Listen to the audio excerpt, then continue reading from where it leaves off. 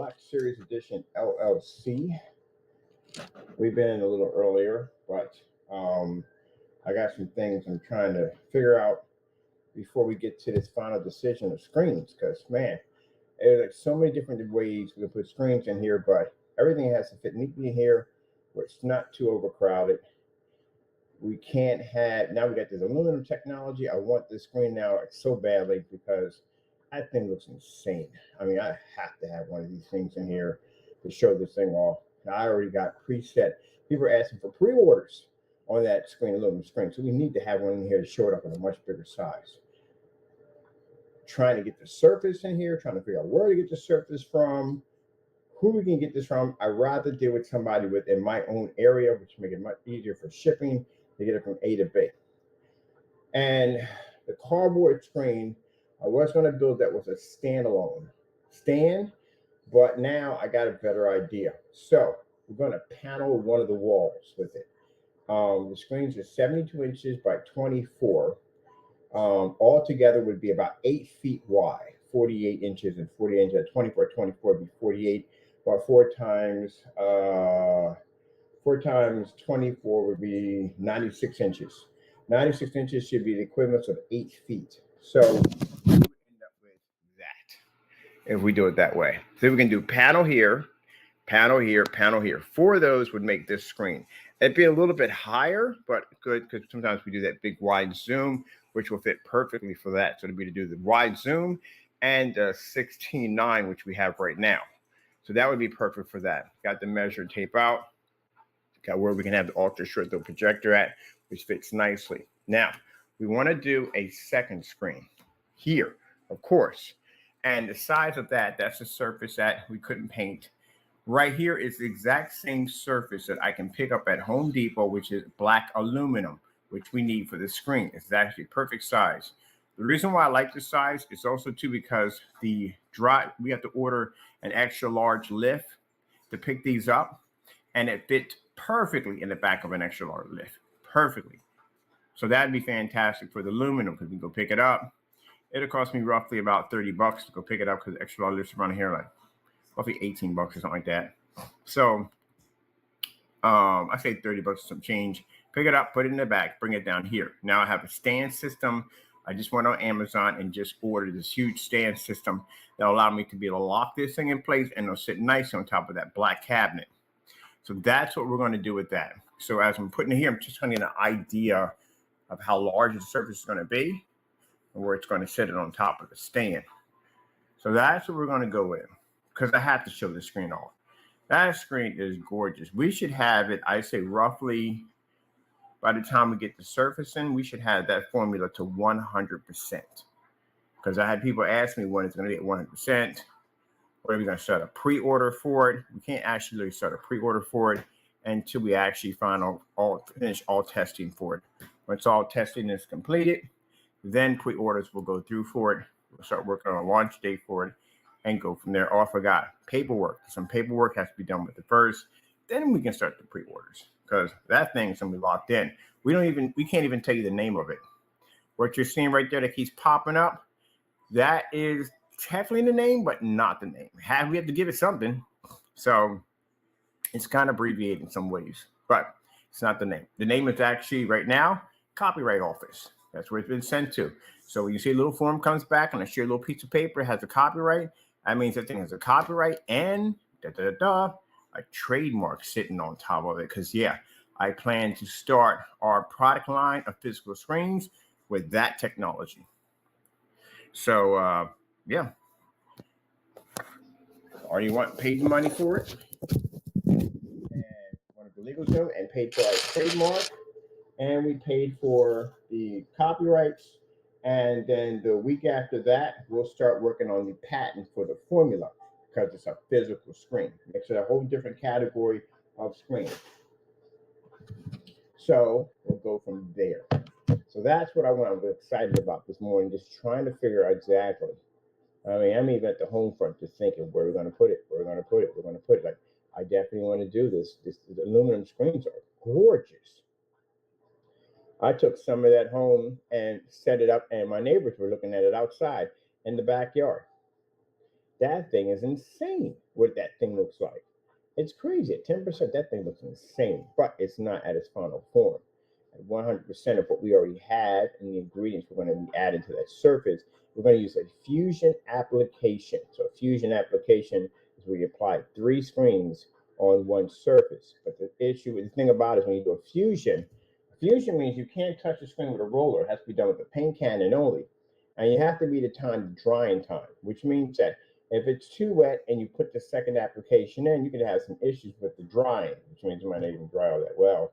So it has to be dry, but not dry, if you know what I mean, in order to put the other application done. And I've done fusion screens before, so I pretty much know the timing on basically when this thing actually dries, just enough to add the other application so it marries quite nicely. That's the only, we can advance so by so many levels with that. So many levels. I want this thing to be absolutely gorgeous. And keep in mind, I'm going to be running my i9 off of this thing, so I want it to look absolutely insane. But we have it in here. Can't wait. We can have our investors come in and see this thing. I'm actually bringing my investors a little early just to see that aluminum screen. All right, so we're going to have Apex Gamer on this side. All measured out. Apex will be on this side, and then the aluminum technology will be here. And then we'll start working on, once we get that all situated, then I got to expand the floor. Because right now the floor is here. I pushed everything from here, which I should have did to begin with. And then we're going to expand the floor a little bit farther. And then over here, because I want to be able to project off the floor, do projector mapping and stuff like that. We use Pico projectors now for that because the technology we had doesn't really require the big boy projector anymore. And then the desk, we're going to put a cabinet system here. The desk will take all this stuff and throw it over there because we won't need that. And I'll put my PCs here, which we need here, and this whole area right here is going to be one big touch screen that I want to set up. So it's going to be pretty nice.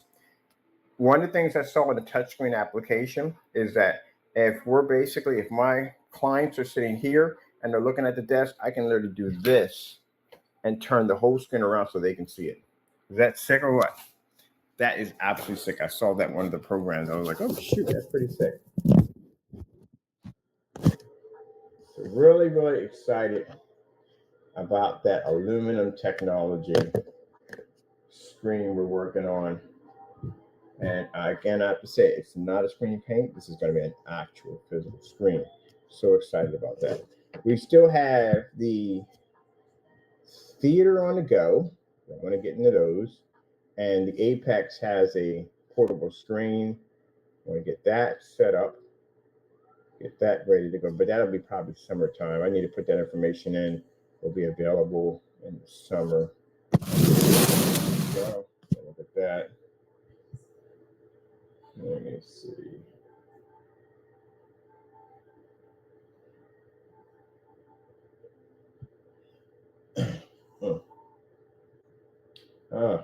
Usual angry mail today.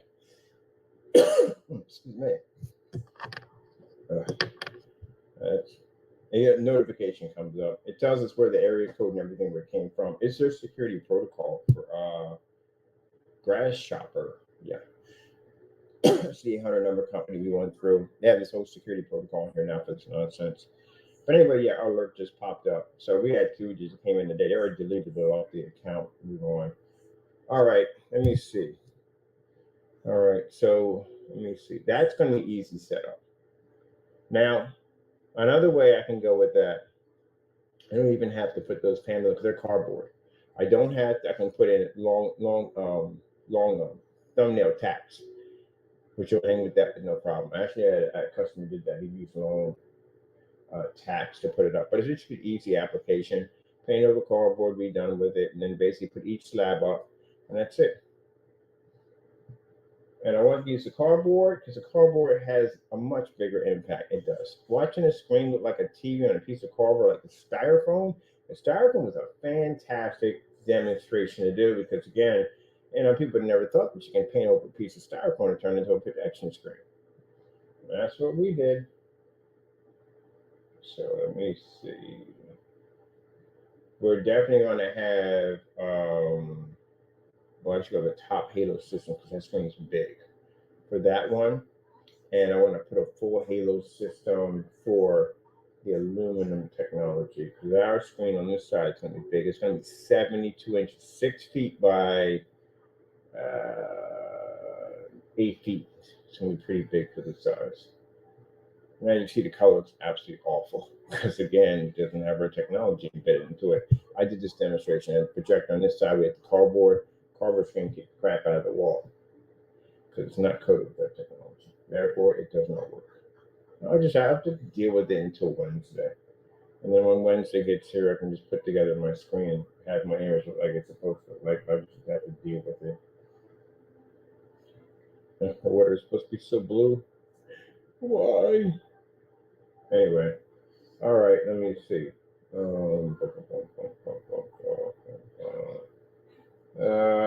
me see what I got here in this to-do list coming out. Let me see. There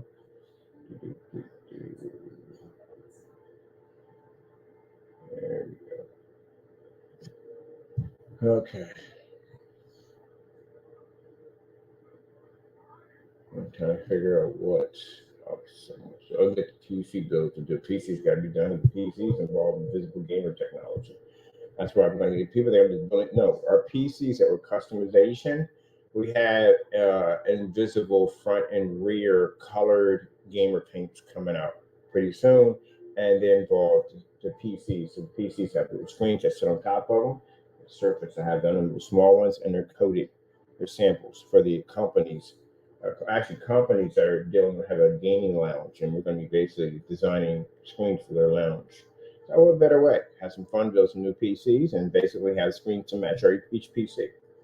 And yeah, finding out on games I'm downloading and looking over the games, we're going to get better off chance with skipping the AMDs, which I do want them, but we have to skip those cards because, quite frankly, they're not compatible with the few games that we're going to buy, and they're not going to work. So I'm going to risk it. I actually had that happen already. I bought a AMD and motherboard setup, and basically there were certain games I literally couldn't play if it wasn't supported by the drivers.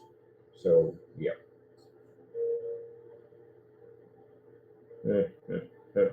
All right, let me see. And this allowed me to build my window. So I want to put a window there. A window screen.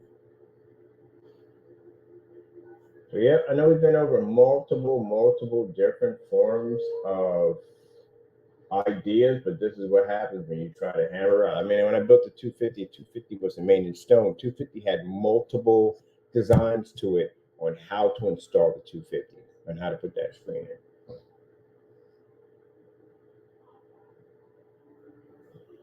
Good thing about our formula, we don't have to go through that. We can just basically we're blessed to have our stuff upgraded at will.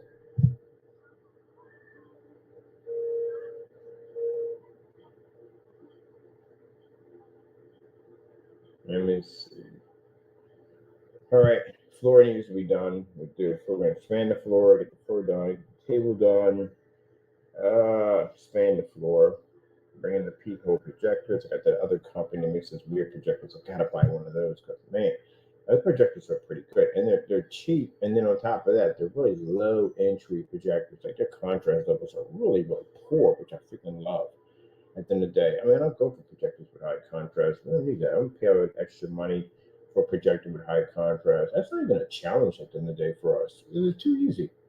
We need projectors with really jacked up contrast levels next to them. Oh man, if I can get a 10-to-1 contrast, you know how beautiful that would be at the end of the day? That is happy birthday to me. Oh, it is my birthday. Ha ha ha. Yeah, I'm 56 years old, baby, and I feel fantastic. Yes. I was telling you, I did all that walking around and everything, man. I said, man, when I hit 56, man, I want to look great. No stomach, nothing at all, man. Got a nice little muscle tone, man. Chest moves go back and forth, man. Shoulders so beastly. Yeah, I'm happy to be my age, man. At the end of the day, man. I worked for it. I did. I was 280 pounds. I worked for it. I lost that weight. Got myself right back to where I was at. Lung disease is gone. Man, I feel fantastic. Went to home front, put my 112 push-ups in every freaking morning. Actually, I do push-ups 3 times a day, which actually is a good way to get an addiction going to push-ups. But she was slick. She came up there with the freaking both sides Kit Kat. Now both of them. That's what I'm talking about.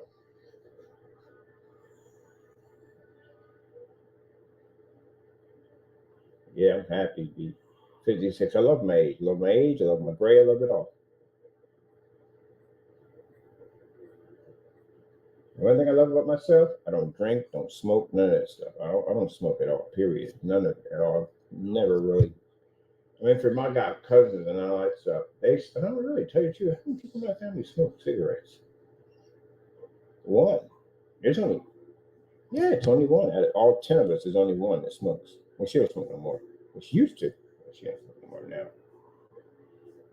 That's it. As for drinking, yeah, they all drink. I'm the only one that don't drink. I don't like the smell of alcohol. It makes my stomach sick. So I don't go near it.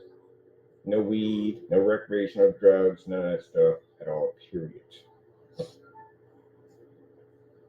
Only addiction I have is junk food, which pretty much, when I walk every day, a minimum of over 10,000 steps every day. For the places I got to go, max out to about 10,000, 12,000, 18,000, 19,000 steps. My meter only goes up to 21, which I plan to knock that thing out. But I want to do it in a special way. I want to do it in a snowstorm. That'd be the fun way to do it. And I can celebrate with some Dunkin' Donuts Christmas hot chocolate. One of the things I loved is when I was into roller hockey. Oh man, I love roller hockey. We used to do these distance sprint skates to build our lungs up and give us a better ability to be able to last longer when we're in the court. We used to basically do these distant runs.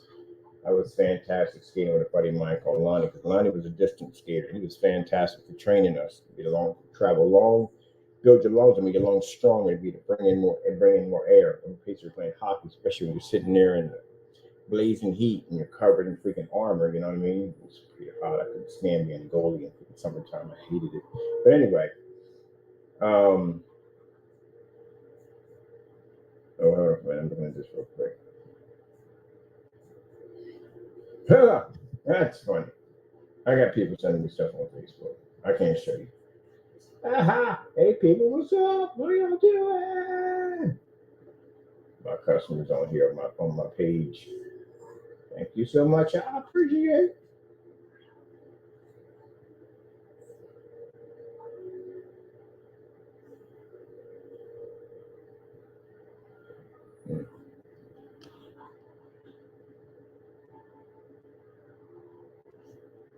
Yeah, so anyway, New Year's Eve. New Year's Eve is interesting in Philadelphia, and I'll tell you why. Party people will go out and party and have fun. Yeah, they have their fun out at the end of the day. I got family go to the clubs, they party, do it at the end of the day.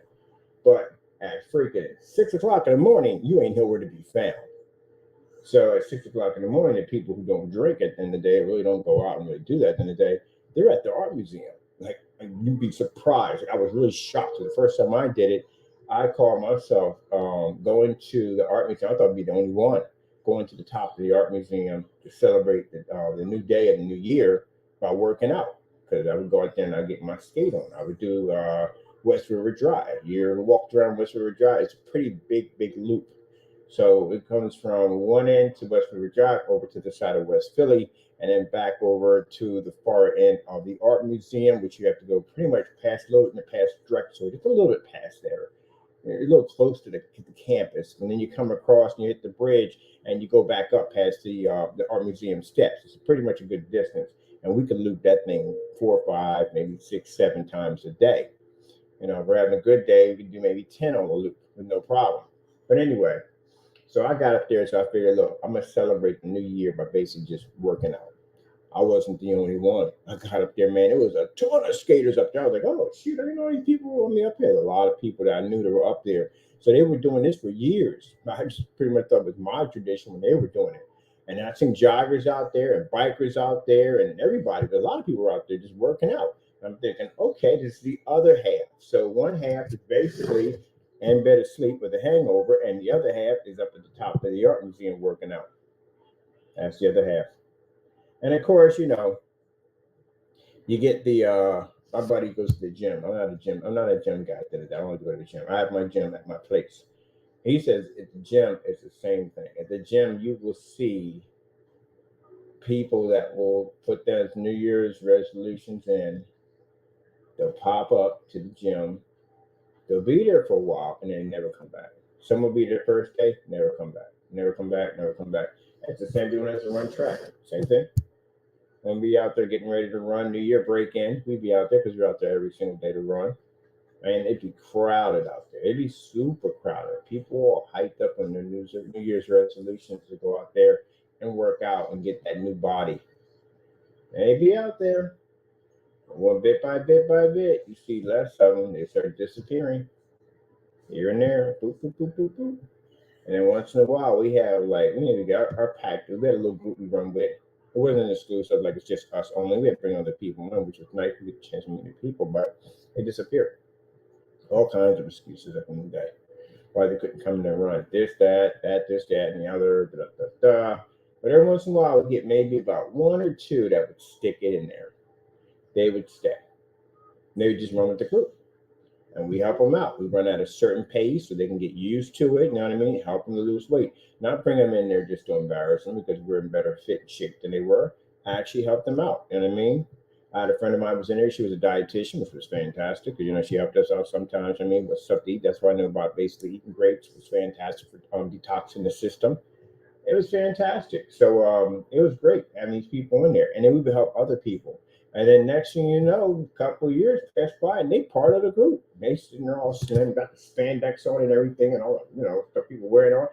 They became a part of the group. And it recycles all over again. We get a whole bunch of people in, they leave, and then we get maybe one or two that'll stick in there and then they become a part of the pack.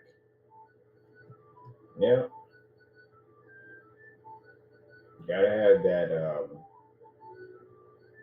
gotta have the determination. And when your body tells you you can't do it, you actually can.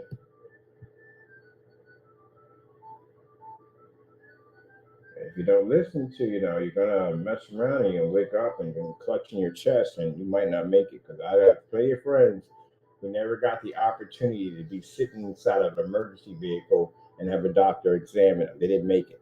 So you don't want to be in that situation.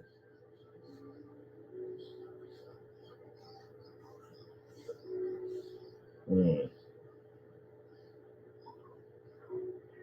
I even got a shirt that says 50s Club.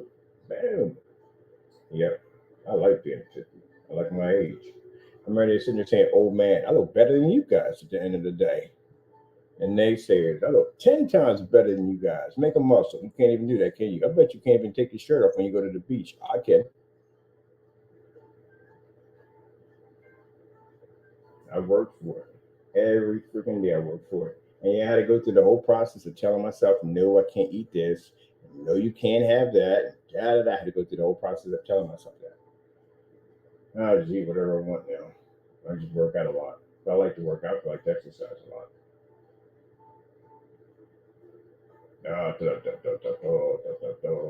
So I'm gonna do my birthday. I'm working.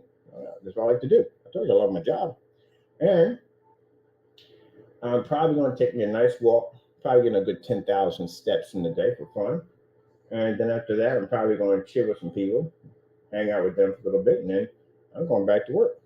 I got things I got to do. I got plans. I got my beautiful 200 acres, which I'm planning to get real soon. A nice, beautiful cottage. I'm gonna get mine. Yeah. Retirement. Well, technically not retirement. Technically, I would still be working on something because I'm always working on something. So that's pretty much where that's going. Okay, it's this.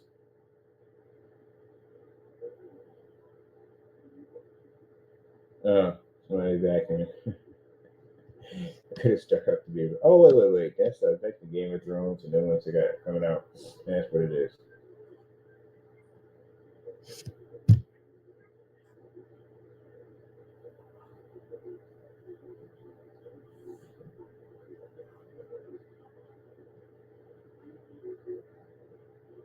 And he's asking me, why don't you go to the gym? He works, he's a bodybuilder. My sister's boyfriend's a bodybuilder. He's a bodybuilder. So why don't you go to the gym? I was like, nah. I don't like the gym. I don't like it. I really don't. Not a big fan of the gym. Not. I have my own equipment. That's all I need. And that's what I use. The difference is that some people go to the gym every day. They go to the gym every day. I work out every single day. I work out 7 days a week.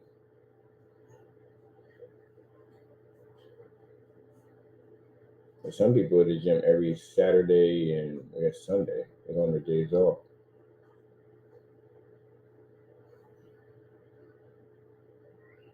And my buddy Lonnie, like I say, he's a professional runner. As a matter of fact, I got runners in the family. We got people in our family that do 10K. Easy. They run track. They got a treadmill. The minute they get up, they hit the treadmill. They hit that treadmill 3 times a day.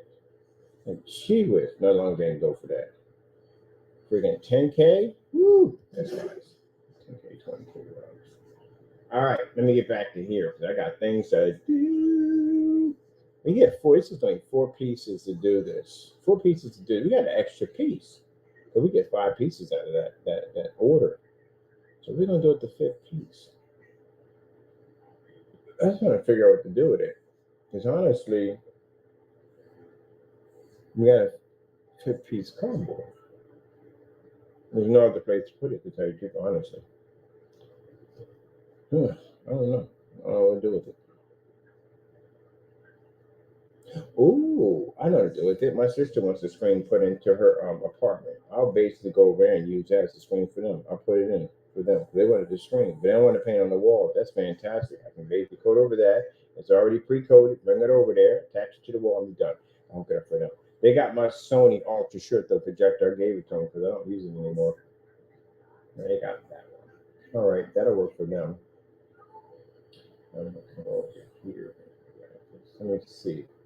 So for 2, we'll be at 8 o'clock. I'll pick up a few things, and then chill and get a nice walk in. Let's see, where do I want to walk to? Let me see. Good walk point. Oh, I might do all the way up to the library. Come all the way back. Library, if I start from there, from City Hall to the library, and swing it around, come back through. I should be roughly about over 10,000 steps. Ooh, I'll bring y'all along for the walk. We gotta make sure we charged up for this one because we gotta be charged before. I think we'll roughly do it at around 9 o'clock. We'll do that number at 9 o'clock. I should be fully charged by then.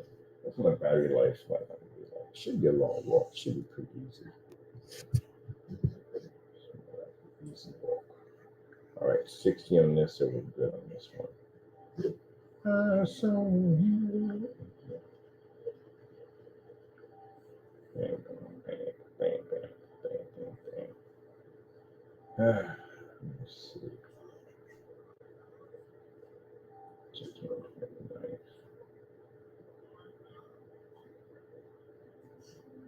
Normal walk. September 26th, 13,000 steps. That's normal. Usually, for me moving from A to B all over the place down here, usually accumulate that. I was just curious. That's why I did the whole daily walk and talk because I'm used to basically getting out and walking over the place. I'm thinking like, how the frick are we walking? Like, how far are we walking around? Okay, I should try that. The meter don't go that high up. That's the problem. If I do the airport all the way downtown and hit to the garage and back, the meters don't break because the meter don't go that far. The meter only does 21,000. That's not going to work. We need something higher. I got to get rid of this and get something else. I really like this app too. How come they don't have it higher than 21? If we can't put an option to get higher than that, maybe like 60,000 steps would be fantastic. But the average is supposed to be 10,000 steps a day. Is what you're supposed to be to hit. You'd be surprised. Some of you probably are hitting that already easily. You just don't know it. Get one of the apps and find out. I guarantee you'd be shocked about how many steps you take a day. You'd be shocked. Let me see. All right, so this is done right here. We got this string, which we're going to be doing soon. That'll be done Wednesday. This one's at the end of the month because we have to get a whole lot together to get that aluminum up here and get that done. So that will be finished. Showing that thing off. I got some people that can come down to see that. Let me see. What else do we have here?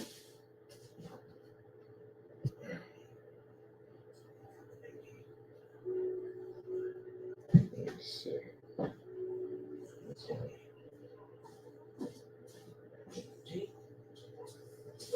More. Woo. Man, I thought I was going to take a finger off on that one. That's done. And this one, we got a good size of how big we want the screen. I'm going to basically get rid of this because we don't need it anymore. Let me show you. So,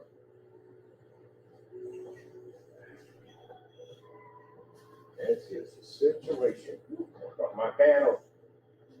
There we go.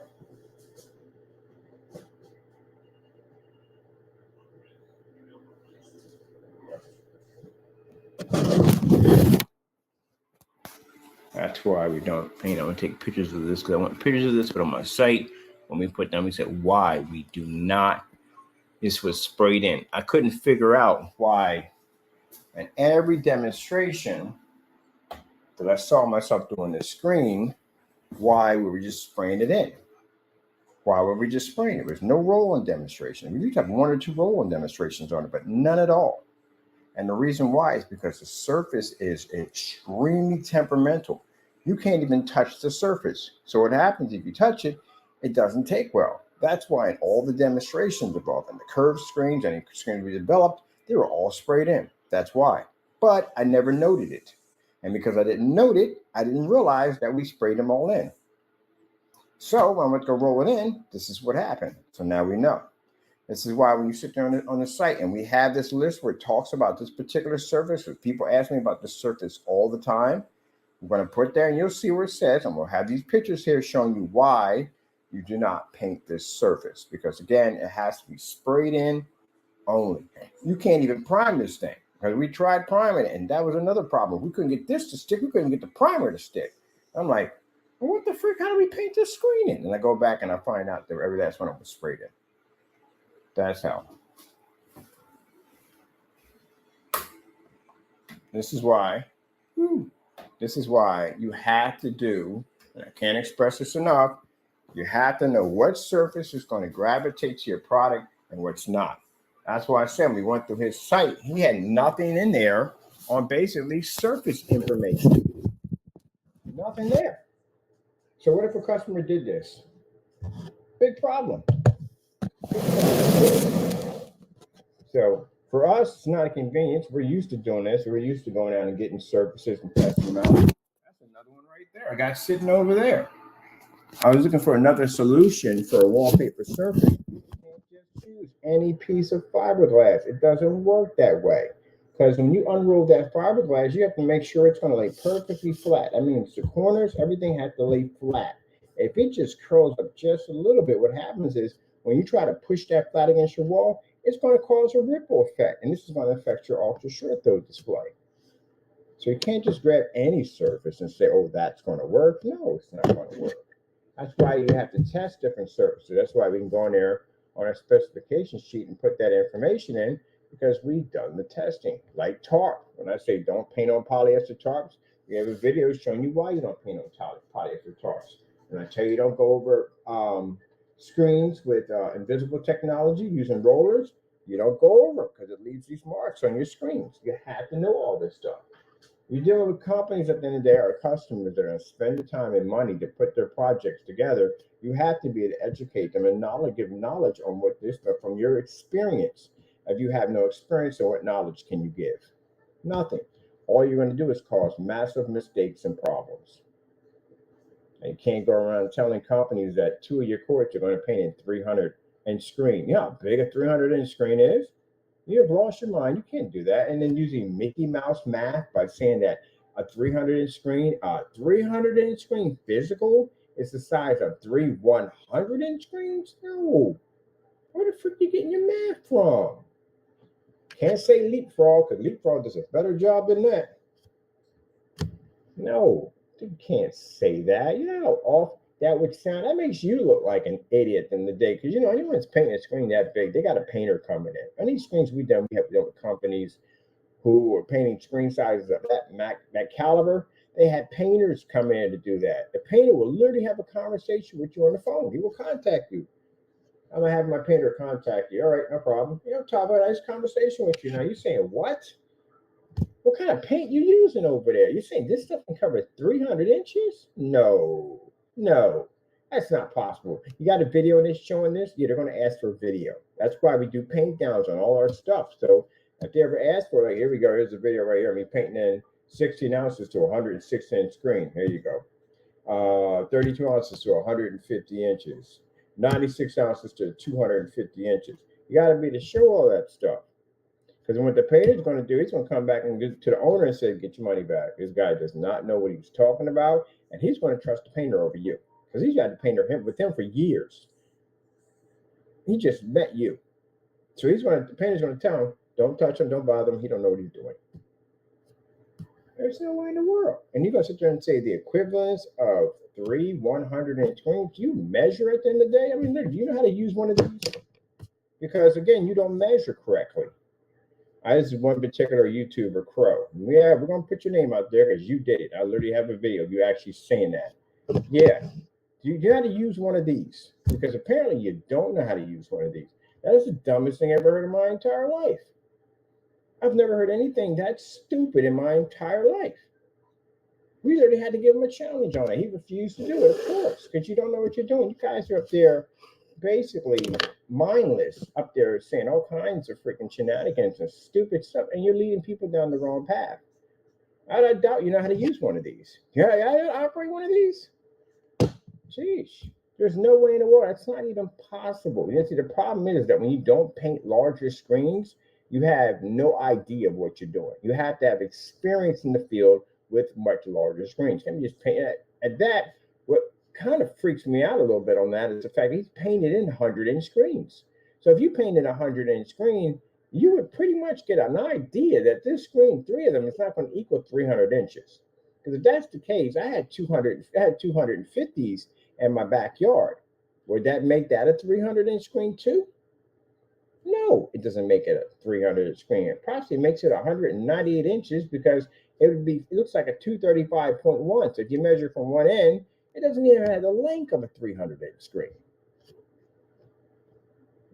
That's not going to happen. So I was like, whose freaking Mickey Mouse map is this? Oh, them balloons just popped up in the corner of my screen. Look at that. Whee! Where them balloons come at? They disappear that quick. Oh. Anyway, so yeah, you have to know what you're doing. You have to know what you're doing. Just can't make it up as you go along. Let me see. We need to go to.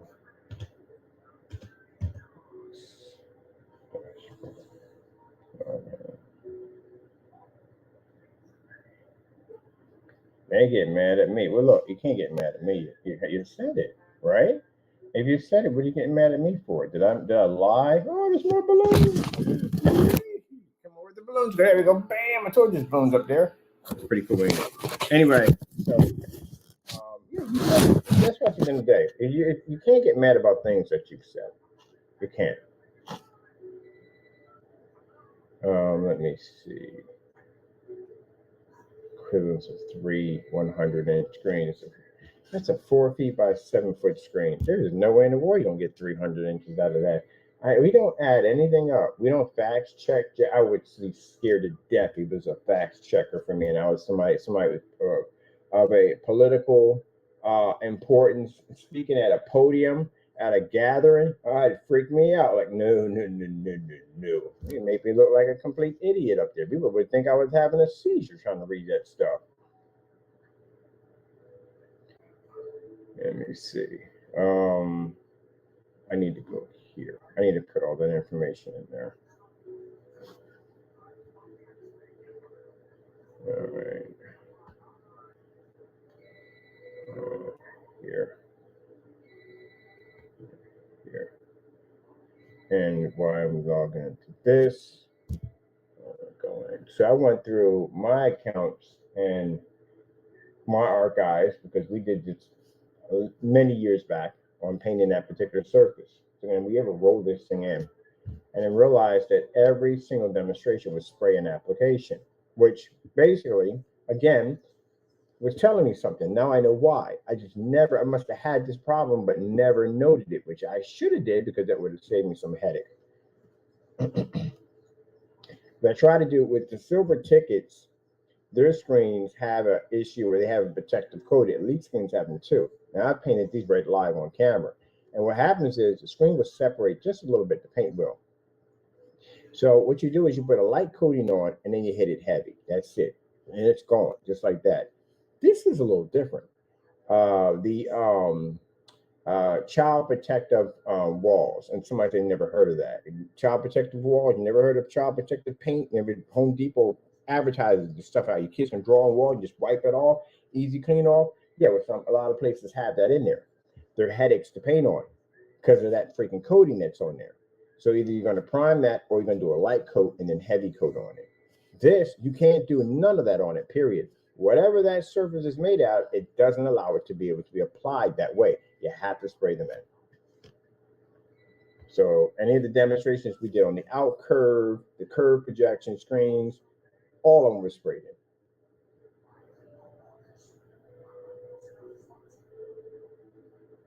Let me see. And while that's booting up, I'm going back to my YouTube. I am going to pull up, let me see, over here, YouTube.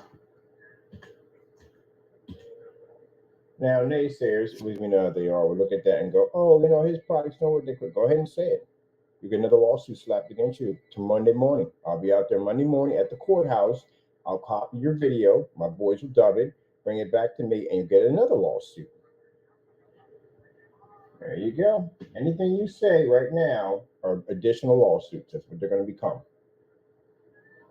Anything you say about my company that's not true, you can't back it up, we're going to take it to court for it and sue you for it. I don't care if you're sitting in jail, I'm still going to be suing you. So again, play the game. I have no problem with it. I got plenty of money put aside just for you. So I'm going there for all those court documents. And keep in mind, for every case you lose, you're going to put that money right back in my account. Remember, you got to pay all court costs if you lose. So if we get you on camera saying something you shouldn't be saying, you're going to have to back it up in court. Let me see. Does it keep you from running your mouth too much? Let's see. 180-inch screen.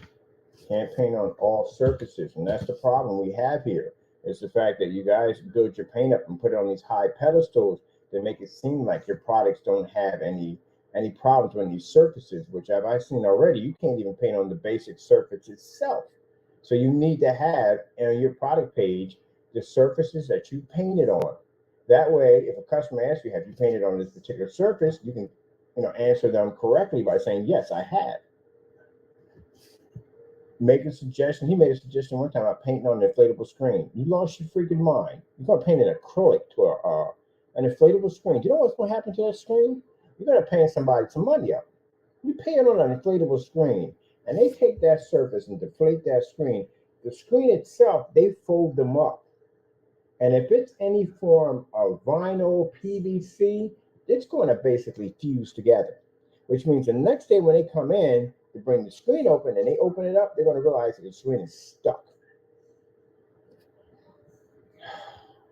Don't do homework for Jack. Nope. That's how we found out we had to basically make a special formula for inflatable screens.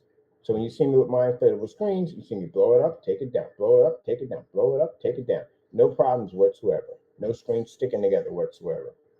Can't be using acrylic with that. You know what acrylic paint would do to a freaking inflatable screen. On top of that, you can't even paint it on the front and rear because there's a front and rear mesh version too. Can't paint on that. You'll clog every freaking hole. Screen won't become transparent anymore. Become bloody. Bush lights coming in of this section and lights coming down here. That's light pushing through. It'll be a light here, will be faded and washed out over here, and it'll be darker over in this section over here. It'll be a hot mess. You can't do that. It won't work. That is not going to work. Let me see. So you have to know what you're painting on.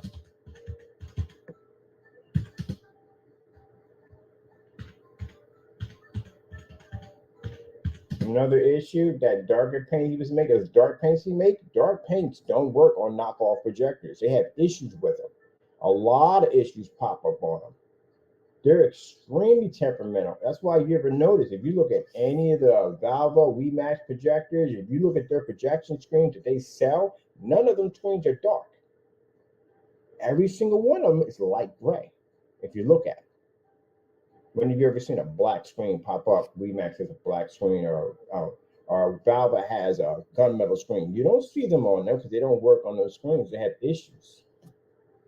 So if you're making a darker product, you need to know that those projectors don't work, or you need to do a lot of testing to see which ones are going to work, which ones are not going to work. But you can't say they work with all projectors because technically they don't.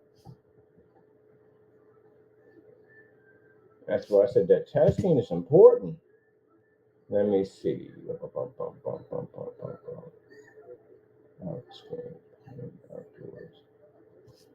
That's one thing about business. You talk to anybody who's been in business for a long time, and they'll tell you, you're going to learn all kinds of trials and errors in business. Some work, some don't work. But the good thing about it, at least you know about it. And you've been in a situation and you have to basically pay a lot of money to fix the problem that you triggered. Let me see.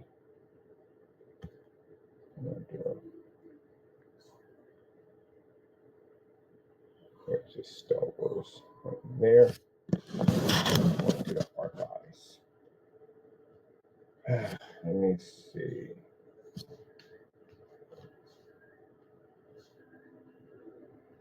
Plastic cardboard screens. Plastic cardboard screens.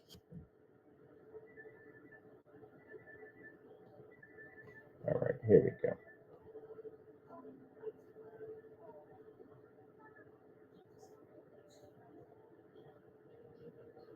Man, customers are bringing these things up all the time. It's a cheap screen to paint over. It's in Home Depot, very cheap to paint over. That service cost me $24.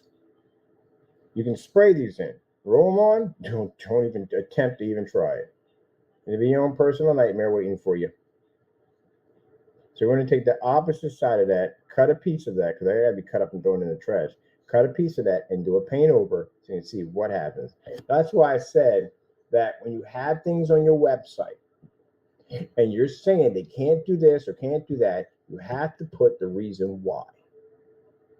Doesn't work with ultra short throw projectors. What happens if you hit it with an ultra short throw projector? What's going to be the outcome of it all? You have to have that there. Why? Can't just put now, hey, don't work with ultra short throw projectors. Again, why doesn't? What happens if it activates an ultra short throw projector? What goes on? Can't be doing that. Doesn't operate only in commercial environments. Why doesn't it only operate in commercial environment? What happens if we use this in the home? Have to have that down there. Can't just be putting stuff in there. Some people will add stuff to their pages like that to make their product seem like it's really technical, like it's really complicated. They'll do that. Do that. So we have plastic.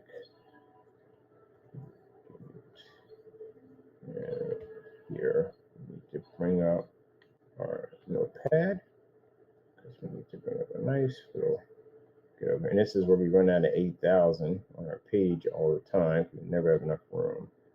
Plastic application. That's surface. Surface.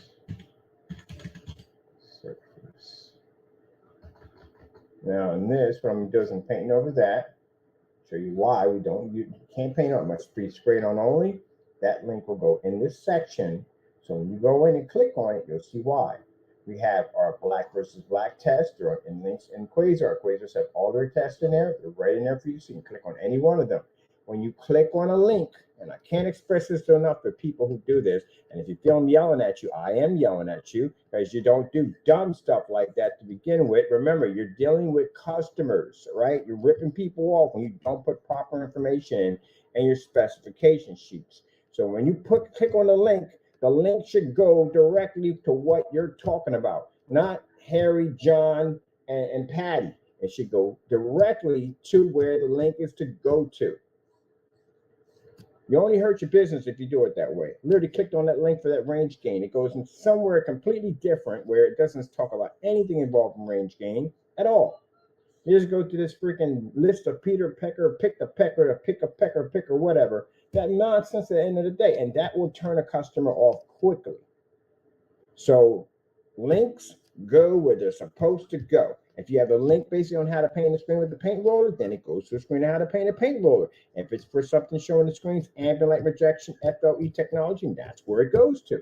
Ta-da! It's not that hard. Just have to stop being lazy and stop putting fake stuff on your website and actually have links that go exactly where they're supposed to go to. Not a bunch of mumbo jumbo. Jeez. So I had this conversation. It's literally like I'm having a conversation with a bunch of kids sometimes. I really do. How do you not know this? I'm sorry, people, but I mean, I've been doing this for years, and I still don't know how people screw that up on how if you make a link, it's supposed to go to someplace. How the link is not even there. I can't stand broken links at the end of the day. I hate that. It ticks me off. Like, really? Where's the freaking link at? Oh, it's a broken link. It's a nice little pop-up, arrow 4041 pop-up. Broken link. Got a computer up there with a freaking question mark and a wrench in his hand, or a monkey with a wrench in his hand telling me, well, you've got to reach the broken link. Hate that crap. You guys just put the monkey up there. Just put the monkey up there with the link up there. I don't have to read through that nonsense. Put a page up there that could lead you to a broken link with a monkey, a bunch of monkeys sitting around with a wrench in their hand, one with a screwdriver, and they're just looking at something going, wonder what happened here. Just do that. And these would be funny. And we just laugh about it. It's kind of funny. A bunch of monkeys sitting around with power tools trying to figure out how to get it to work. All right.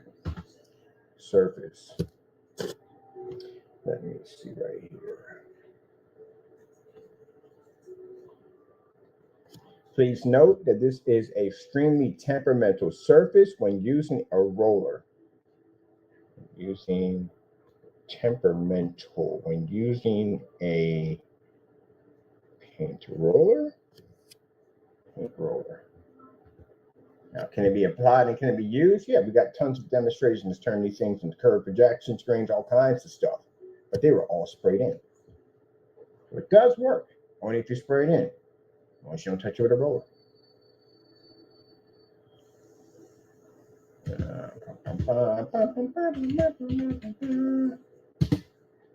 All right. There. Hope we don't go past the 8,000, which we usually do. Bummer.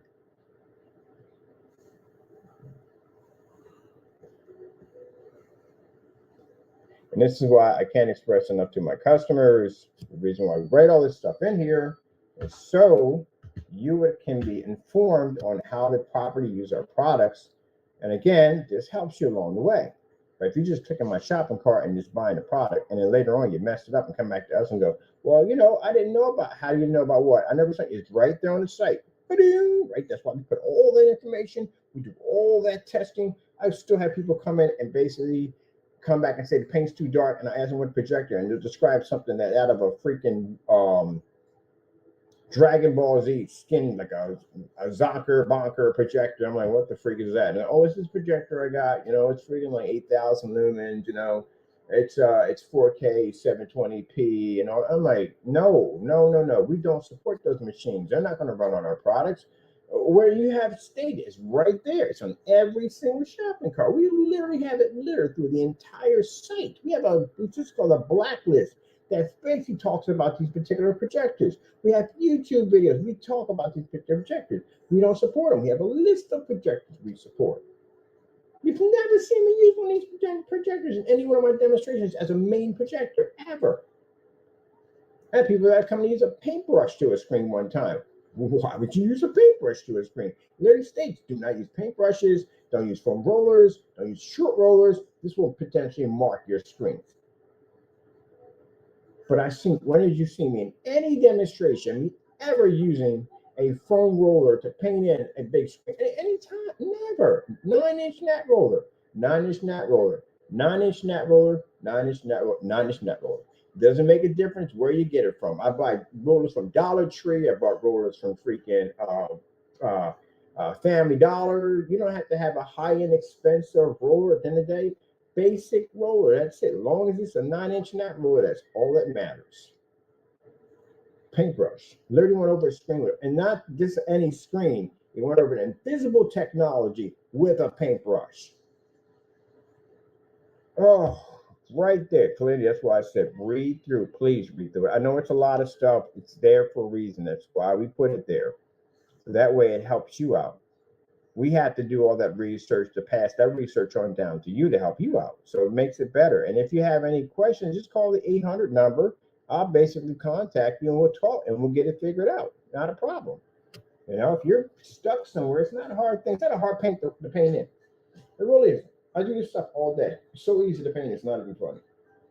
I'm literally going to have, I got a friend of mine, her kid's going to be signing on with us, and he's going to be painting a lot of her screens. He can literally come in and just paint the screen. 7 years old, he can paint that screen in by himself.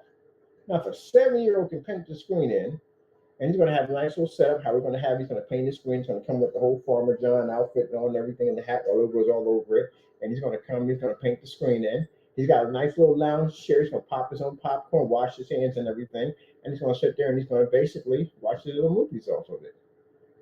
He's going to be advertising our product. So easy, a kid can paint it. It's not that complicated. It's very easy to do.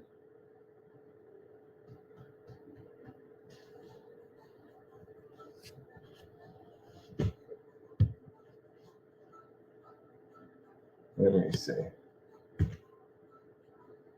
Let's see.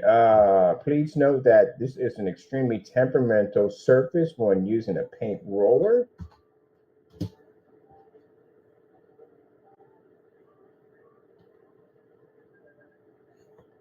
Priming the surface will not be the solution. Oh, better way I'm going to put that. Priming the surface will not be the solution. This will save you some money because then you're going to go out and think, okay, maybe I got to prime the surface down. That'll help work. It won't work. We've done it already before. So we've done all the guesswork for you, so it doesn't cost you money at the end of the day. We did all this stuff for you. All right, so don't prime the surface. All you have to do is just get yourself a paint sprayer. Any paint sprayer. It doesn't have to be some special paint sprayer. Any paint sprayer. We use Wagner 250s. And wait, paint sprayers are like $59 if you want to go down that route. If you don't, then basically you'll just coat any surface, and the only surface we require primer is fabric. We showed you why we use fabric. We painted multiple fabric screens all the time. As a matter of fact, we did bed sheets and all that stuff. We even did a blanket one time. Why? Why not? Let me see right here. So we're going to put in right here. Get this out of the way. We're going to get this done. Priming the surface will not be the solution.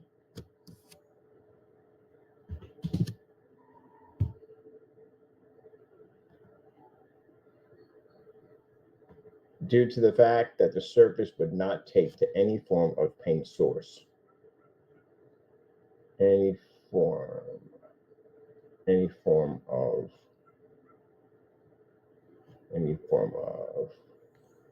roll-on application. Roll-on application, like that better. It's pretty much from there. And come back over to you. Let's see. Due to the fact that the surface will not take to any form of roll-on application. Okay, you can't say paint source because you're spraying it in. That's a paint source.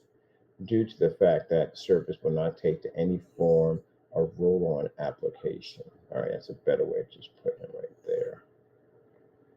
Roll-on application.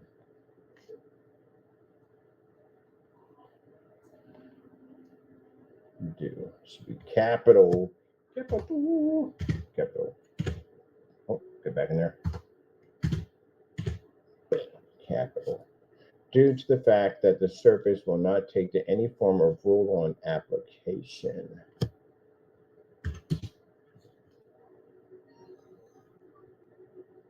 Best use spray on application only. Any paint sprayer will do.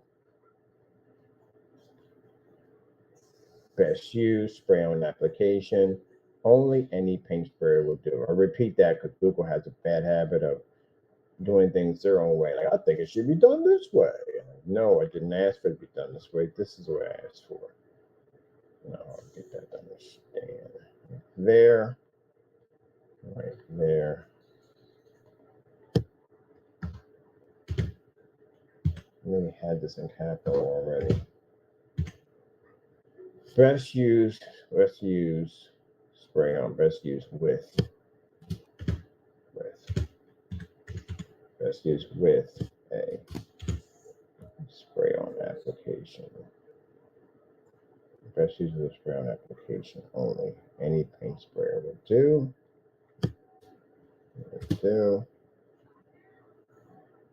Let's see. Please make sure when using a spraying gun unit that you are wearing a face mask. In there. According to Pressure Washers Direct, though HVLP paint sprayers produce less overspray than airless sprayers, atomized paint can travel and can possibly get into your nose and eyes. Protect yourself by wearing proper protection before painting. We recommend respiratory face masks. The HVLP spray that he recommends, yeah. They basically do a less overspray, but on the other hand, they're known for basically can get into your nose and eyes, and this is why you have to wear protection. This is why anytime you advise anyone to spray anything there that is not noted on his website when talking about using a spray-on application. Anytime, there we go. So anytime that you're using any form of spray-on application, you have to note, and I don't care if it's water-based, you still have to note that you have to use this in a well-ventilated area. You have to advise customers to wear glasses and a mask. He says the product is spray-on. There's no instructions they're telling you to have glasses on, to have a mask on, or to have it in a well-ventilated area. This is rear projection. Okay. Yeah, you have to have them, especially when you're talking about spray-on application that is needed. Because you have to understand that if you're painting a screen that is going to be about 7 feet tall, chances are it's much taller than you, what's going to happen is when you point your cannon up to spray that area, it's going to come down to your face. If you even stand up, it's still going to come get into your face. You're still going to breathe this in because it becomes airborne. Like a roller, when you roll it down, even if it has splatter effect, it doesn't become airborne. It doesn't stay and linger in the air. Use a paint can and you spray it, you're gonna look around, you're gonna see your environment look kind of misty. Where if you use a roller, you're not really gonna see that much at all, period. Right, you're not gonna see it at all, frankly. So that's why anytime you use a cannon, I call them cannons, a paint sprayer, and you have to advise well-ventilated area. Because if a person gets sick, they can sue you on that just for the simple fact that you didn't put it in there. It has to be posted in there. Now, even though they should know this, 100% they should. But your job, your responsibility is to have it in there so you can cover your butt. When using a paint sprayer, spray gun unit, that, let's see, change this unit. Please wear a mask and glasses and I don't want to put. Please wear safety glasses and a mask. No. I don't put a mask. People would definitely use a regular mask. They won't use a painter's mask. You got to be very, very on point with this. Please use safety glasses and a painter mask. All right, better. Please use safety glasses and a painter mask. Make sure your area is well ventilated.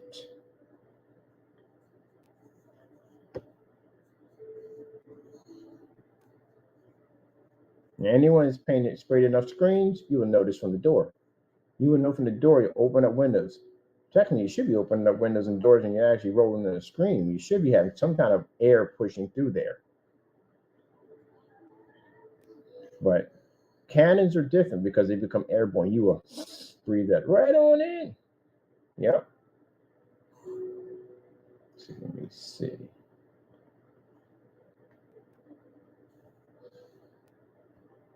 Okay, when using a paint unit, please use safety glasses and a painter's mask.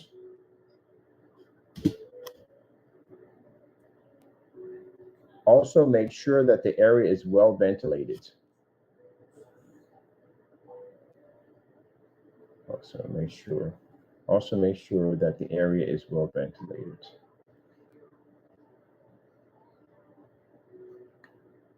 So yeah, because he doesn't have it on his site, somebody sprays this thing in, and their windows are shut. They can literally file a lawsuit against them. So, well, I didn't see it right there. Even though they should know this, still can get you on it because you're supposed to put it up there, regardless. You have to.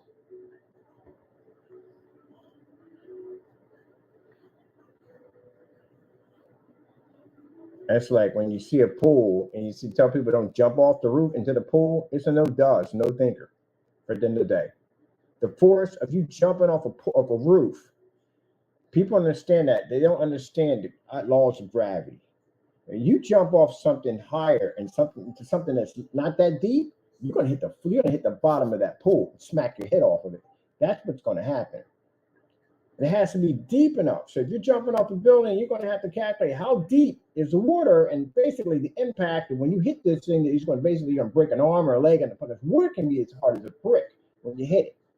So all that has to be calculated in there. But if you're jumping off a roof into a pool and the pool's not deep enough, it's not deeper than the drop you're coming off, there's a good possibility you can smack your head off the bottom of that pool. And if you do, you're going to be unconscious when you're underwater. That's not going to go well. So that's why they advise you use the diving board to jump off, because the diving board is basically, if you look at the diving board where the pool is at, it's a lesser drop to where how deep the pool is. There's no way in the world you're going to smack your head off the bottom of the pool, but idiots will climb up on a roof and jump off of it, run the risk of slipping off this thing and smacking their head on the side of the pool. That's another problem you may have, but they'll jump into this pool and then find out that the impact is not deep enough, and they're going to come off, pop their head off the bottom of that pool, and then you'll black out and you'll die. But it's water; it'll take the impact. No, the freak it won't. It'll take you right down to the bottom. You'll smack your head off a pool. Don't do that at the end of the day. So they have to put that up there. You see those signs up there, like, who the freak is dumb enough to jump off a roof? You'd be surprised. That's why they got it up there. You'd be surprised. You go to some places, you ever read some of the signs they have in parks, and you go, huh, wow, people have actually done this. They had to. That's why the signs are there. People have done it. That's why they've done it. And to you, a person of common sense would look at it and go, huh, well, who would do this? Well, somebody did it. That's why. And enough people did it. They got signs up there for it. That's why. Yeah, people climb up on a roof and jump off. You see them on YouTube, climb up on a roof and jump off. You do know your feet are wet, right? So minus the roof is going to be slippery. And some people will slip and don't even make it to the pool. They'll smack their head. You smack your head, the back of your head, right there on the edge of that pool. That's your life right there.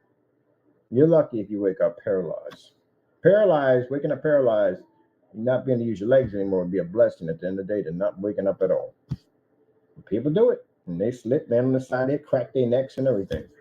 That's why they got signs up there saying, do not jump off the roof into the pool. You always get that one. Oh, my beer. I'm going to go jump off the roof. Last words.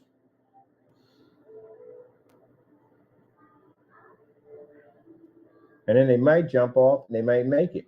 But then they're dumb enough to go do it again because they feel they know how to do it. Let me see. Okay, please note that this is an extremely temperamental surface. Name the surface what it is. Please note this is extremely temperamental surface. When using a paint roller. Let's see, paint roller. I'm gonna put down. Please note. Let's put down. Please note. Put that red on it. Please note priming Priming. Especially going in. Better. Get out of here. Cap off. How are you? The priming the surface will not be the solution. Okay, must be a solution. Solution. That should be solution. That should be all one sentence because it shouldn't run off from there. So, due to the fact that the surface will not take to any form of roll-on, any form of roll-on application. Best used with a paint sprayer application only. Any paint sprayer will do. Please make sure when using a paint sprayer unit, please, don't put please in already. Unit that you use safety glasses.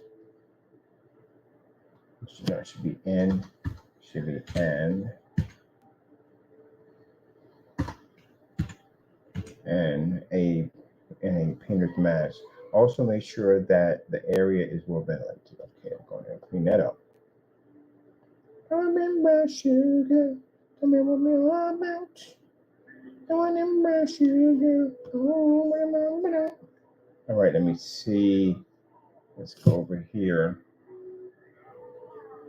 Now, what you didn't add in with the surface is basically when you're doing a surface, it becomes blotchy. That's what happens. I know you're trying to copy what I'm saying, then you got it wrong. You have to paint these surfaces, and you have to show that you've done multiple fabric screens. We've done tons of outdoor screens, indoor screens, fabric screens. We've done canvas and mesh and all that stuff. You've been named, we've done it already. I've done even silk and leather. So with that being said, that when you're using a fabric screen like cotton, or it could be a cotton polyester blend, doesn't make a difference. But the reason why you prime the surface, he didn't give you proper instructions. So they try to copy us, but they don't know what they're talking about. We have a paint on demonstration on how you properly dry a 150, 180 inch screen in less than an hour. And how this is done is basically you're doing a screen with grommets for outside, and we've shown you this before.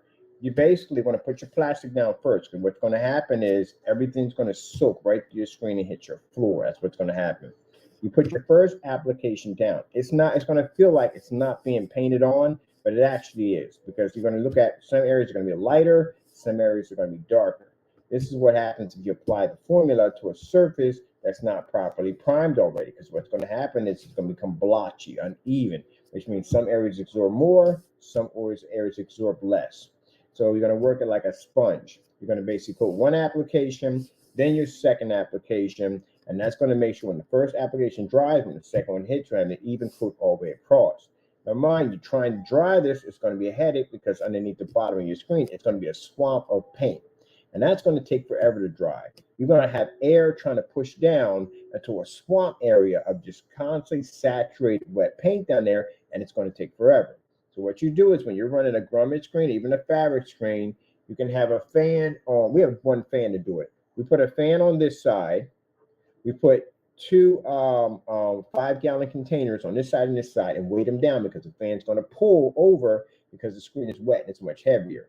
You want to lift up your screen, and you want to tie the grommet right to the handle of the fan. That's going to cause air to shoot underneath the screen. That's going to cause it to dry even faster, because air is going to hit the wet area, which is more saturated here, dry it, and push the air upward. And you'll watch the screen have a little bubble effect, and then you'll watch that bubble travel all the way over to the far end. When it gets to the far end, it starts moving back and forth like this. That means the screen is completely dry. Did he explain that to you? No, he did not. You know why? Because he never did it. That's why. You must know what you're talking about when drying the screen. If you do not know, then your customers will not know. And then therefore they'll be sitting there forever, 8, 9 hours, waiting for this saturated swamp of paint at the bottom of your screen to dry, which will take forever. And then on top of that, the plastic on the bottom of your screen that you have it there to keep from hitting the floor will basically fuse to the back of your screen, and you'll have a bigger mess waiting for you. Good luck on that one. You have to know what you're talking about. If you don't, then you're going to have problems. Actually, we show you in the demonstrations how to do it. All right, let me see. Take this right here. Well, I gotta take all this real quick. And I gotta pop it over here. And I gotta come back over here and grab this over here. And we put this over here. There's any mistakes we got. This is why, really? Get out of here. This is why I use this, because this page will show you. I just want to understand how people got misspellings on their site. So this will show you all the mistakes you made. So we got 1 and we got 2. That's all we got.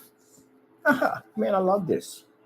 When you click on that, and it'll show you how to do it. Perfect. Put the little hyphen in the middle, roll on. That's done.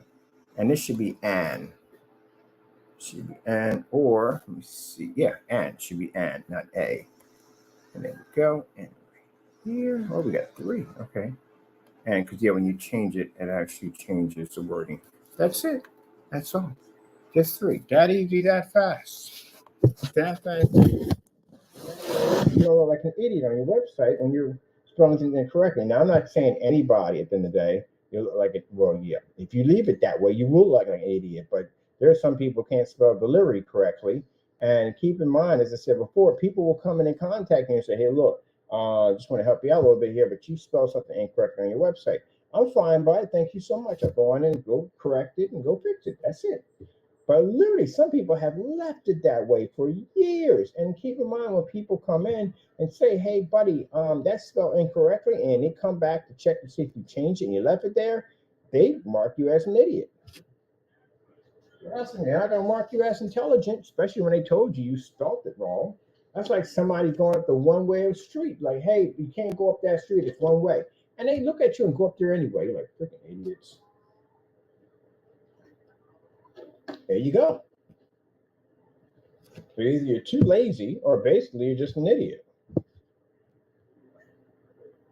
And you don't want to be an idiot at the end of the day, right? So you're going to change it. He doesn't change it because I kind of made a statement in the video. I said if he changes it, means I'm smarter than him. And just to show you how how they're affected by everything I say, and that's why they don't change it. I mean, it's not hard to do. Just go up there and just basically just Google it, put it up there, tell you the correct way, and go over and put it back. That's what I had to do. So, all right. So we got our whole thing here. I only got 2. I play this game all the time to see how many mistakes we make. We only got 3 in there. That's fantastic. I like it. I like it a lot. Now let's go over to our site and put it in there. There we go. There's our site right there with the editing mode. I love this thing right here. This is advanced editing. We can get the right code into your site. I was showing somebody this. It's in there. You got to find it. It's a little hidden feature in there, but you can find it. Allows you to write code. Code. To those of you who write code at the end of the day, you can have a ball with this. Some of you be in beast mode when you're being there writing code. Like, geez, really? I understand a little bit of it, not as much as some of these people right at the end of the day. My friend at the end of the day, like I told you, we call him Spock. He writes code. He writes encryption coding. Got another person who used to work for Microsoft Security. She writes encryption coding and all that stuff, like freaking crazy stuff at the end of the day.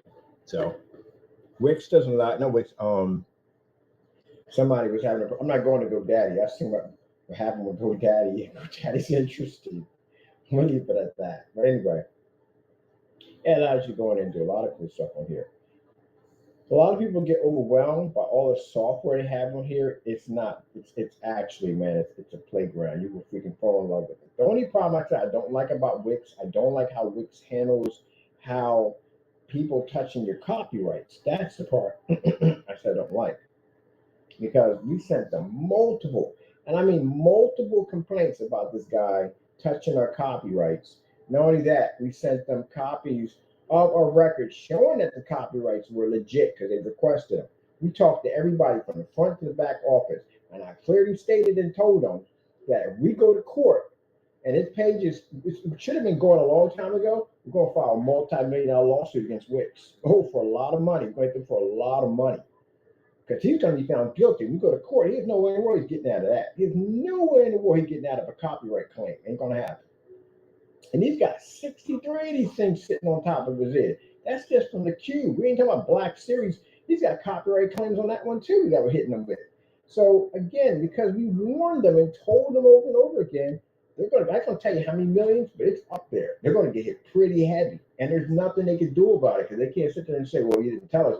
We got documents from representatives that we had talked to where you guys basically wanted, and we've had this conversation, and it's in your policy that clearly states that anyone that's caught committing copyright fraud or touching on someone else's copyrights or violating any form of copyrights is an automatic termination of their website. And we provided you guys with tons of information and you did nothing about it. So now you're looking at a multi-million-dollar lawsuit you're gonna hit with. Once we hit him, we hit them next. Now, I told you before, it's never going to make it to court. It can go to court. They don't want it to go to court. If it gets out there and they find out that they had got sued in the courtroom, just like when Epstein sued Valva, yeah, you don't want that kind of stuff getting out in the market because then people like everybody knows about it. You got hit with a lawsuit. They can go and pull your records out. And they find out that people's content were taken, especially when they're copyrighted and used and slandered the way this guy did, and Wix did nothing about it. Wix is going to try to cover that thing up as much as they possibly can. Now, don't get me wrong, I like the service. I do. I just don't like how they handle their business. But we're still going to sue them at the end of the day. So, what we're offering is that we don't take you to court. If I take you to court, I will clean your clock extremely easy with no problem whatsoever. And this will go on court record, but you do not want that because, again, who's going to do business with a company at the end of the day that they let people take your copyrights, your music, and anything else you put on your site that you're selling, they allow them to do that. Not going to go well. So we're going to cover it up. So you give me what we asked for. I'm going to ask for a lot more, and you're going to give me free service for the rest of my life. There you go. See? Win-win. Everybody's happy at the end of the day, except for not Jamie, because Jamie got the money to pay it. He ain't happy at all. He's going to be definitely miserable. He ain't got that kind of money. But they do. They got it. So, yeah. Thank you, Mr. Fernando. You got me really rich at that. A little faster than I thought. Yeah, once we take you to court on that, you're going to hit Wix next. So, da-da-da-da-da. Thank you so much. See, everything happens for a reason. That's when I sat there and said, Lord, how in the world is it possible that we're showing them this information and they're not doing anything about it? They're not basically taking down this website. There is a reason for everything because we're going to hit Wix with a massive lawsuit. Wix has a ton of money. Reason for everything. Now, Wix took down his site automatically. We couldn't go after Wix and sue them. I couldn't get the money that the lawyers are going to be asking for. Mr. Burr won't be working at all, but I will be working to tell you the truth. I'll be rich, but I'll still be working because at the end of the day, I like to work. I'll just be taking that money and pumping it back into the company. And basically, it's the end of the day to build bigger and better stuff. Yep. So Jamie's lawsuit is not by itself. Actually, they're involved in that lawsuit. Clearly shows that one of their Wix users, I'm a Wix user, he's a Wix user, went over and touched. An even easier case to win is the fact that the copyrights are posted directly on the website. And they knew. We sent over a total of 112 documents back and forth to Wix legal team and back and forth to Wix top office, their back office, everything with all the requirements and everything, and they did nothing. They dragged their feet on it. So guess what? Lawsuit. And their company's worth billions of dollars. They can afford a $50-60 million lawsuit. Easy. They don't want this to get out in public record. They don't want anyone to know about what happened. Keep it nice and quiet. I got no problem with that. Even I'm going to ask for. Leave it at that.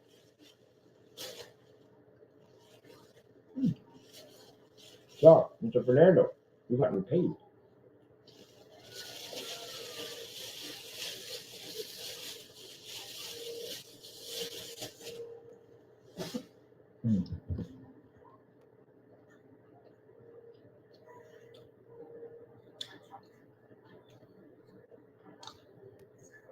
Oh, hey. That's my buddy was looking at it. He said, wait a minute. Ain't that Wix? I said, yes, it is. You suing him? I said, yes, I am. Said, well, that's going to be easy. That's going to be really easy. And we told him we were going to do it to him. We had a conversation on the phone, telling him, look, you're going to remove it. We're going to file a lawsuit against you. They ignored it. Played around with it. All right, no problem. On top of that, we take him to court. The lawsuit might be bigger than that because, again, we can show proof they was doxing addresses on his account. He's abusing the Wix account left and right. He was doxing people's addresses. It had nothing to do with anything he was selling on his site. Carrie was doing on his site. You know what Wick's going to do? Wick's going to turn around and file a lawsuit against him. You're going to sue him for breaking their terms and conditions and all that stuff. They're going to have the lawsuit. And that's what they do. That's what companies do. Yep. They got to pay out some money. They'll take it out somebody else and take it out on him. Man. Thank you, Mr. Fernando. You make me a very filthy rich man.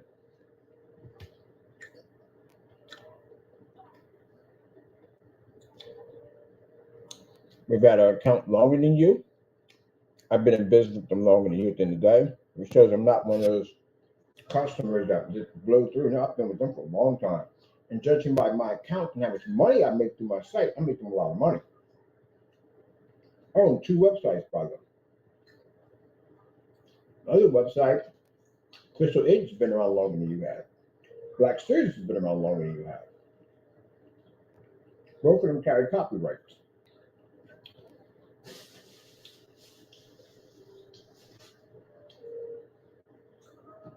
We got 2 lawsuits coming out. We're going to sue them for the Cube, which is getting sued for the Cube, and they're getting sued for the Black Series edition. They're going to sue for both websites. So you want them to touch the copyrights on both sites. They were formed on both of them. So, how much money is that going to take to shut me up at the end of the day, keep that from going to a courtroom? Or they can lose 10 times more than that.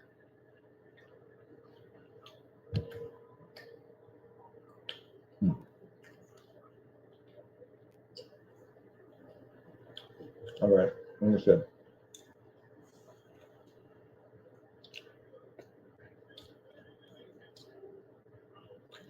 Let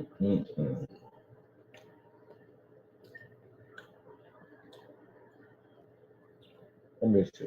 I'm gonna go to I have to put it in oh please don't tell me we get maxed out 8,000. That's the one thing I worry about. You know that most people, these people don't write enough. I read through people's stuff in eBay. They write a lot of stuff in there, a lot of stuff. Pretty much books. And know what they're talking about when it comes to the spray paint products. Their stuff ain't nothing in there to read. There's more information on a pack of Kool-Aid than it is reading their stuff at the end of the day. I over here got to worry about whether or not we match over 8,000. That just freaks me out. We don't have enough room. We never have enough room.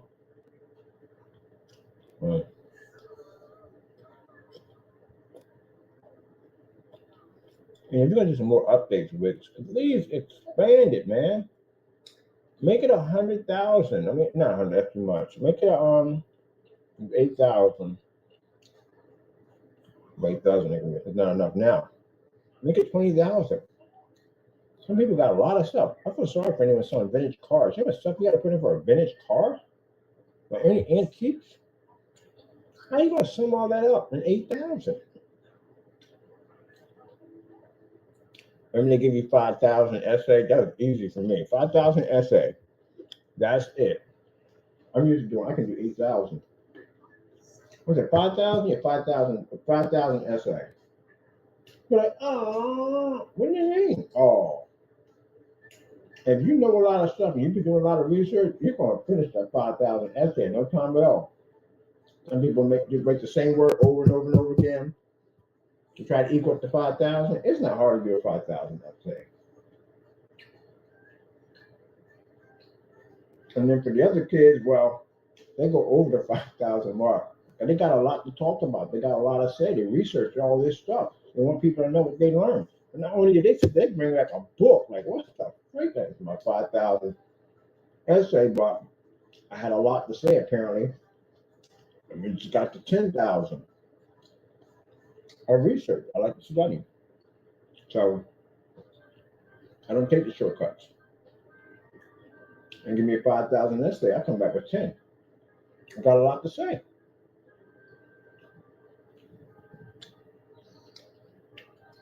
Like 10,000? It wasn't even enough. 10,000 technically wasn't even enough for what I want to talk about.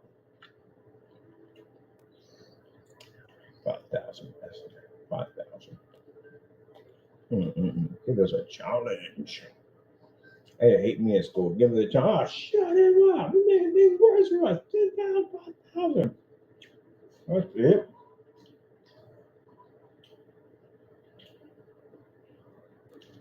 They jump into 10,000. That still won't be enough. But then I got more to say. What if you get to break it down? Let me break it down.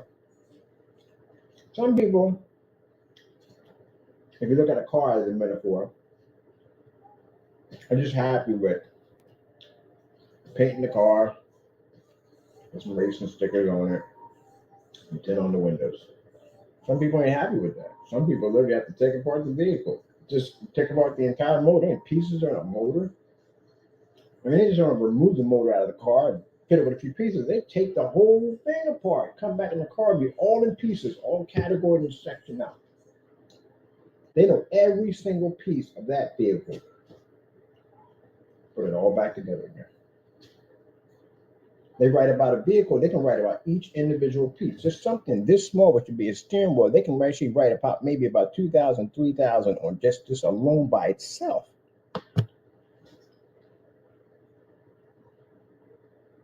Different class. Same thing about screen paints. You should know what you're talking about. Let's get this done. I got things to do. I'm in the Black versus Black demonstrations over here.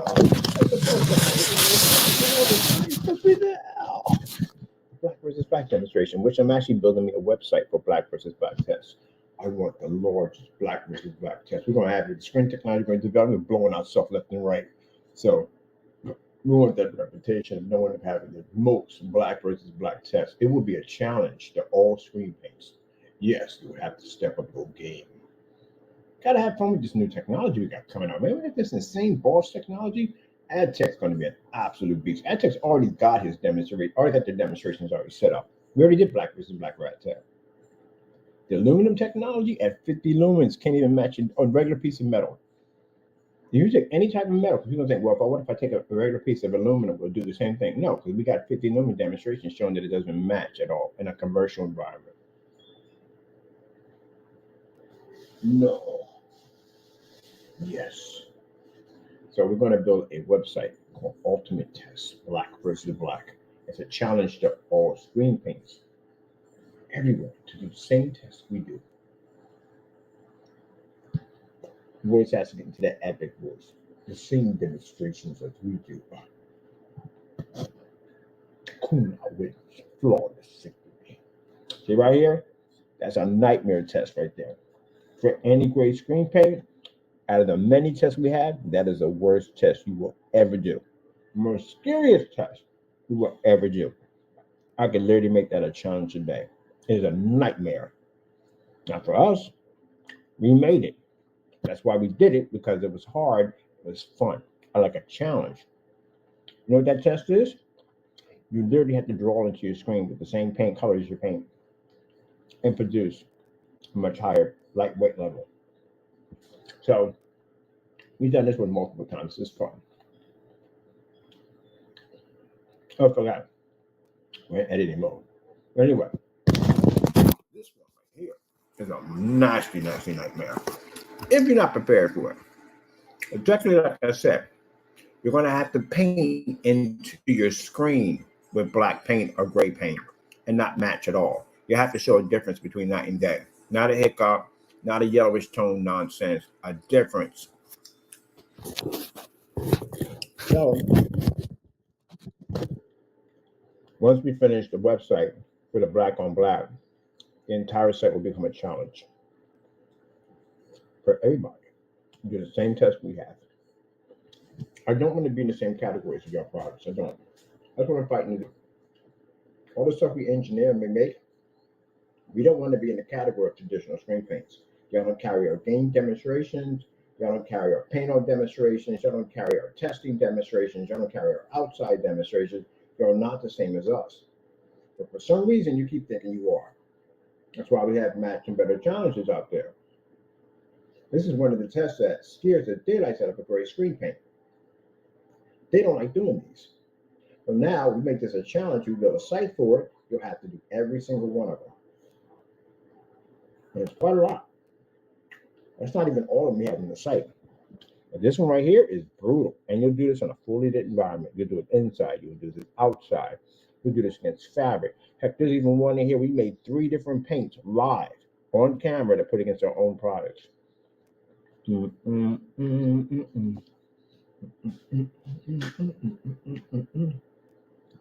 So if you notice, they don't do these demonstrations. And if they do try to do these demonstrations, they try to squeak past, but they never want to do it ever again. If your product works, you can do that same demonstration over and over again and again and again. It makes no difference. Because you can beat it any day of the week. You can do it with your eyes closed. But a person who squeaks past it and does a bad job at it doesn't ever want to do it again.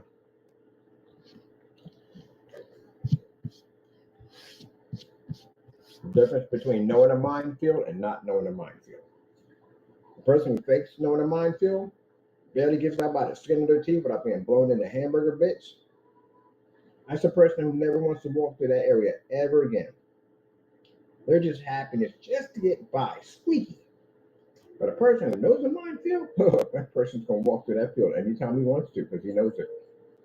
He knows it like the back of his hand. He's going to shuffle through it, dance through it, cartwheel through it, the whole 9 yards because he knows it already. Ain't a big thing to him. He's done it millions and millions of times.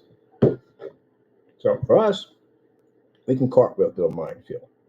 Other ones, well, you don't want to go near there at all.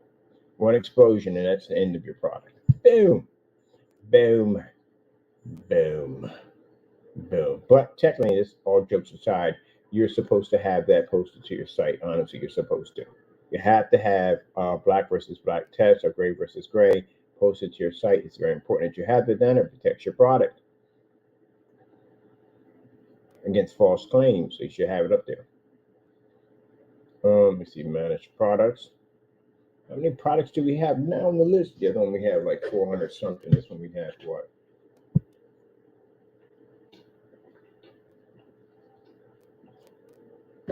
92. You guys make? That's 92.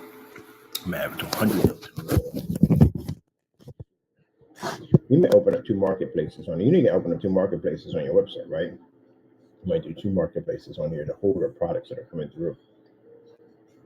You're going to have to expand the marketplace. It must be bigger. I'll show you how to make a second marketplace. For those who are wondering about making 2 marketplaces, you can have 2 marketplaces. It'll be under your category list to show you how to do it. You can make 2 of them.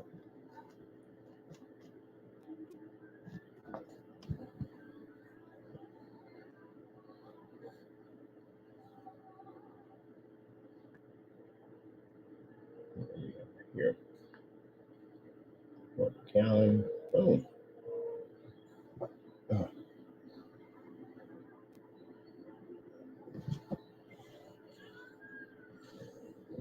I told you we're going to get some messages yesterday after that. We did about the gimmick paints. Of course, yeah, he was in there ranting. We know what this one is. This is definitely Danny. He was in there ranting, carrying on it, screaming, yelling. Okay, we don't read your stuff. Why would I read your stuff? What do you have in there that would be my interest to read through it? Nothing, but you just a grown man screaming into a phone at me at the end of the day? Don't care. Moving on. Yeah, anybody got time for that nonsense? Go get a pacifier. Nobody got time for that. If you basically are bothered that much by it, make a better product then. Stop making faulty nonsense. You don't have to scream at people all day. Let me see. 1 gallon. Customer demonstration. You don't have happy customer demonstration. All right. Oh, I keep forgetting to load my customers in there. I got to load my customers on our happy page.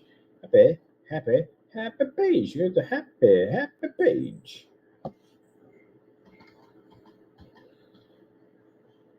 Pretty soon we'll have our on-site demonstrations soon.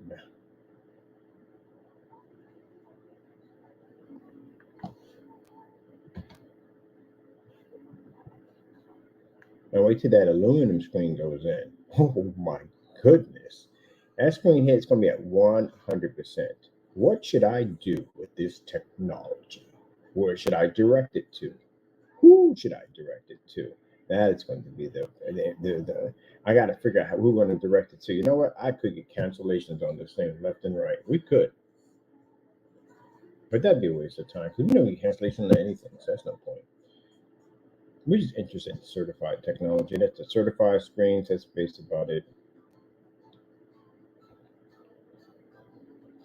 And it calls up the big daddy of all screens. Please get your stuff to work first. Then you can make them statements and stop canceling out.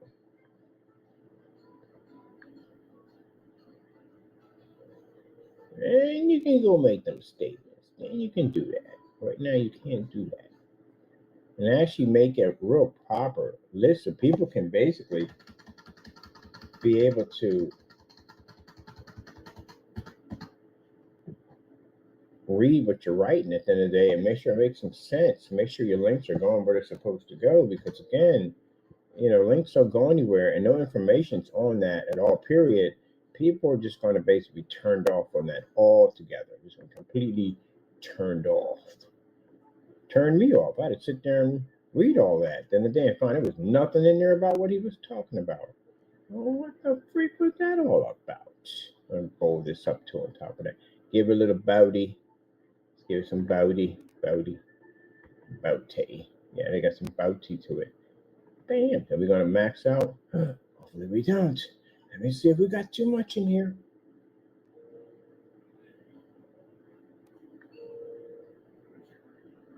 Check the. Oh, come on, we didn't max out. Oh, thank goodness. Because I had to be in there. That needed to be in there. You see the stress I go through by writing too much? This is what I go through. Once there's a counter to count how much we do 8,000, we have to be a little bit under 8,000. We can't be at 8,000. There we go. Let me see.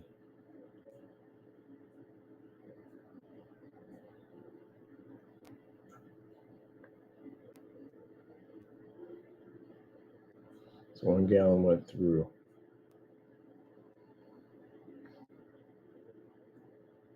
Gallon went through. Let me see.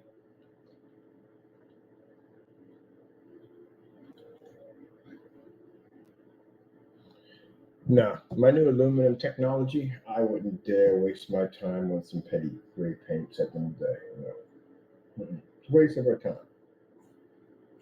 Reputation for y'all? No, we're good. I want certified only on my screen. Only we want best of the best. Top best technology is what we want. And even out of certified, we just want the best of the best. What they have to offer. I like to get my hands on that carbon black.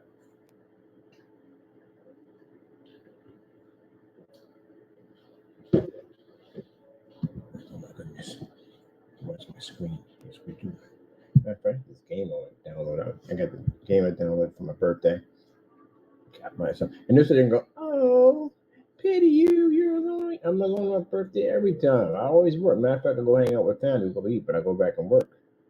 That's why my technology is so more advanced than yours, because I work. I basically put the time and I put the effort and the sacrifice. That's why my technology is here right now in a commercial environment. Sitting up in some apartment or some house in some dark environment with a high powered projector. That's why. Put that time in.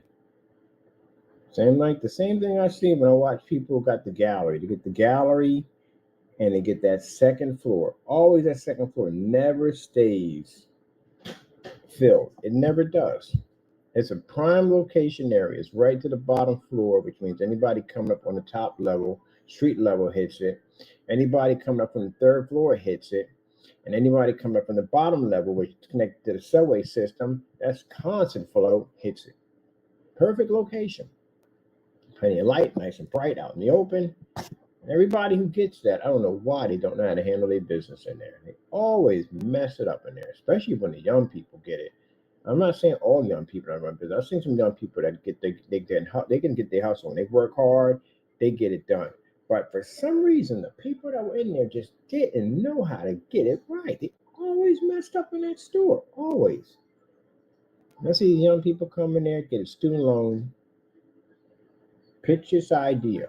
First of all, you get a bank that basically give you not student loan, give you a loan for your business, which is hard to do because you got to pitch an idea that they're willing to take. Us getting a loan from a bank, easy. Because our ad tech technology is going to be sitting on the side of their bank, advertised right through the glass.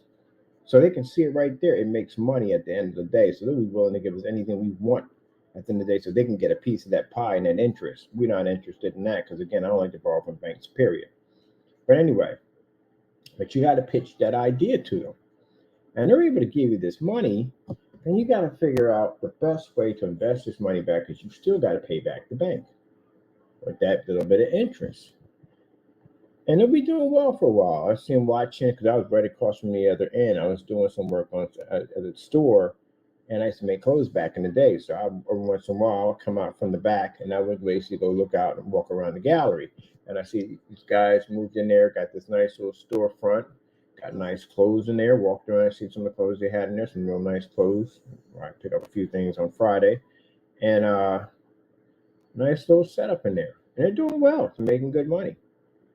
And then some women walk in there.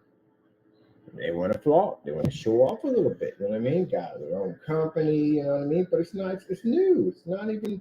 Hadn't been around a while like some of these other stores in there. Been there for years and years and years. They've been through all the ups and downs, so they know what they're doing at the end of the day. And they get caught up with these women, and they decide they want to go take them out to eat and all this stuff, and you start spending money you technically don't have. All your money should be going into the bank for the slow down days, the rainy days, repairs, and all that stuff. And they start buying cars and all this stuff and spreading out their means and all that nonsense. And then, next you know, you get a slow day pop in there. Might get a slow month pops in there. Something may break down. Something may need to be repaired. You may have to pay rent. You might have to buy for inventory. You may owe money on inventory. Anything could happen. Now they don't have the money. Now the money because they spent it. Bill collectors are going to get their money. You got to pay for electric and gas and all that stuff and water while you're in these units. So you got to pay for that. And next thing you know, they can't afford to be there anymore. And they got to file for Chapter 11. With that young, you got to file for Chapter 11. That destroy your credit right from the door. Instead of basically telling these women when they come in here, look, I'm sorry, but I'm running a business at the end of the day. We can keep things on a lighter note. Like you can go out to dinner and stuff. We just keep things within your means. Luxury restaurants and stuff because you want to show off because you got a business. You don't have a business yet. Business got to stand the test of time first. Got to go through all the hurdles, ups and downs, and all the craziness before you can basically consider your business to be a business. You got to know your business and how to run it. That is what happens. Now they got to basically pay all this money back to the bank because banks don't want their money. What's this going into? Let me see. This is going into what? Oh, the mouse. Mouse doesn't need it anymore, does it? Or just check out the controller. I'm not using the controller. I'm just using it to watch. All right. Can't charge that up with that? Are you kidding me? What about this? Oh, we got it the right one or the wrong way? Yeah, spend their money up and have nothing to show for it because they want to show off a little bit to these ladies. You got enough money for a rainy day. You don't want to borrow money when you owe money for your business. That don't even look good. You're borrowing money. You just got the business, and now you're borrowing money to get out of these holes you're in. You owe money at the end of the day. You can't pay it off. Then take a woman out to a nice little restaurant. You have to take her anything fancy, a nice little restaurant. If she don't like the restaurant and she's mad over it and she want to go somewhere expensive, then she got to go. Kick rocks. Bye-bye. See ya. That's not the kind of person you want to hook up with at the end of the day. If she can't be happy, you got someone up there be happy to just go to Mickey D's. Grateful. Just go to Mickey D's. They ain't worrying about the food. They worrying about spending time with you. They ain't thinking about that food. They don't want none of that. At the end of the day, they're happy just sitting on the park, drinking a cup of coffee and having a sandwich with you because they're there for you, not for the food and everything else they can get out of you.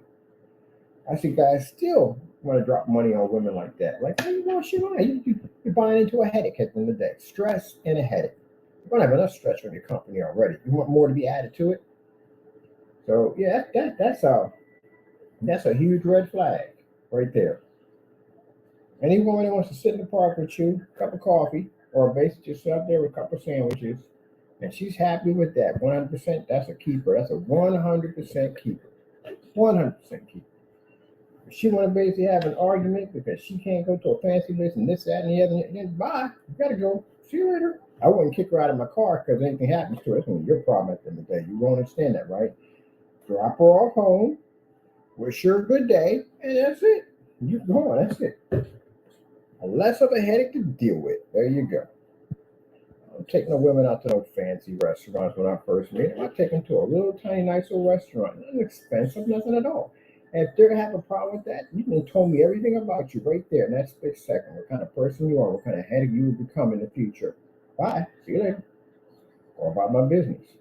Or if I ask someone to eat, I don't care. We just go out in the park, we sit down, have a couple of sandwiches, watch a bit, talk about it. Bam, there you go. It's right there, people. People will fight for that. For what? Get divorced and then end up in the long run, lose everything in the process because it was all about money from day one. No. So that's what you don't need to go through all that. Some women will see you building something and they want to be a part to help you build it at the end of the day because they know it means a future for both of y'all at the end of the day. Not take from it, cipher from it to see how much they can get out of it for themselves. Gotta watch out for that kind of stuff. And women, even men got to go there. Women got to go through the same thing too, because they're women of power. Women who basically have separated and been through the nonsense and built themselves up, got themselves amazing careers. The women in this building are women of power in this building. These women here are no joke. I mean, they got power in the day. Lawyers, all kinds of stuff, man. Heavy hitters, women of power. And you got to be careful because you got men out there that at the end of the day that will basically just take advantage of you, work on your emotions just to basically be to underhand you and take from you at the end of the day. Which I could never understand that. I would never understand that as long as I live. I see them in supermarkets all the time. The guy who hugs the girl when she's paying for stuff. Oh, how do you call yourself a man at the end of the day? Let me tell you something. I've been working since young. Understand me? I don't ask a woman for nothing. I will starve to death before I ask a woman for something. I will beg for food before I ask a woman for something. I have self respect for myself at the end of the day. I work any job at the end of the day. I will dig graves, whatever at the end of the day, to make any what I got to make in the day. But I will never sit there and lean on a woman to make her sure she provides everything for me. I'm an adult at the end of the day. She's not my mother. And then my job is to take care of her, not to take care of me. So I can't stand it when I go and I see these guys hugging on top of the girl. You're able to work, go get a job. There's plenty of jobs out there. It ain't like what it used to be where you had these long employment lines and people couldn't find jobs. Now people need people to work. There's literally so many jobs out there. You can literally quit a job and start another job. Heck, you can work from home if you want to now. Because before you couldn't work from home. Now after COVID, you can get a job working home. I know plenty of people that work from home. You know what they do? They do surveys. There's so many people shopping online, buying so much stuff. I myself took this charge that at the end of the day, they need surveys on this stuff. They'll pay you for it. Amazon will pay you to do a survey on something.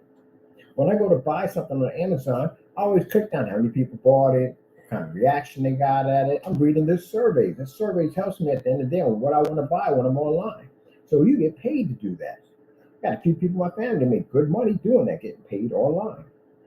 But anyway, there's plenty of jobs out there. Go to one store right here, hiring over here. Home Depot's hiring over here. Rite Aid's hiring. Chick-fil-A was in Chick-fil-A yesterday. They were hiring. Delivery trucks, always hiring. Amazon is always hiring. Always. Walmart, always hiring. Any delivery drivers, bad. Post office hiring. Before I remember, if you want to get a job at the post office, you had to know somebody to get into the post office. It's a very difficult application to get through. Now today, no. I need people to work. So it ain't hard to get a job working. You can find a job. But basically, some people don't want to. They rather just sit there and play video games all day long, stuff their face at the end of the day with the hard earned. She goes out and she works, and they want to stuff their face with that food at the end of the day. They want to work. add nothing to it. How your kids gonna look up at you as a man if you're not a man at the end of the day? You can't get mad at me about it at the end of the day. It's true. And I see it when I walk into these supermarkets, I see these guys all hunched up over top their girlfriend, hugging on them when they paying stuff. Man, that'll never be me in a million years. Let me explain something to you. I think that's the most degrading, most embarrassing thing for a man to do. I go with my women friends at the end of the day. I don't date them. I'm not with them. I don't pay any of their bills. When we sit in line and come time to pay for something, I pay for it. You know why I pay for it? Because it makes me feel bad. I feel like people are looking at me as if we're a couple and she's paying for it. So I pay for it. And they look at me like, why are you paying for this? We're not together. We're not in a relationship with her. No, it's kind of a thing at the end of the day that, I don't like seeing a woman pay for anything, especially something like that. It makes me feel less of a man at the end of the day. So I pay for it. Pay for everything. Pay for food, everything, all that stuff I pay for it. Because at the end of the day, I don't like to feel like that. Because I wasn't raised that way. I was raised that a man takes care of everything in the household. No ifs, ands, or buts. You take care of everything in the household. That's how I was raised. Now, if you want to do 50-50 and you got that relationship 50-50, that's fantastic. That's fine by me. You should put something in the pot. If she makes 10 times more money than you, why are you upset about that? At least you're working at the end of the day and you're putting something in there. If she's fine with that, then I don't understand men at the end of the day. I really don't. Why in the world, men or women, why would you get upset if they're making more money than you? Are they throwing it in your face? No. So they're not throwing it in your face, and they don't brag about it or talk about it or whatever. And you're all working together as a team. As long as you're adding something to the table, that's all that matters. I get guys that are breaking with a woman and make six figures because they're mad because she makes more money. Well, she was making more money when she met you, so what was the problem? You could have ended it right there. You kept on with it. As long as you're bringing something to the table, that's all that matters. But if you're not bringing nothing to the table and you're just laying around and doing nothing, then guess what? That's your problem at the end of the day. She need to kick you out, be done with you. That's all. We don't have any laziness in our family. We don't tolerate it. You will work, you will get a job, you will support your family. No, you just have to deal with my brothers at the end. You will work, you will support your own. And it should be that way. But I see guys, like I said, hugging up on a girl and everything, you know what I mean? Oh, come on, buy me a game system. Oh, she don't want to buy me no game system. You don't really like. How old are you? Get a job. They're literally hiring right here. That's what I feel like saying. It ain't none of my business at the end of the day. I ain't never had to worry about a female ever telling me, take off my clothes, give me my stuff back. Yeah, right. I own everything. Never, ever. Never, ever. Mm-mm. Tell me to take off my sneakers. I've seen women tell guys take the clothes off and stuff like that, and they got stripped down, take the clothes off because it ain't yours at the end of the day. Nope, nope, nope, nope, nope, nope. Never, ever, never, ever buy my own stuff. That's it. I don't care if I don't even like the job. I can't stand a job, but I rather can't stand a job and make a check every week and deal with that at the end of the day, any day of the week. I make sure that every place that I lay my head at, I own that place. I basically rent that place. My name and my name only sits on that deed. Only. That's why I set everything up. Can't kick me out. Ain't no problems and headaches at the end of the day. You sign somebody on a lien. I mean on a lien, but on that rent receipt, they're with you in that place. So you understand how that works. So if y'all have a problem and things don't work out and the relationship deteriorates, she still has the right to be there. Heck, she can bring other guys over. You can bring over women. That's going to be a toxic method. That's how people end up getting killed at the end of the day. Nonsense like that. That's why we nip all that stuff in the butt, and my name goes on it. I make all the down payments. I pay the rent. I pay the electricity. I pay all the bills. Everything is in my name. Everything.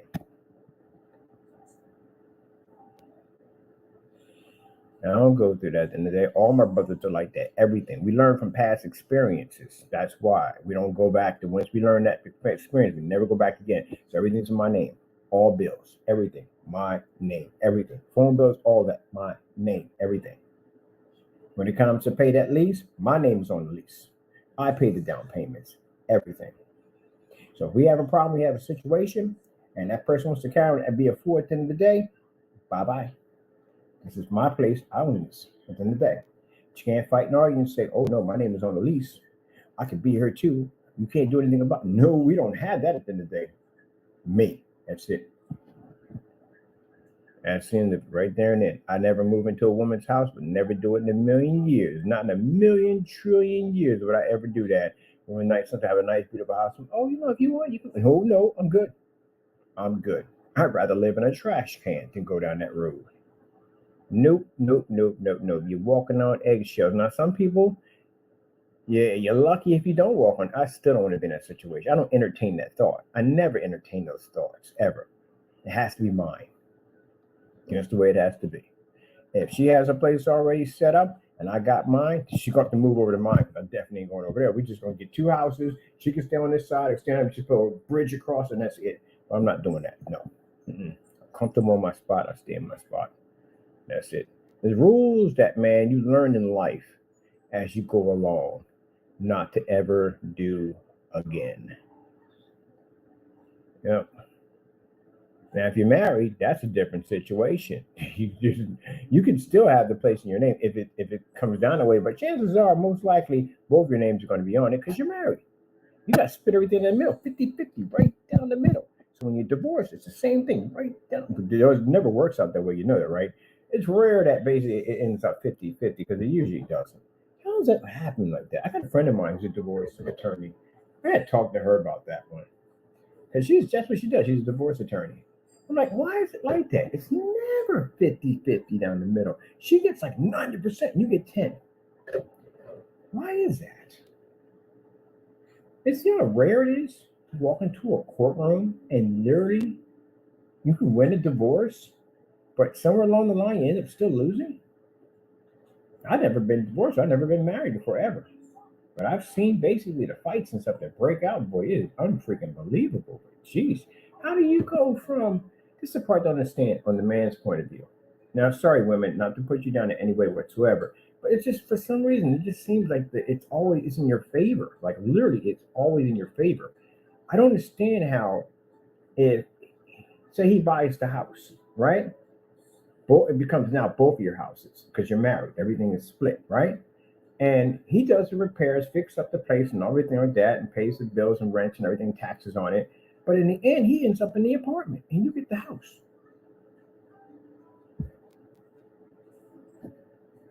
Even if you can't afford to pay it, which you will be because he'll pay money to make sure you can afford to pay it. That's why I said about, I've seen one, it is true.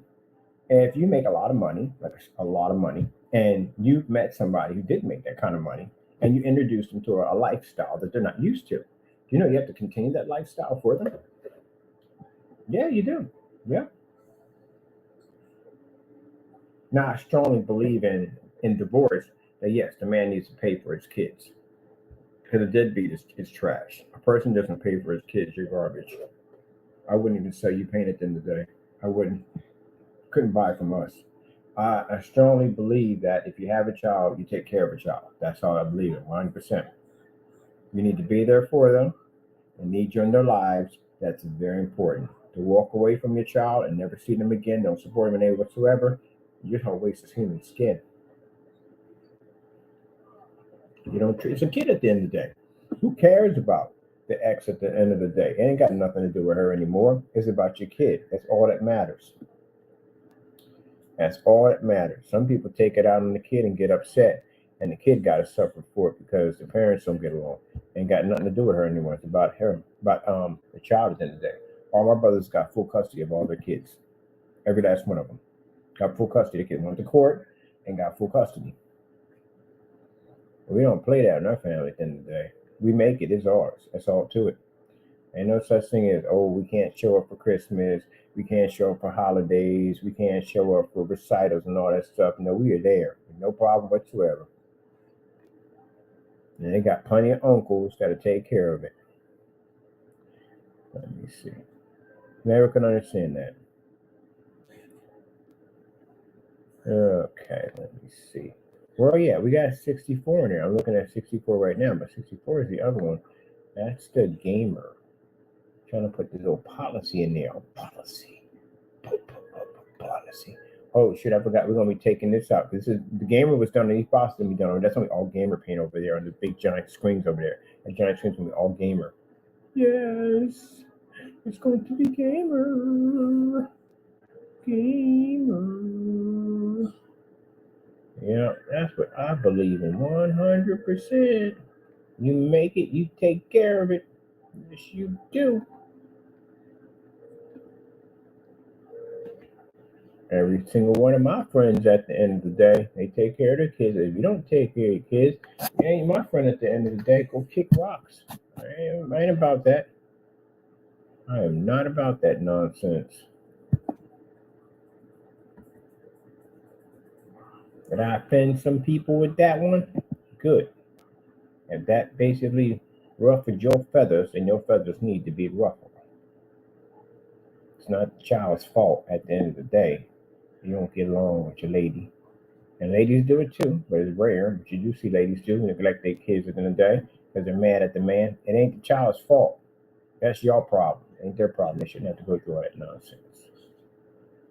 Kids are a blessing at the end of the day. You're lucky to have a child. It's a blessing. You have a blessing. You got a little person just like you that will grow up and mimic you. That's why it's important to act like adults. Not like the naysayers that come on my channels and act like idiots. They're supposed to be. They're all fathers. Come on my channel and act like idiots, act like little kids at the end of the day. What do you say to your kids at the end of the day? Do you tell them, hey, you want to grow up to be decent citizens and you act like that? Or wait till they see you in court? That's not going to go well, is it? No, it's not going to go well. So yeah, consider that. You got to learn to act like adults. Let me see. Now we just had this. I had this and they had it in the 32. In the 32. All right, you had it in the 32. So we had 32. Well, that's a 32 Quasar. Did you have it? No, we had it in the gallon. The gallon's the one that had it. Where's the gallon at? Gallon is there. Having a heat wave, tropical heat wave. Do. Here we go. We need this whole section right here. Do.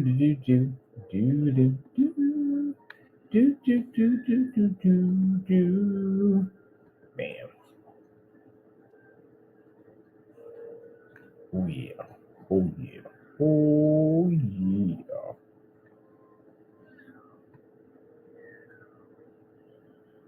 I gotta put it here for the church paint too. Gotta be in there too.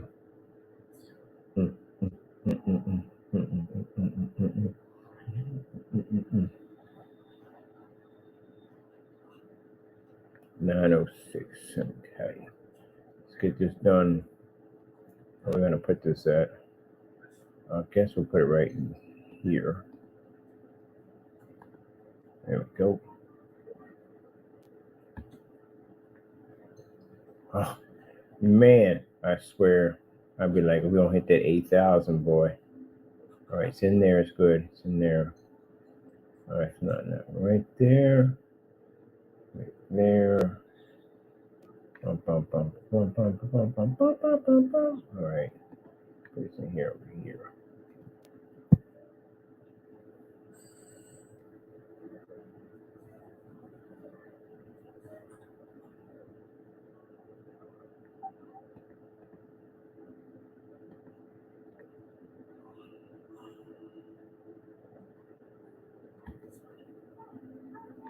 Yes, awesome. Went through with no problem. Yes, sirree. I need to hit the 50. Where's the 50 at? Oh, 64 now. Because we got the vapor lock containers. The 64 for vapor lock containers. Yes.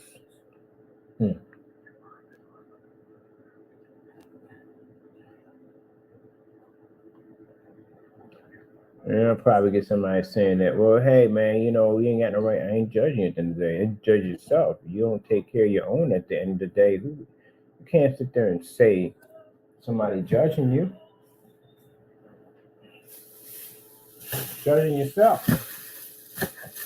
But just to let you know that I'm a strong believer of taking care of your kids. I am 100%. I couldn't care less. If I had kids, I couldn't care less. If my ex was dating somebody else and she had a child, and that was my child, and I'm gonna go see my child. I don't care.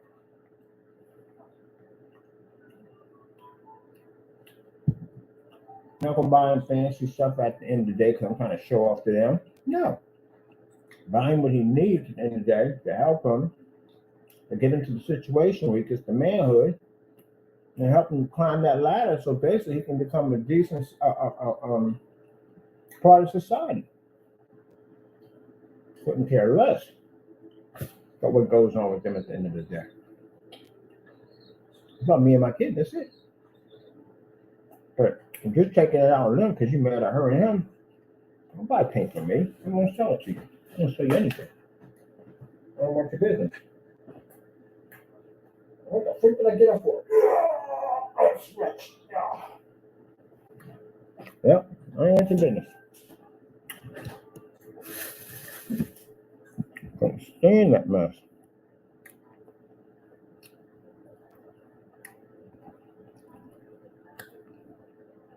And you sit there and say, well, she's a dirty individual, this, that, and the other. All right. She did you wrong, so and so and so. But again, that's you and her. Ain't got nothing to do with the kid. Ain't got nothing to do with any of that.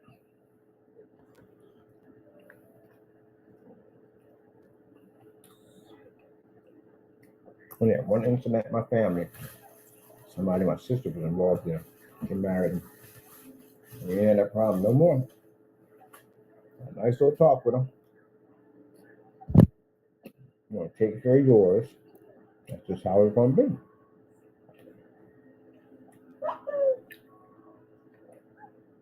And the notifications coming on. She got 5 brothers. Go play that game if you want. See what happens. Take care of your own. I don't care if you don't never speak to my sister again. I don't care if you don't get along. You go over your separate way and you work, whatever. Take care of your kids.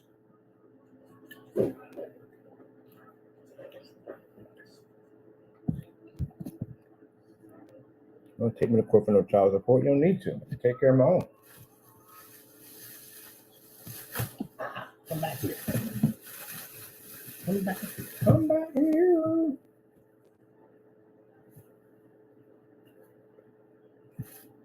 Mm-mm-mm.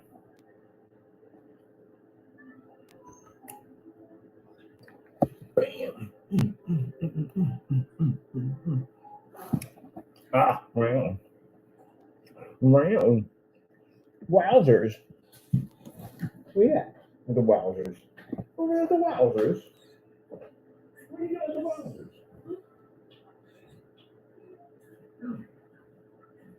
Over there, the wowzers.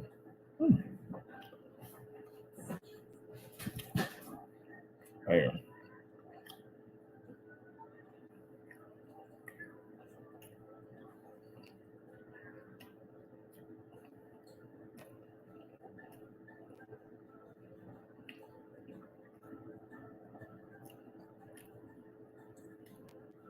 All right. That's done. That's done. The game is completed. Has that in there. And where is the particular mapping product? Oh, it's gotta be here somewhere. Here it is. That's the particular mapping technology. That involves the cube over there. The cube. Pretty soon we have the pictures of the cube up there. The cube. And the right top. You gotta take care of your kids. Uh-oh. Uh-oh. Come up here. Come up here. What you doing up here on my lap? Yeah. Taco jumping on my lap now. Yeah. Yeah. Where you going? Where you going? You just got up here. You understand? Taco does not jump on laps at all, period. That is not his thing. He's not. He's a particular interesting type of cat. He's not your normal cat that basically cuddles all. He doesn't do that. Taco likes his own space. That's what I like about Taco. But every once in a while, I would like to see you act like a normal cat, but you don't act like a normal cat. He ain't into all that cuddle nonsense. He ain't into that. Once in a while, he jump up on my lap once in a blue moon. People sitting there working with the cats and stuff. Taco don't do that. Don't let off me, him. How dare you touch it to me? I am not about your life. Ain't about that. Don't even purr at all, period. He likes me, he's cool, he's just not that type of cat. He's an owner. He's just self-sufficient in his own little world. That's all. You don't do that jumping in lap, man, on the keyboards and all that. So you never, ever, hardly ever see him jump up on my lap. It's rare he does. He just did it a few minutes ago. It's rare. Other than that, he don't. Little world. I see people when cats rub up against right up. They don't do that. No, Taco be in his own little area over here and here and here, in his own space. Yep. That's what Taco do. That's what Taco do. That's one of the things I love about him is the fact that when I had the 2 sofa setups, he only sits on his sofa only. I got my own sofa. So when guests come over, they ain't getting with cat fur all over their clothes. You know how much cat fur cleans everything? It's crazy with that stuff. And I got air cleaners in every unit I'm at. And it's still cleaning and stuff. So he got his own sofa, Taco sofa. No one sits on that sofa, but that's Taco sofa. Yeah, when you got people got cats all over the furniture, and the first thing I sit down and go, I'm gonna wake up with cat fur like everywhere, all my stuff, man. Yeah. That's why he got his own little sofa. I've never ever caught him on mine. That's why you see in the videos when I was at the other house, you see that little sofa, that's his sofa right there. When people come over, I advise them to go sit on my sofa, that's Taco sofa. Don't climb on the countertops. You don't climb on the desk. I have to worry about walking on keyboards and none of that stuff. Don't have that problem. Got leather furniture. Got a leather chair here right now. Oh, chair. No scratch marks anywhere in the chair. Nothing. Nothing at all. Nothing in the chair. You don't do that kind of nonsense. I had a leather sofa. Any other place. And a leather recliner. You don't touch them. That's it. That's the thing. It's kind of like he only adapts to stuff that's in his personal space. If it's not his personal space, he don't got no interest in it. Usually people get a cat. The first thing they worry about is them scratching up the furniture. Not him. Nope. As long as there's a scratching post in the area, you don't touch it. I'm going to touch the scratching post. That's it. So it belonged to him. That's it. And I didn't have to train him to do it. He came that way. But yeah, people's cats laying all over the sofa and all that stuff like that. Yeah, that unless you got to figure a way to basically get it clean. But chances are I'm not sitting on your sofa, especially if I'm wearing black or dark blue or something like that, because I know I run the risk of getting fur all over me, and I don't want it all over me. To disrespect, I got animals myself, but yeah, I don't. So that's what I like about him. Never ever had that problem. At my sister's place when we came over there, she was worrying about the cat walking on the counter. You don't do that. You don't walk on counters. Don't do that kind of stuff. That's not Taco thing at the end of the day. Ain't that right, Taco? That's not my thing. That's not what I do. That's what I love about Taco. Never had to worry about that ever.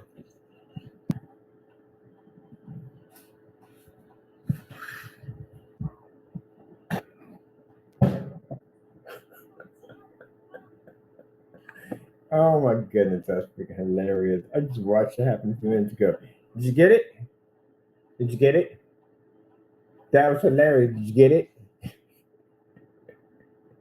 You got it? That was funny.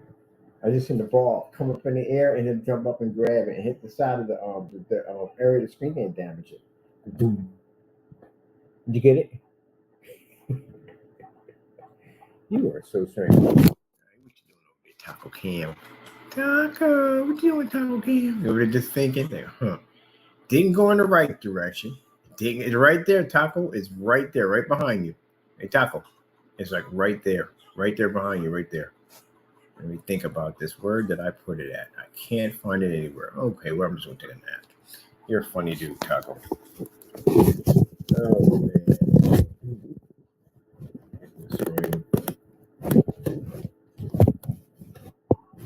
And my sister, she's about to get a screen put in. She wants a 100-inch screen, so that's perfect. because I got the 4 slabs I'm going to put over here. You get 5 in that pack. So I can give her one of those because her screen just got cracked. Literally cracked. And she's done with TV. She's done with it. They just bought that TV and it's already having problems already. She's done with it. So I got her ultra short throw projector. She got the Sony. She got her Fire Stick. We'll come down there. I'll probably do it today. Measure out their wall and get ready to apply the screen. Well, not yet. I got to get the surface here first. The surface coming in, I'm going to cut it to where they want to fit it at, and then I'm going to put it in there. Probably get roughly like, she had a 50-inch in there. So roughly from the spot that she got, I'd say about a 90-inch screen she's going to have in there. They're going to get a kick out of that thing. They tired of TVs. All right, let me see. We're going to put you at here, here, here, here, and here. Let's put you right over here. Bam. Boom. In there. All right, so that one's done. Boom. All right, everything's updated. We got that already in there, updated on there. Advising for spray on application only. For that, click on that. And on that, make it magic. Make it magic. Make it magic. Make it magic. Bam. Now we're going to go over here because we got it all spelled out correctly over here. Make sure it's all done correctly. I might do a spelling check on all my stuff to make sure, go over all my stuff all over again. Make sure. All right, let me see. I want to look at, let me see, where you at? So it's over here. Nope, over there. Over there. Nope. Were you here? No, that's the cardboard. Were you here? You were here. All right, let me see.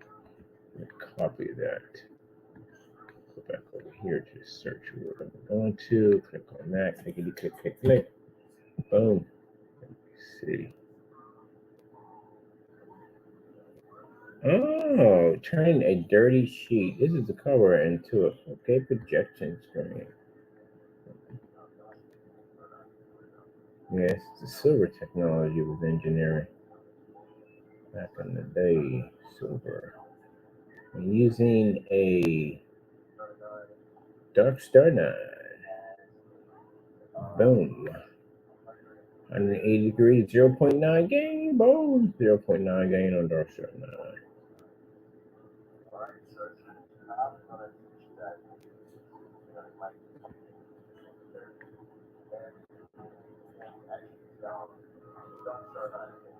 They return the screen dark, which is interesting because our silver technology versus the Dark Star 9 turns them dark because they generate very high white levels. But the black technology turns them light and I wash them out. But anyway, that's old technology. We don't work with that anymore. I'm looking for this surface. Here we go, right here. So that's the surface right there we have over there. Same thing. Same thing. But they have to be sprayed in. That's what I realized when I watched the demonstrations. I was like, we didn't roll any of these in. Every last one of them. What did you do? Every last one of them was sprayed in. Every single one of them. Because I must have came across this problem, but I forgot about it. I didn't notice that. And now we had to do it. Some people your bubble bath, man. I need this. I need your bubble bath, baby. So, naysayers at the end of the day, they'll try to take everything they can possibly get. Oh my goodness, this product's cracked and peeled on the surface. Don't buy it, doesn't work. Yeah, let one of my people that's watching your channel hear you make that statement. It'll come back to me. I'll see you up Monday morning. I'll go visit the courthouse and I'll file another lawsuit on you. We're up to a lot of lawsuits, man. This is going to last all the way into the end of 2025. We got some lawsuits on this guy. They already have it stated. You can't roll it in because it cracks the screen. Has to be sprayed on. I got so many demonstrations of me spraying the screen, and it's not even funny. Which means I can back up everything I just said. Roll it on, happens that way. Spray it on, goes out that way. Matter of fact, I'll make you spray that screen in a courtroom. Gee whiz. Ain't gonna get nothing at the end of the day. I back everything up. Bam, bam, bam. It's spray and dry on demonstration right there. And I did multi-screens to back up in the whole area. Spray it down, spray it down. Bam, bam, bam, bam, bam, bam, bam, bam, bam.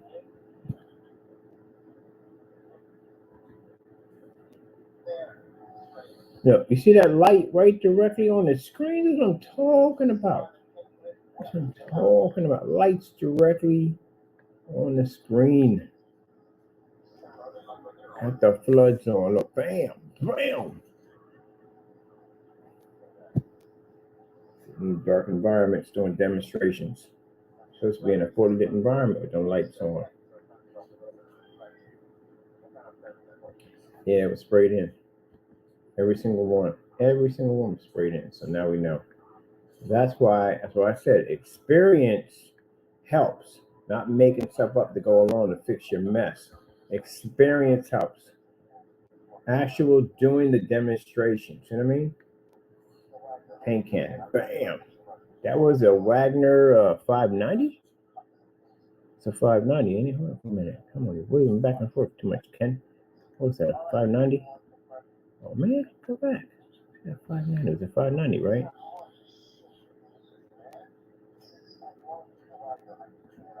Yeah, 590. Wagner 590.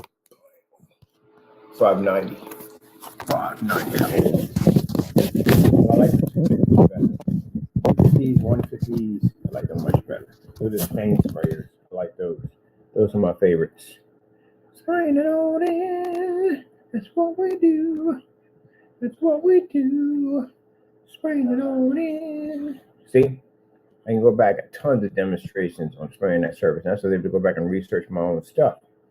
But can't research stuff if you've been lying about it. No, it won't.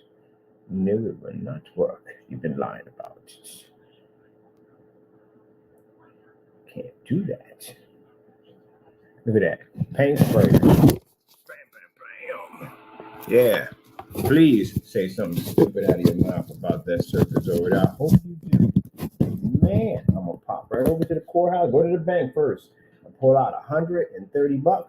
I'll pop right over to the courthouse and file another lawsuit against you for making false statements about my company. So I can show the courts like, look, this is the product we painted in. Apparently we forgot you can't roll these in to crack and peel.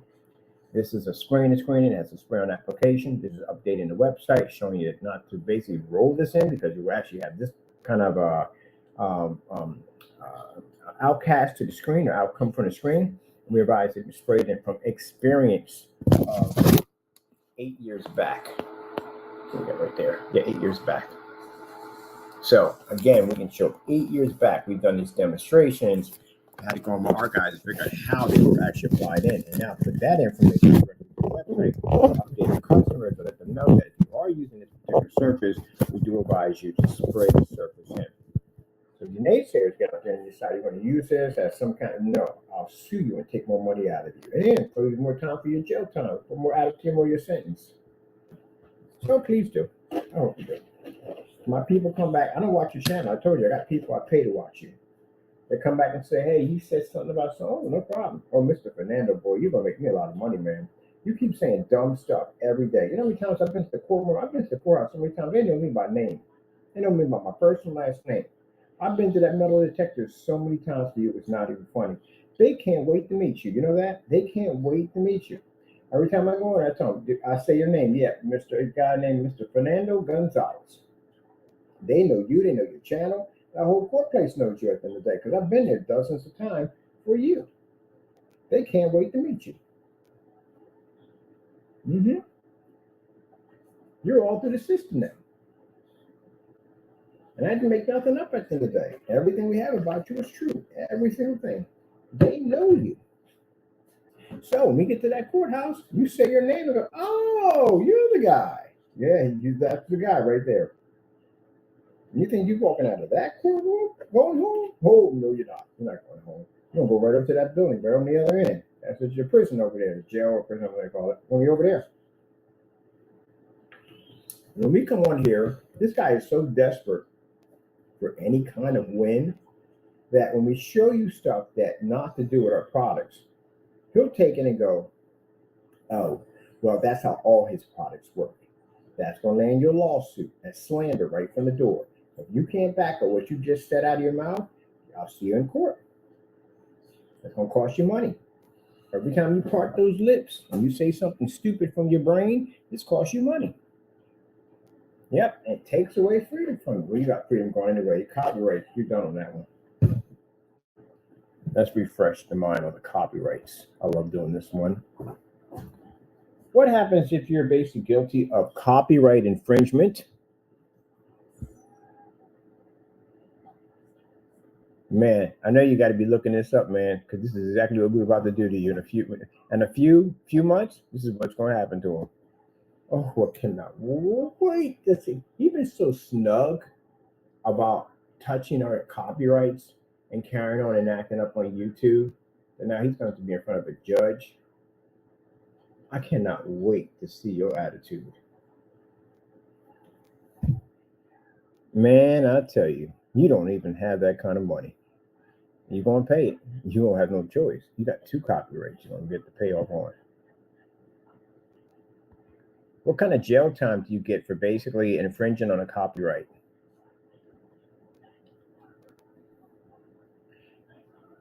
One year. So if you touch my stuff only one time, you would have got 1 year. But yours is not one time. So yours is looking up to 10 years. Gee, I cannot wait. Cannot wait to get him in front of a judge. What are you going to do, run? Can't run. Where are you going to go?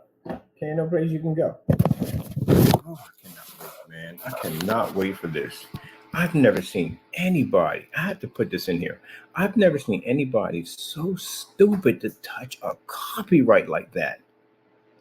This guy is never coming home when we get done with him. He is never coming home. There's no way in the world. He's going to at least look at 50 years, easy. If they give him, like, they try to basically try to make it a little bit more lenient for him, he's going to at least have to do 50. And he's how old?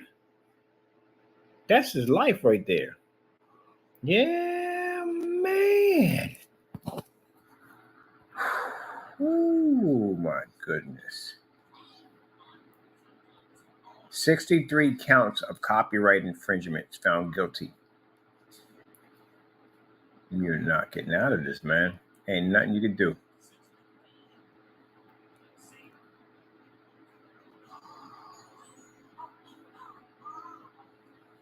I can't wait. I cannot wait to see him in court for this. I mean, the doxing and stuff, that stuff will come later on. Once we hit you with the copyright, we hit you with everything else after that. But this is the main thing I want you in court for touching them copyrights. And no judge contact us yet. No lawyer contact us. Of course he can't contact us. Maximum you can receive for copyright infringements in jail.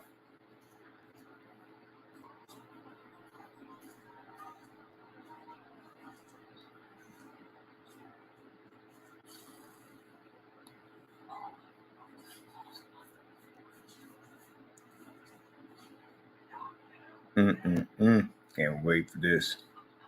Dude, let me explain something to you. An hour in jail, your life can, just like that. That's how brutal those places are. It don't take long. It don't. You don't even want to be there for a hot 5 seconds. You really don't. You get it. You're not getting a year. I'm gonna tell you right now. You're definitely not getting probation. Someone told you getting probation. You're not getting no probation. You got too many counts. You got something called willfully. We can hit you with $150,000 per each work, man. I can't wait for this. I can't wait. I'm as giddy as a school. I'm super giddy on this. I cannot wait to get him in that courtroom because he talks so much trash about touching my copyrights, doing what he want to do with them. That's what makes it even worse. It's not the fact that you touched them. It's what you did as you touched them, right? And scammer all my copyrights, telling me that you can do whatever you want to do with them. There's nothing I do. I got messages from you on your own company's website touching my copyrights. Man, I'm gonna sue the daylights out of Wix, get millions of dollars off of that. I'm gonna turn on and hit the daylights out of you. But to tell you the truth, honestly, I couldn't care less about the money coming from you. I want you in jail. I want you behind bars. That's what I want. 100%. I want you behind bars. Let me explain it to the judge. We need him locked up. He has no respect for anybody at the end of the day. He has no respect for no one's company or their property whatsoever. He feels he can do whatever he wants. We need him to be used as an example. He's on YouTube, he's on social media, and he's been bragging and boasting about touching our copyrights and using them at will. We need to be used as an example. We need him behind bars. And you ain't getting probation for this. There ain't no way in the world. One account won't even get you probation. How much jail time can you get for willfully for copyrights infringements? Willfully is a little different. Willfully, like I said, carries up to 10 years per each offense. And then the fine goes up to around $250,000. 4 of those is $1 million. Penalties for repeat. Can you repeat? Oh, yes, you can. Criminal copy infringements. Most likely result include potential. Yeah, imprisonment. Yeah. United States. You charge copyright infringements. Can lead up to 5 years in prison. First offense. You don't have a first offense. You have multiple offenses because you repeatedly touched the copyrights when we told you not to touch them. Oh man, yeah. If he's nervous, I'm gonna tell you something right now, Mr. Fernando. Mr. Yourself. As I said before, I bring this up in every video. You have no idea what's coming. That's how bad it is. This is why I bring it up in every video, because you don't have any idea how bad this is going to be. You're never going home. Do you understand this? You have hit a copyright over 60, he hit the copyright 63 times. That's one of them. I have 2 of these copyrights that are registered. You hit the other one somewhere between 50 times. You hit one of these, and I can get you 5 years in jail just for one of them. No probation, I can get you 5 years for just one. You hit so many of these things that you are never going home. You're talking about 10 years for willfully for one of them, because now it changes. It doesn't go from, okay, I hit one, that's just 5 years. No, you hit any of them multiple times, that means each one of them become 10 years. You can literally walk over 80 years, 90 years easily off a copyright if you've willfully done it on purpose. You can show proof of this hands down with no problem. That's what the CCB saw. They saw the text messages of you telling us that these were your copyrights and you can do whatever you want. That's what they saw. That's why the process server was at your door. And we're going to take proof that we had a process server, which means the courts from the CCB, which is the government, found enough evidence on you to have a process server come to your door to get you ready for court, which means when we go to federal court for this, the CCB is basically come out and verified that they basically went through those documents and found you guilty enough to go to court. Do you have any idea how bad this is going to be for you? You don't know the magnitude of what's about to happen to you. The rest of your remaining life will be spent behind bars. That's where you're going to be at, behind bars. That's why I bring it up, because you don't understand the magnitude of how bad this is. And then we have warnings we sent out to you, a court order from a lawyer telling you to stay away, what was going to happen to you. And you didn't pay attention, you kept on going. Forget about the defamation, forget about the doctrine and stuff. The copyrights alone can send you to jail forever. And it's the massive lawsuits you're going to come in. There's no lawyer going to defend your case. Not one can defend your case. They can't. The evidence is too clear. You're done, man. You're finished. You're done. It's lights off and you're done. It's over. You have managed to destroy whatever's left of your life. Life is short. You only get one. You're going to spend the remaining of your time behind bars. That's why I bring it up, because it's insane. I've never seen anybody in my lifetime tamper with copyrights like that in my life. It's crazy how much time this man's going to get. And he knows it. Jamie may put on a show when he's on YouTube, but deep down inside, he's scared to death. He knows it. And if he felt that he wasn't going any time and the process server came to his front door to serve him, he wouldn't have hid in the kitchen. And his wife wouldn't have to come to the door to get the paperwork, which she didn't want to touch it. She didn't want to open the door. They had to put posters at the door. So if that's the case, keep in mind, if he thought he didn't do anything wrong, he would have met the process server at the door. He didn't. He hid. So you know you messed up. But this time we're not going to CCB. We're going to federal court. And federal court carries the jail time. That's why we're going there. I couldn't care less about what you have at the end of the day. I want you in jail. I want you behind bars, and I want you there for a long period of time. That's what I want. You have to understand, you had two blessings out. One blessing out of this. The fact that CCB was not enough time to be able to get you into a courtroom because of the timeline of sending that information back. You should have took that and left it alone. I was going to let it go because I figured, hey, that'll be enough. We send somebody to his front door. He knows we mean business at the end of the day. We'll probably just stop. But you didn't. I'm explaining that to the judge. Now, the CCB having the process server come to your door, we're going to use it against you in court because we can show a judge that, look, not only because the stuff we have in here is outstanding, we don't even need it, but we just want to make sure we cover all the bases. Not only did we have a process server go there, but the CCB found out that there was enough. This is the Copyright Claims Board found that there was enough evidence to have a process server hit your door. Now, they found out there was enough to process you. What do you think they're going to do at the end of the day? It's an open and shut case. Did you warn Mr. Fernando about what was going to happen to him? Yes, you did, Your Honor. We sent him a cease and desist order from the attorney. We told him to back down. He was going to be sued if he didn't do so. Did he do? No, he just kept on continuing. These are emails he was sending to us telling us that he can do whatever he wants to do. And you do. You're gonna live the rest of your life in prison.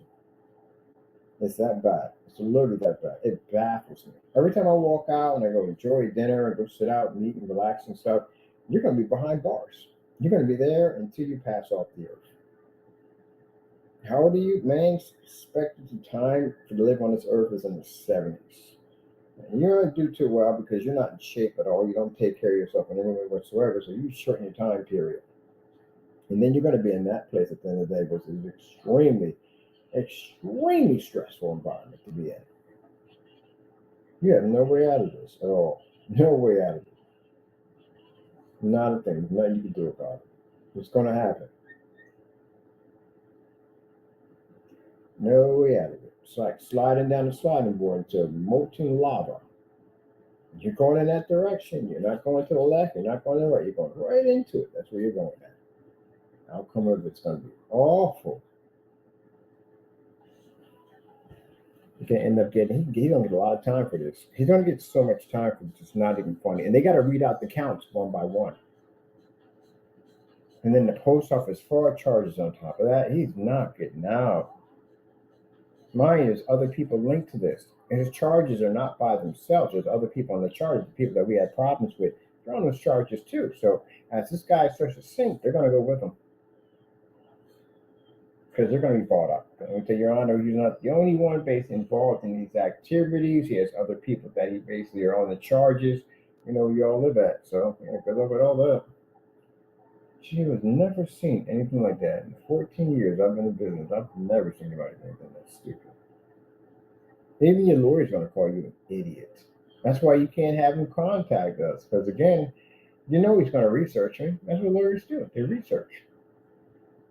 What are you gonna do? Lie to him like you lied on your LLC? Sit there and say, his copyrights ain't real. Go ahead, tell him that. Tell him my copyrights ain't real. Have him research my company.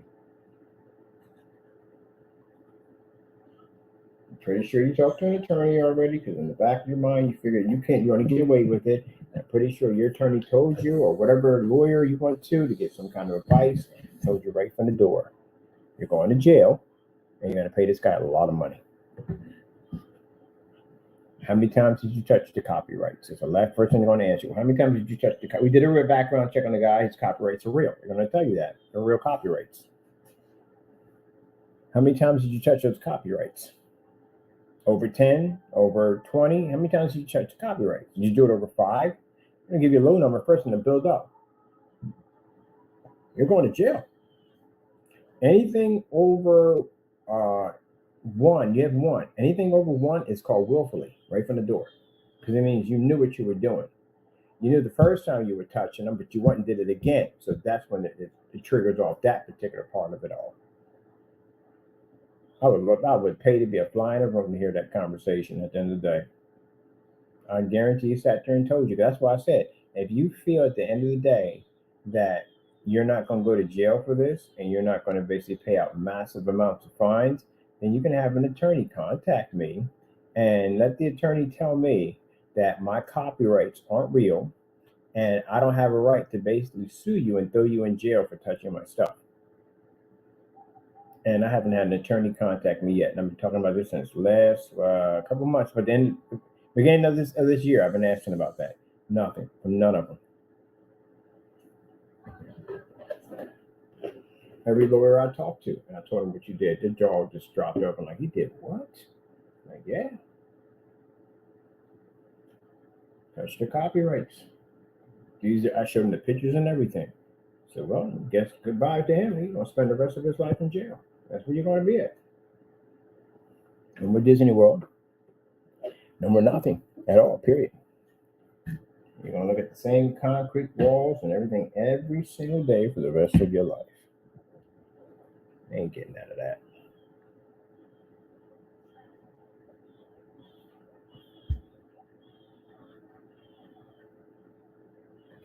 Right here. Any attorney will tell you the same thing. Can I go to jail for copyright infringements? The answer is yes. You're going to jail. That's all to it. You are going to jail for a very long time. You are going to jail. Every attorney, anybody you talk to, anybody will tell you you're going to jail. Boy, what is wrong with you? Who in the right mind does this dumb nonsense? I have to bring it up every time. It's insane. How much jail time this guy going to receive?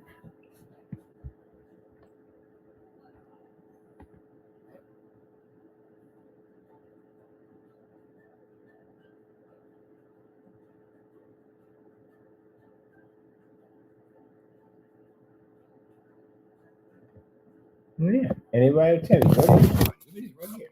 This is the government. This is the one we follow. They'll tell you right there. Anytime you touch anything, copyrights, criminal law, you're going to jail right there. $250,000 fine.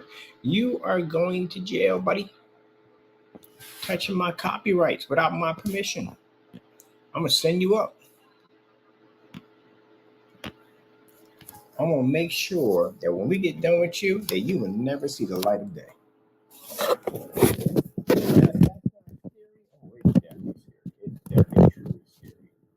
Mr. Fernando, you know from the door, I'm not a man that plays around. I sent someone to your front door, right? Shows you I wasn't playing. This time we're going to federal court this time. Let the government get involved in this. Or the government was already involved with it. TCB was already involved in it. Yeah. I want my justice, and I will get my justice. And once I get done with you, I'll go after Wix next.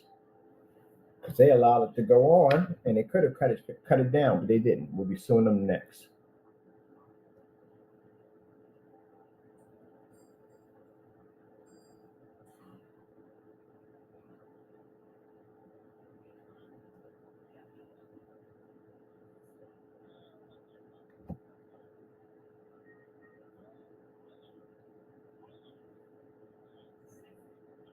So when you get this attorney to contact me, I would love to have a conversation with this attorney. Especially when your landlord finds out what you did in that apartment. That's a real serious charge, man. You're going to get an eviction notice. You're leaving. Well, you're leaving anyway. You're going to jail. That's all to it. You're going to jail. Yeah, get used to it. Don't get comfortable.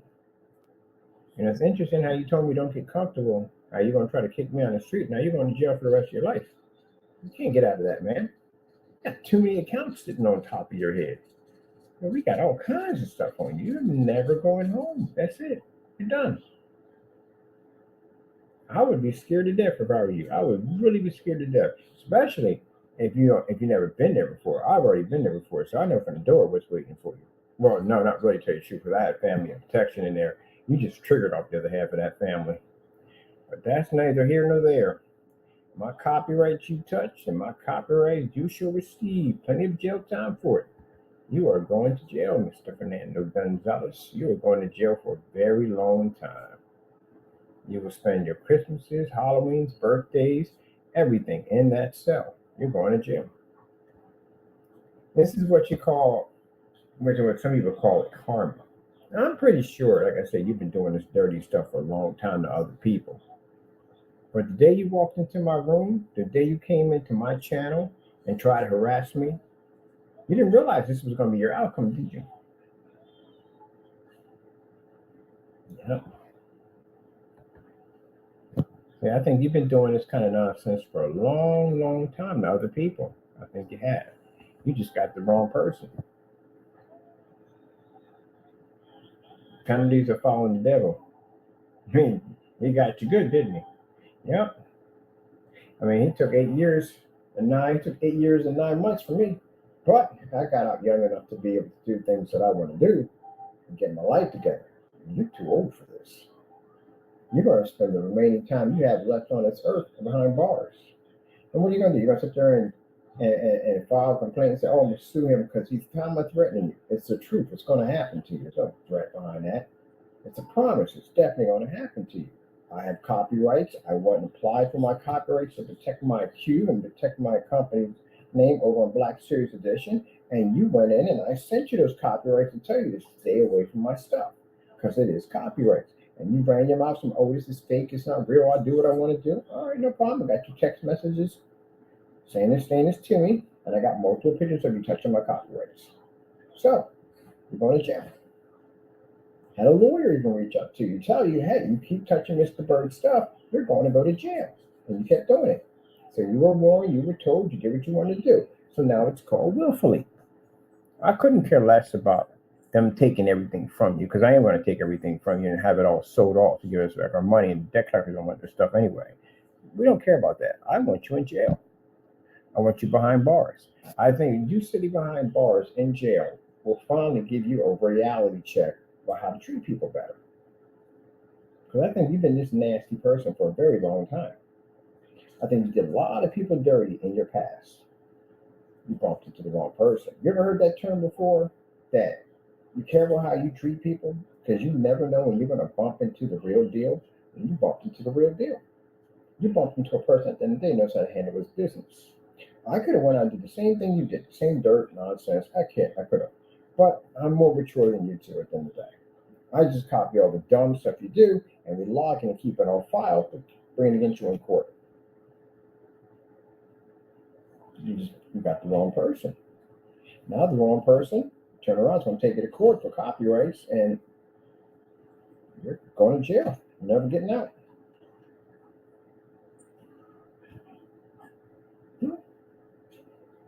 And you act up in there and carry on, you're definitely going to bump into the wrong people all the time, every day. And these people are not going to sit back. They're going to come in there, they're going to take your head off. This is where you're going to learn the level of respect for other people. Sometimes you have to be in situations like that to learn respect. Run your mouth off in there and see what happens. Get nasty with somebody in there and see what happens. See how fast it pops off. You'll learn respect in there at the end of the day. You'll learn how to treat people, how to talk to people. You'll learn that. That's what you need. You need a taste of that reality. You walk around, I see you on camera acting all big and bad, like nobody can't touch you. Oh, and there they will. Oh, yes, they will. Now, I know you're going to cry in court. I know you're going to apologize to me multiple times. You're going to do all that. You might even scream. Some people scream when they're kicking them off because it's pretty bad. Don't do any of that. You know, the people sitting in the courtroom going in, you don't want them getting back to where you're at and making saying, hey, that guy in the courtroom acted like a real punk. You don't want that. Man up. Man, you're a tough guy anyway. That's what you said. You're a tough guy, right? You should be able to get through this process with no problem whatsoever. And the excuses, oh, I got medical. They don't care if you got medical problems. They don't care about none of that. They'll just stick you in the infirmary.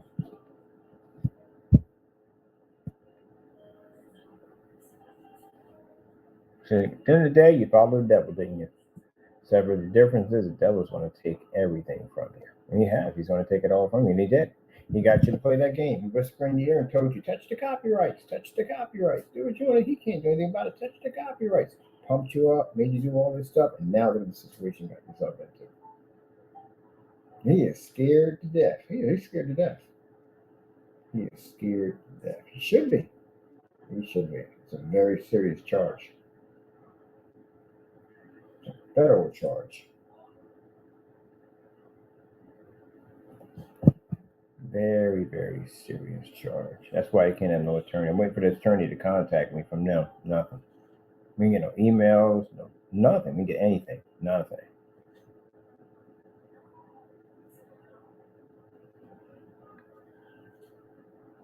Can't tell a lawyer anything you want. Lawyer, like I said, lawyer's gonna research it. That's his job. You don't want like an idiot in court. Gonna look at my copyrights. Well, unfortunately, Mr. Fernando, we got a problem here. His copyrights are 100% real.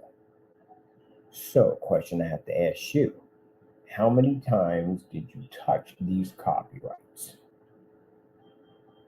Yeah, that's gonna be pretty bad, ain't it?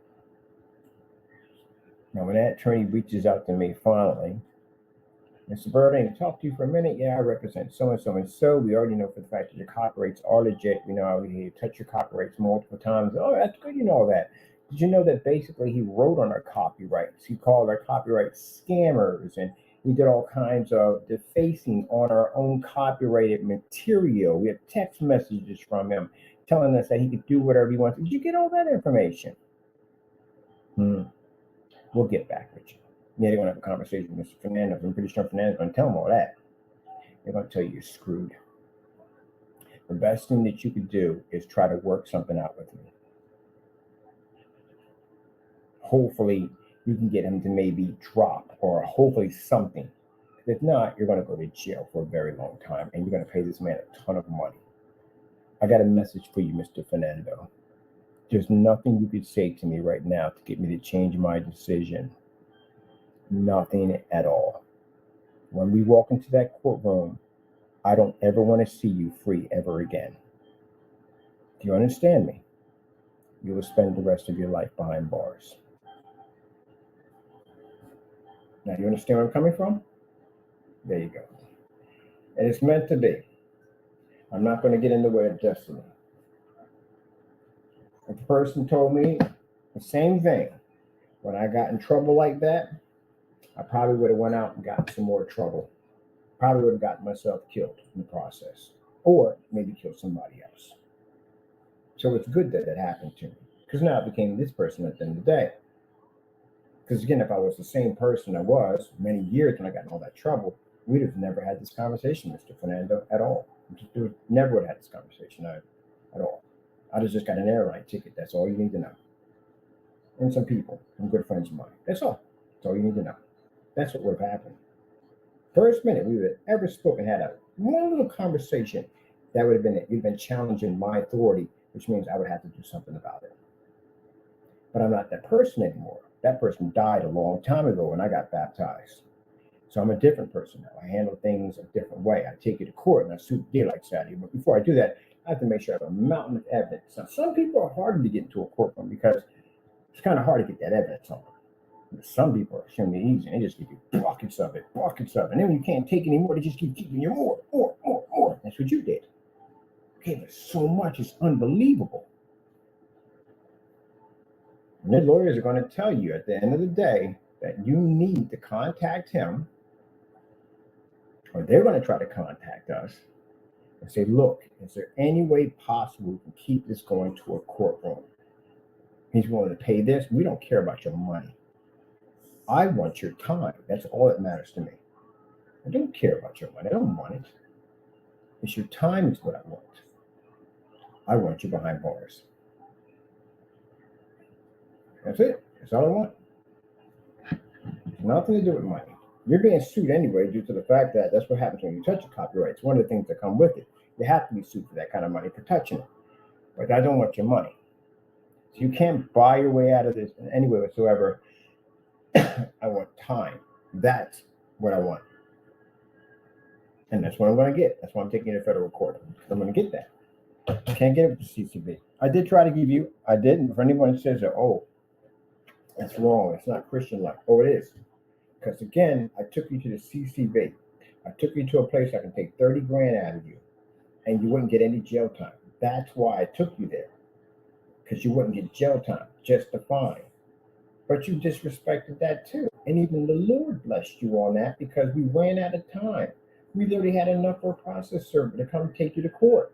But because the time ran out, and I thought to myself, okay, that should be enough to scare him, to back down. That's all you had to do was back down, and the lawsuits wouldn't have gone through.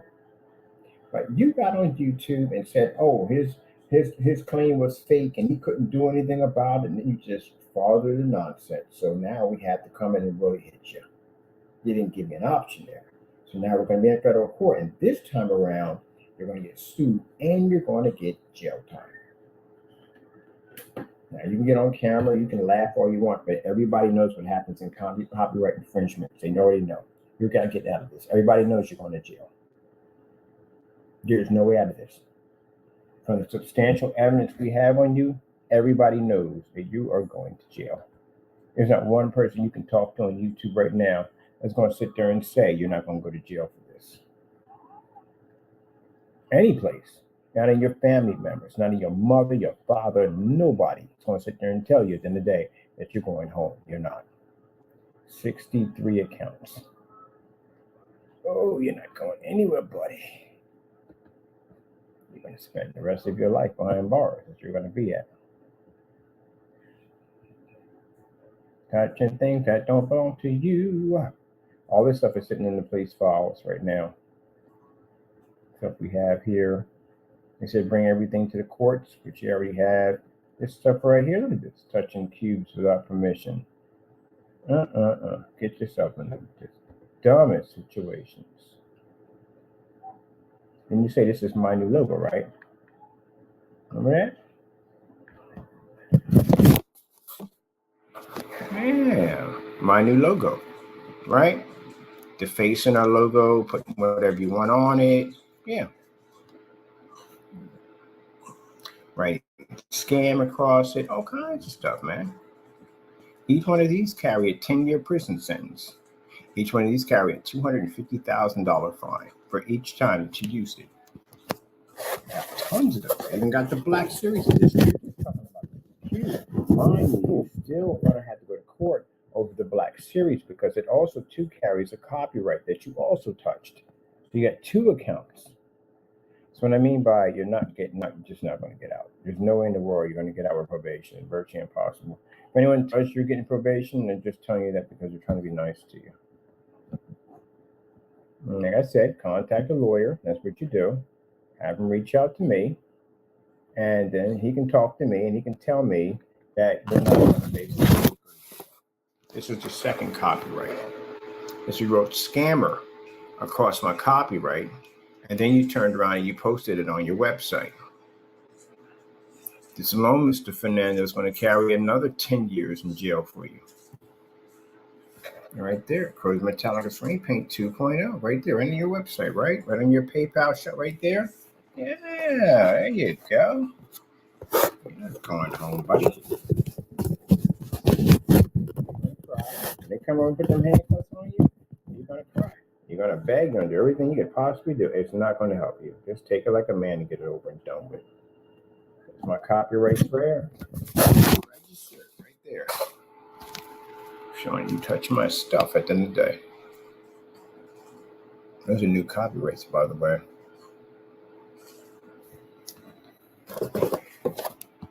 Oh.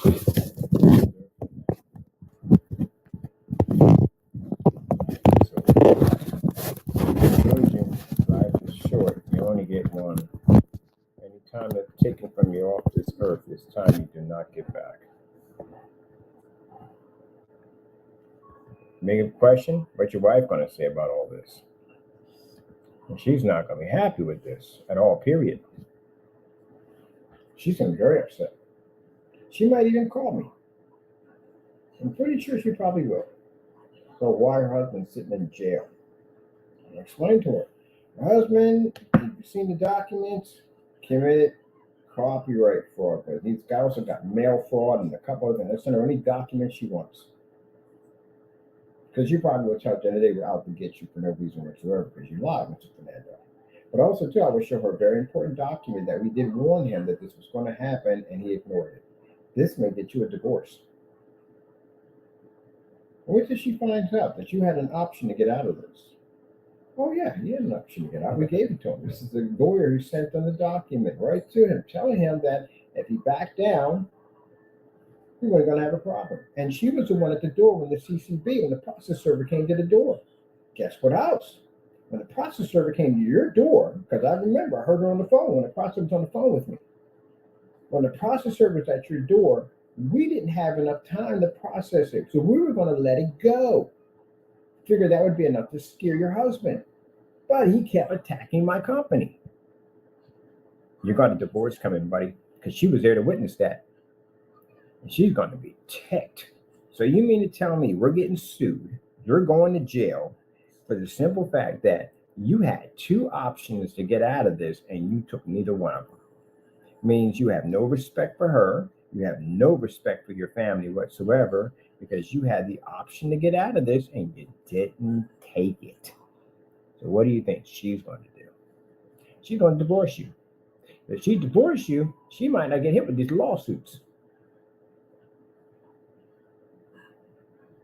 She's going to get money out of you. I don't know how that's going to work, but yeah. Yep, have her call me. I have the numbers right there. You can call me, have a nice little conversation with me. And I'll tell her right from the door. Yeah, we sent out documents to your husband for him to back down, and he refused to. He kept on hitting our company. So he has two different forms of lawsuits coming at him for copyright infringement, two different copyrights. And she's probably going to ask if we can basically let it go. He's probably going to, no, we can't. It's going to go through. No ifs, ands, or buts. It's going through. Because we can't with Mr. Fernando. Mr. Fernando's an interesting case. Most people, when we send these documents to, they back down and go in a different direction, and we never hear from them again. Fine, good. They don't got to take no one to court. No one goes to jail. They can enjoy their freedom. They can continue to make their products. That's the end of it. That's it. But Mr. Fernando doesn't learn at the end of the day. He just kept on going with it. So it tells us at the end of the day we have to hit him this hard because he doesn't listen any other way. Well, what do you think she's going to be upset about when she gets over and has a conversation with him? She's going to be ticked. Yep, she is going to be super ticked. And my man, you end up getting a divorce. You're definitely going to get a divorce. Because it shows you had no respect for her. No respect for your family. No respect for anything. The only thing you cared about is your own selfish acts. That's what it's going to come down to. Man, people just mess up. I used to always sit there and like, how in the world does somebody mess up that bad? Yeah, there's a ritual phone. Priest and desist letter was sent to your house, explaining everything that was going to happen to you. What I'm talking about right now, everything they're about to do to him, literally is in that letter, telling him what's going to happen to him. I'll send a copy of that over to your wife, and she can read through it. I bet you didn't send it to her. I bet you she never saw it. Because she would have saw it, the first thing she would have told you at the end of the day, whatever you're doing over there, cut it out. She would have told him right from the door. He didn't tell her anything. She is going to be ticked, unless she's in on it. And if she's in on it and she's about that kind of stuff at the end of the day, then guess what? Well, she's just going to be, well, she's going to be broken anyway. She's going to have money unless she gets something someplace else. But other than that, if we find out we can hit both of them because they both knew about it, then she'll be sued too. The chances are she's going to pretty much say she had nothing to do with it. She didn't know his activities, even though she's living in the same place with him. She didn't know anything about the letters and nothing, that she could literally deny all that.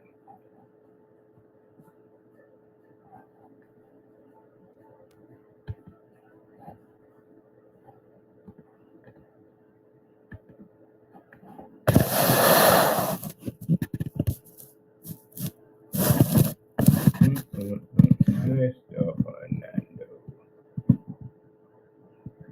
Now this right here is for the Black Series Edition, which is another one, which is under Willfully, which means that you're going to be hit with probably about roughly, I don't know, they could give you 60 years, 70 years from one of them. You literally can get another 70 years for this too. You can get 140 years for this. Depends on how they're going to calculate it, or they're going to give you. They can give you 1 year for each one. They can give you 5 years for each one, and give you 10 years for each one. So we got let's just say roughly out of 60, he's looking at maybe, oh man, no, nothing good about none of this at all, period. You're going to get something in there. Doesn't make a difference. Let's just say roughly, all right, courts decide on maybe he gets, beginning with 20 of these out of 60. And it's willfully, which means it has to be 10 years for each one. So, a man, you're looking at 200 years. That's how bad this is.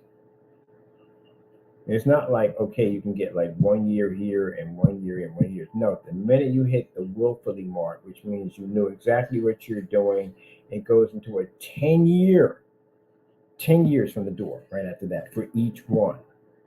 So say out of 60, they only find you guilty on 3 of them. Well, 3 of them, that's 30 years right there. 4 of them is 40 years right there. So they only find you guilty on 1, which is going to be virtually impossible, that out of 63 of these we have on you, you're only going to get for 1. That's still 10 years at the end of the day. But they're not going to find you on 1, because then we'll have a problem right there in the court. And then there'll definitely be another issue right there on why in the world you have 63 accounts and you only got guilty for 1. That raised too many red flags.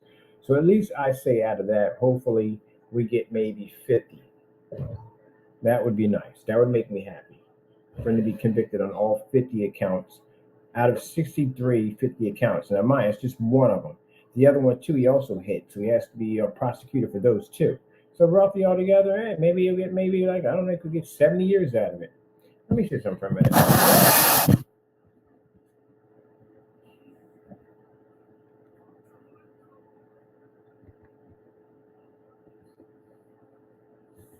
Receiving 70 years for copyright infringements.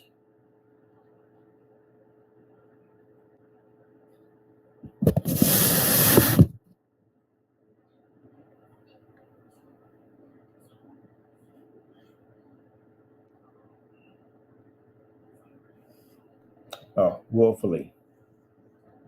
Receiving 70 years for willfully copyright infringement and violation.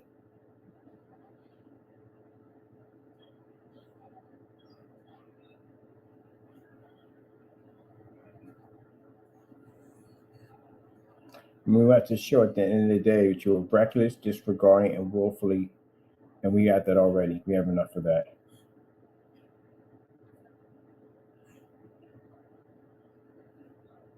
Jeez, man, this is brutal.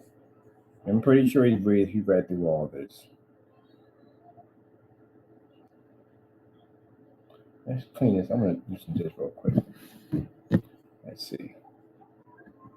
What happens if I'm found guilty in copyright infringements?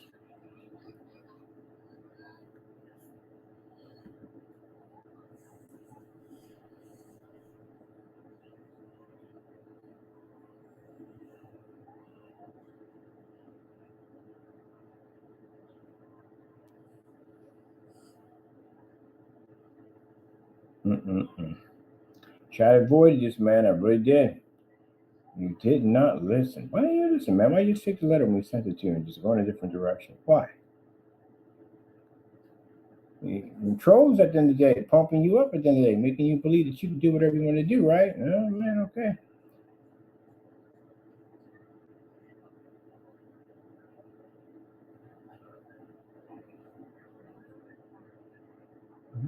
Okay.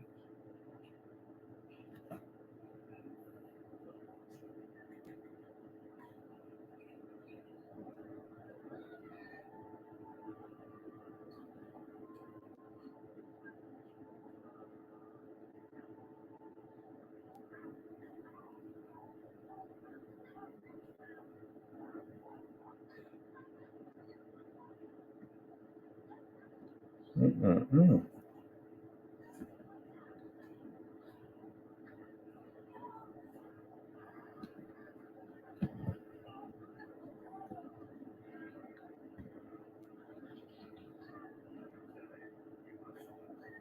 Like I said, you feel, Mr. Fernando, anytime you feel that you're not going to go to jail for this, you're not going to get anything at all, get an attorney to come after me. Go ahead. I can't wait to have a nice little conversation with him.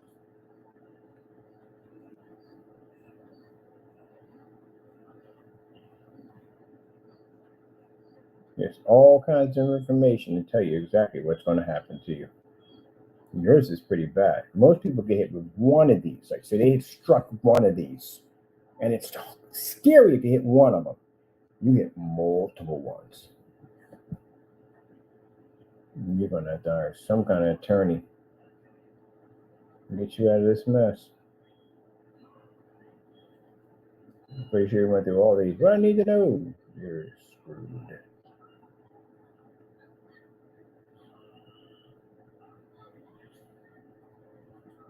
Oh, I want to hear this right here. Yeah, you got one of these right here. You got one of these.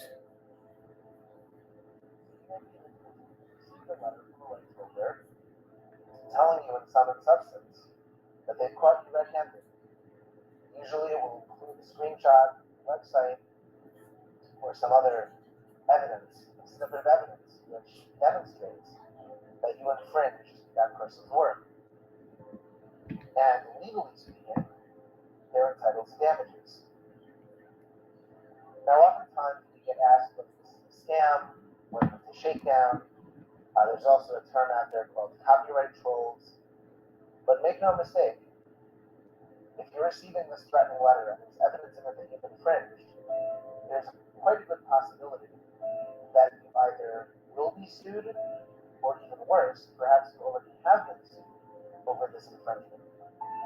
So we have a recent case that we settled, and the client is actually a media company who was hired by a different corporation to build a website.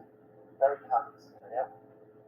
The media company, in the process of building the website, outsourced some of the website building to a third party. And that third party pulled a copyrighted image and put it up on the website that they were building for their client. The initial demand was $18,000 for this single photographic image. Luckily, Did you hear that? $18,000 for one single photograph. That's it. And how many times did you touch my copyrights without my permission? Oh, yeah. And he didn't do it on purpose. He basically took a picture that somebody gave him a third party to put it onto the website, and he got hit with a lawsuit. through extensive negotiations, we were able to get the settlement for much, much less than the initial demand. Now, of course, all of these settlements are confidential, so I'm not at liberty to say Because he didn't willfully do this. He did it by mistake. And he was able to talk to those people and say, look, okay, I did it by mistake. I apologize. I only did it one time. Can we work this out? And they got a lesser settlement than 18,000. You would have to talk to me because I'm the one that owns the rights to those papers and all that artwork that you touched at the end of the day. And I'm not looking for any form of settlement out of court and none of that. I'm looking for you to go to jail because you hit my account, and on top of that, like I said, you touch multiple copyrights. He even wrote his letter to me. This guy, you just know what would have happened if this guy would have sat there and contacted people and said, oh, it's mine. I'll do what I want to do with it. You can't do anything about it. Yet, oops, touched it again. Oops, touched it again. What do you think would have happened to him? There you go. You're screwed. but the value that we attorneys can provide to somebody who has been or may be subject to this lawsuit is the ability, in most cases, to settle these demands for a fraction of what ultimately the individual seeks in the initial letter. Good luck with that, because we ain't trying to sell jack at the end of the day. That's not going to happen. So simple, basic, simple. Jimmy's is way beyond this. This guy was doing a web design for somebody and took a picture from somebody to put it up there, and this picture happened to have a copyright sitting on it. They didn't send him a cease and desist letter. They contacted him right away and said, look, we're going to sue you for $18,000 right from the door. So he was able to contact them and apologize and say, look, we made a mistake. I apologize. But he still got sued. He still had to pay some money out, but it was far less than what he would have to pay out. So they have to contact the owner, which means, Fernando, you would have to contact me and apologize. But I don't want your apology. I'm going to sue you for what I said I'm going to sue you for. The courts will give us, and that's going to be a lot, because again, we can show that it wasn't a mistake that you touched those copyrights. You did them multiple times, and you did them willfully, and you did it recklessly, and you posted my copyrights online showing that you slandered my work and wrote scammer across my copyrighted work and basically defaced my work and my property, which means I'm going to send you to jail. Very serious, man. Going to jail for copyright infringements.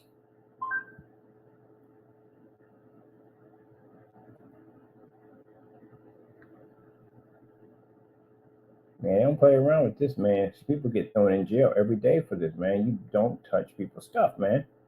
You learn. I sat there and sent you the copyrights, Mr. Fernando. I sent you my copyrights personally by email. I sent you my copyrights.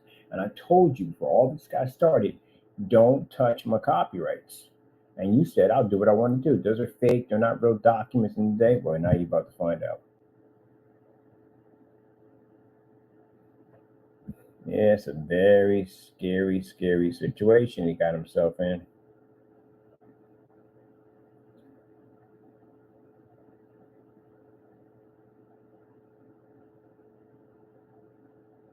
Yeah.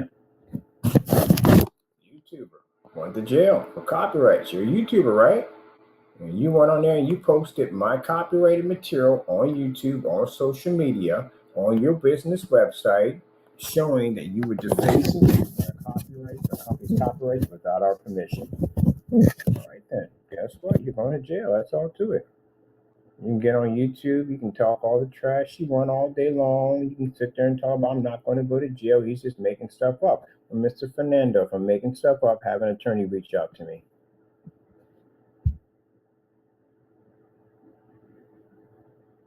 Which you have not yet. Since you claim my copyrights are not real, you have an attorney research my copyrights and see if they're not real or not.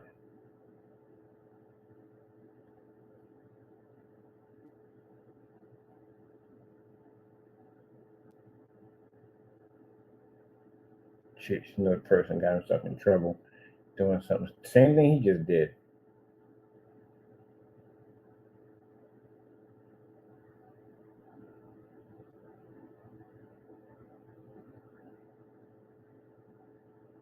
Well, you can go through this. You can do all this research himself. You can do all this. Talk to a few attorneys. Go ahead and knock yourself out.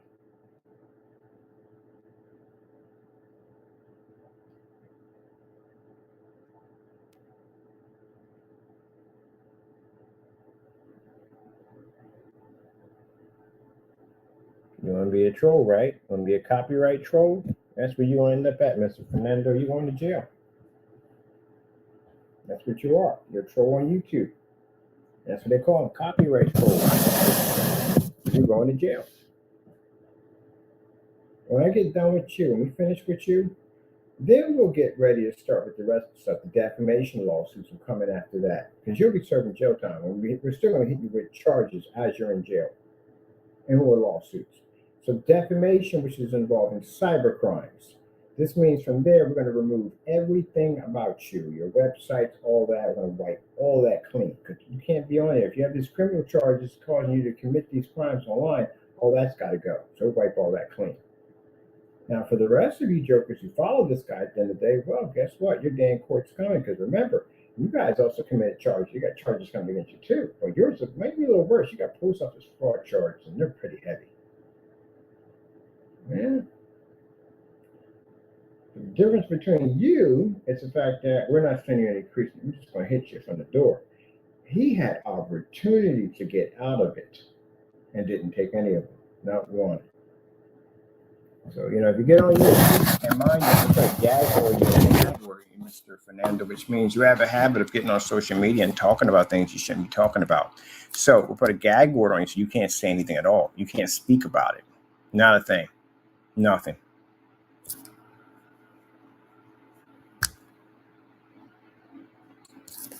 You're going to have to show the only way it's going to save your neck at all this, you're going to have to show that I gave you permission to do this. And you're going to show a written letter with my signature attached to it saying that I gave you permission to go on and slander my copyrights. We never gave you the letter. And don't try to forge one because, forge you get you in a lot of trouble too. How much jail time can you get for forgery? Forgery. Up to 10 years in jail. So you forged my name. So I have a very interesting way on how I sign my name. It's not normal like most people. See, I write cursive, lowercase, and uppercase at the exact same time. I have a strange, weird handwriting. And it's sloppy on top of that. Half the time I can't even read it. But it is what it is. So you bring up a letter, anything showing that that's not my handwriting, you're going to be in a lot of trouble. Don't do anything stupid. I know you listen to the devil all the time, and he tells you to do the dumbest stuff. So I tell you this stuff ahead of time to keep you from doing even dumber stuff. Go ahead and forge my handwriting on something, see what happens to you. You don't have any permission slip from us at all. Not a thing. Why in the world would I sit there and give you a permission slip, first of all, with all the dumb stuff you've been doing, to go in and tamper with my copyrights? Jeebus Louise. Several years in prison here for forgery. How much jail time for identity theft?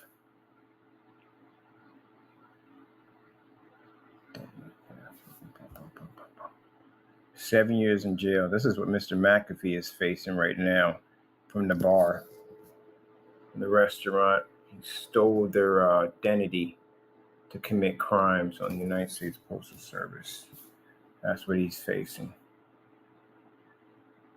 Whew, man. People. Look, 2025 is coming up.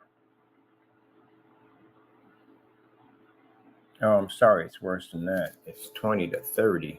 It's worse than that. 2025 is coming up. It's going to be a whole new year. Good year for some people, nightmare for others. Absolute nightmare for others. Gentlemen, you played with the devil and you lost miserably. That's what you did. You played with the devil. This is how you got yourself in this situation. I bring this up because it's not because I'm crying and whining over it. I bring this up because I can't believe that you literally got yourself in this kind of trouble. It is freaking staggering. You don't understand I don't think they understand. I think they do understand. They can't show that they understand it. Because then basically to their people that are following us on YouTube, it shows a sign of weakness. But deep down inside, you know what's going to happen to you. It is staggering how bad this is going to get.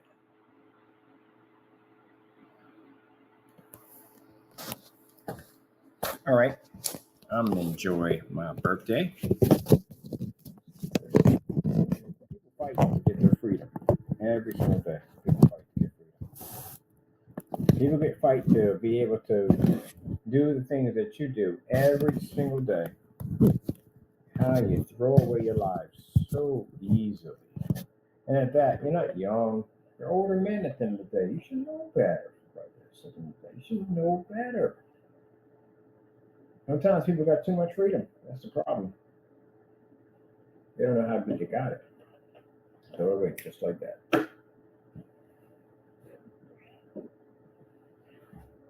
Yeah.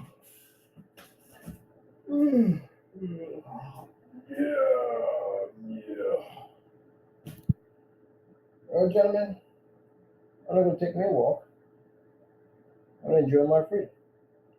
You know, I had it once. I lost it. I was supposed to get it back. I'm happy for it every single day.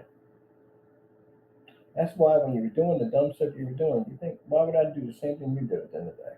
I learned that life lesson already. Don't do dumb stuff. You guys apparently don't appreciate your freedom. So, you don't enjoy something, appreciate it, don't respect it, it's taken away from you. Now, let me explain something to you really quick. If everything I'm saying out of my mouth is a lie, copyrights aren't real, everything is fake at the end of the day, none of us can go to the copyright database, all that's fake and all. You know, we don't have any rights in anything whatsoever. You can take me to court and sue me for everything I'm saying right now. Because it's considered to be harassment. If everything I'm saying out of my mouth right now is saying about the copyrights, all that, then you can sue me to court with that. You can get a cease and desist order, all that, the whole 9 yards. Because what I'd be saying right now would be harassment, right? But you can't. That's why we haven't seen attorneys. That's why no one's contacted or these fake freaking cease and desist orders, bluff nonsense. At the end of the day, it's not even real. Not a thing at all. Nothing at all, period. Nothing. Because everything I'm saying is true.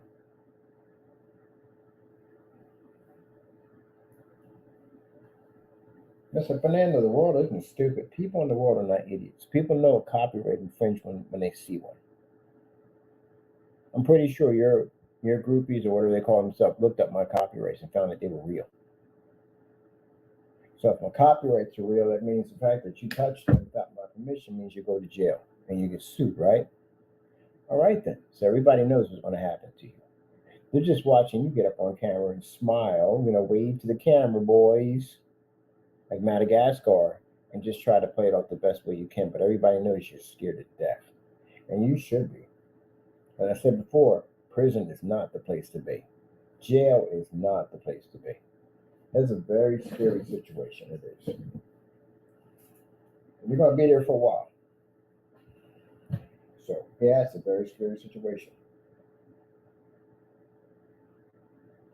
Boy, that kind of brings back some memories. Basically going home and seeing my family and knowing that the next day I got to go to court, basically to figure out exactly what's going to happen to my life and how it's all going to play out. That is a scary thought right there. Anything happened in that courtroom. Didn't come home, I'll tell you that much. Rather definitely didn't happen. Yep, gives you a lot to think about.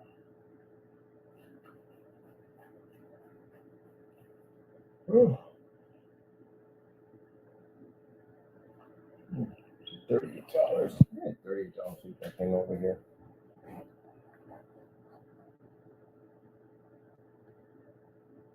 There we go. Can't wait to get my aluminum screen in pretty soon. Oh shit.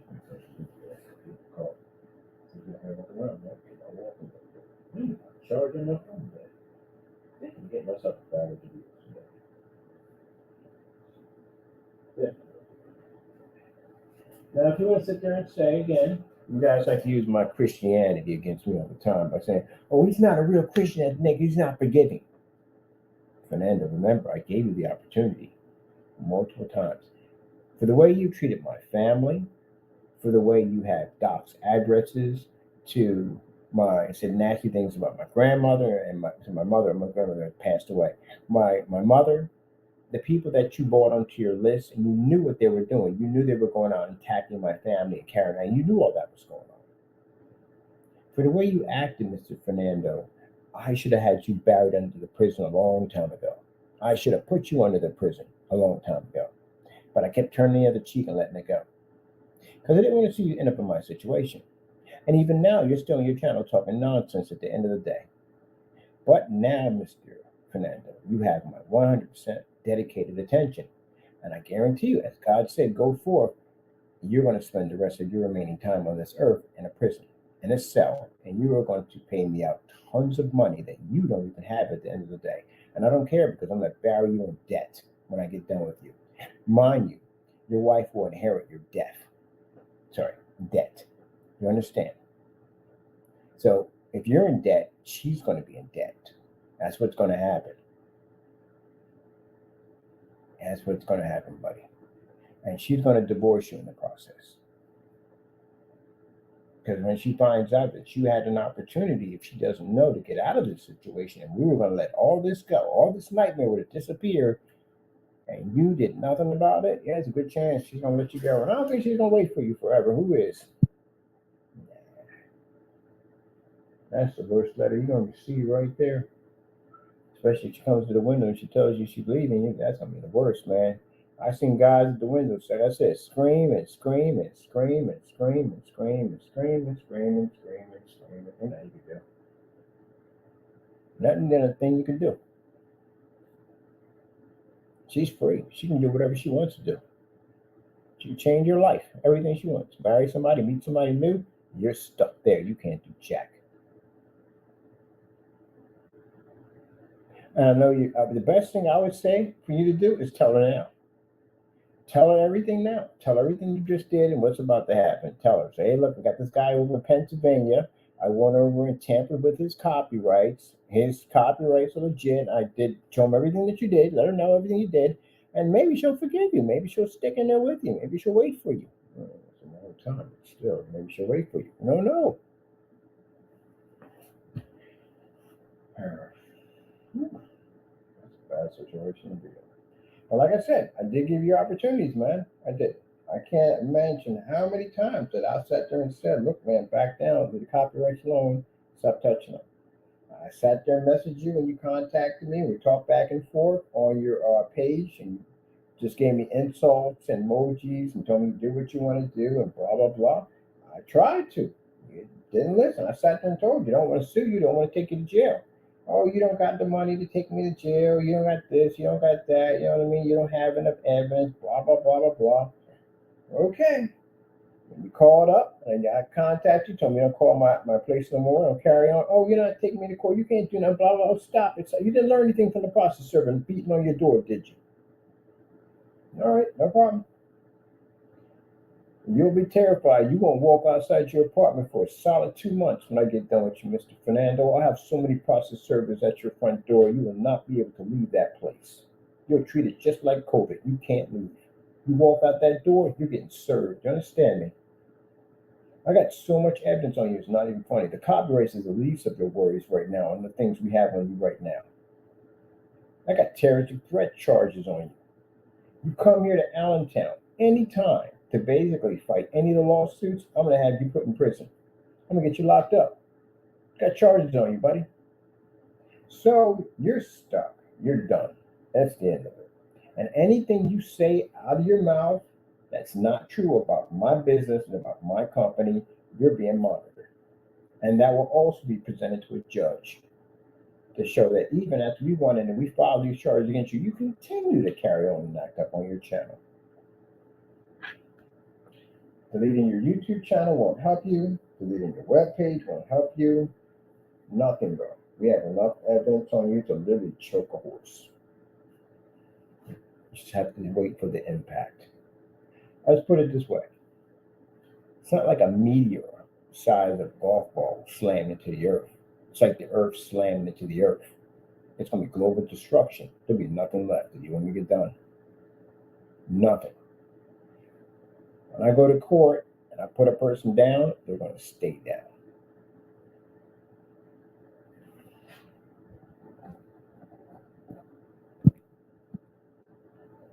Whew, my goodness. Wrote scammer across my copyrights. Can you believe that? My registered copyrights. Do you have any idea how bad it's going to look to a copyright judge in federal court? Had a nerve to write scammer across my copyright.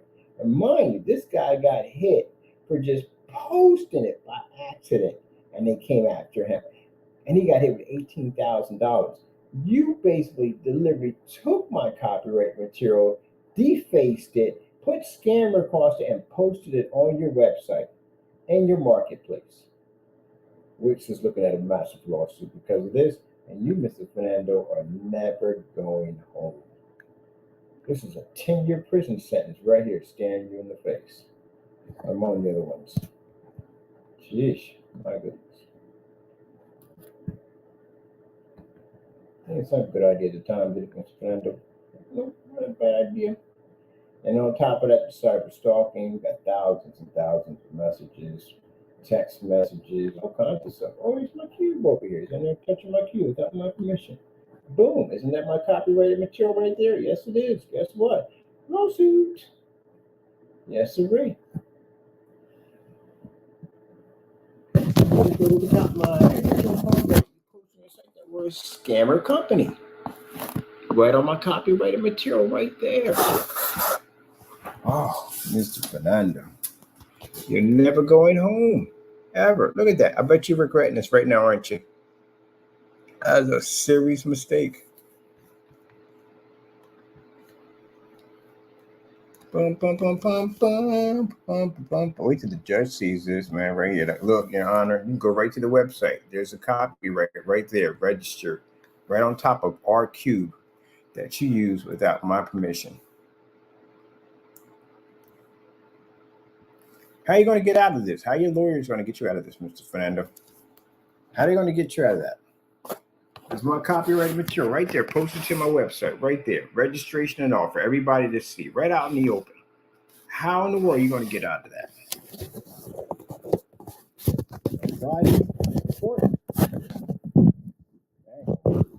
Apologize. It ain't going to work.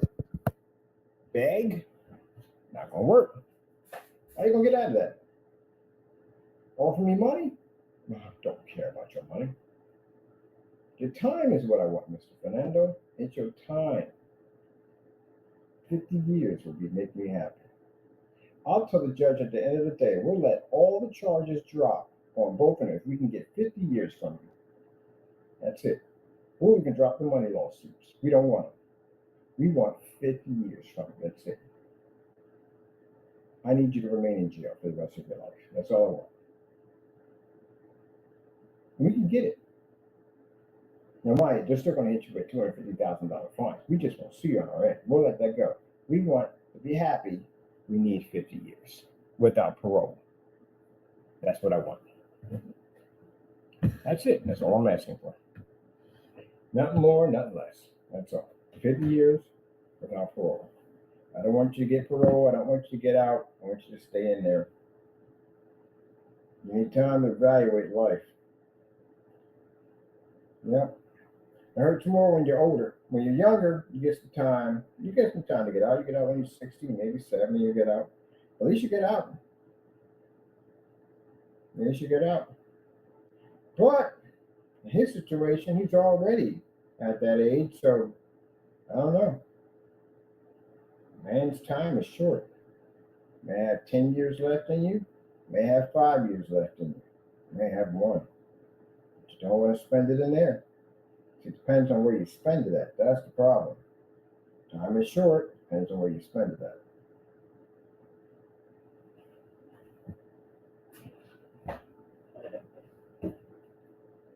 I don't have to choose.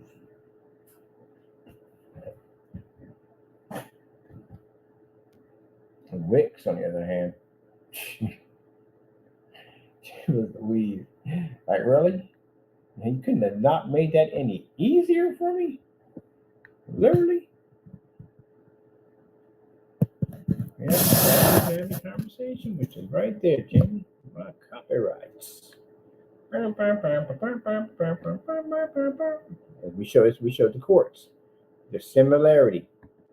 Yeah, see, there was a woman on here we go, 2 times without permission. So it's linked to your website right there.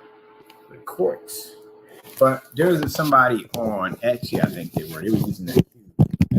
We had to send over. I sent an email over to them with copies of her copyrights, and they removed it. See how easy that was, Mr. Fernando? So easy that was. Somebody on Etsy was using my cube without my permission, and all I had to do is write them out an email and said, "Look, do me a favor. Can you remove that because it's copyrighted material? I really thank you so much." Very nice to her. That's it. You know, she did. She removed it. That's it. Never saw it again on her account ever. That's it. We send you a letter and tell you from the courts, because I've had this conversation before. I sent you that letter out to you. a long time ago, and you kept using the copyright. You used the copyright so many times that your statute of limitations hasn't run out because you keep doing it. That's what kept refreshing them, because you kept doing it over and over again. So I sat back and I sent you a letter when you first started messing with them, and I said, "Hey, look, I have myself copyrighted. This is my copyright. Don't touch it." And you replied back that my copyrights are fake. I have your email. They're saying that my copyrights are fake. They're not real, and you can do whatever you want to do. That's what you said, right? All right then. Then you kept messing with them. I told you I'm going to sue you. Leave it alone, and you kept going at it. I sent you a letter from an attorney telling you the attorneys told you attorneys had to do a research to make sure my copyrights are legit before they can basically reach out to you. They can't reach out to you if my copyrights are fake, so they have to be real because they're going to question them in court. Were the copyrights real? Yes, they were. We looked them up. They're real copyrights. And he contacted Mr. Fernando. We asked him, please don't touch the copyrights. Leave him alone. And he told him the consequences. We told him the consequences. If you touch these copyrights, you're going to court. You're going to get sued. Did he contact you? No, he didn't contact the lawyer. He didn't contact me. He kept on touching them.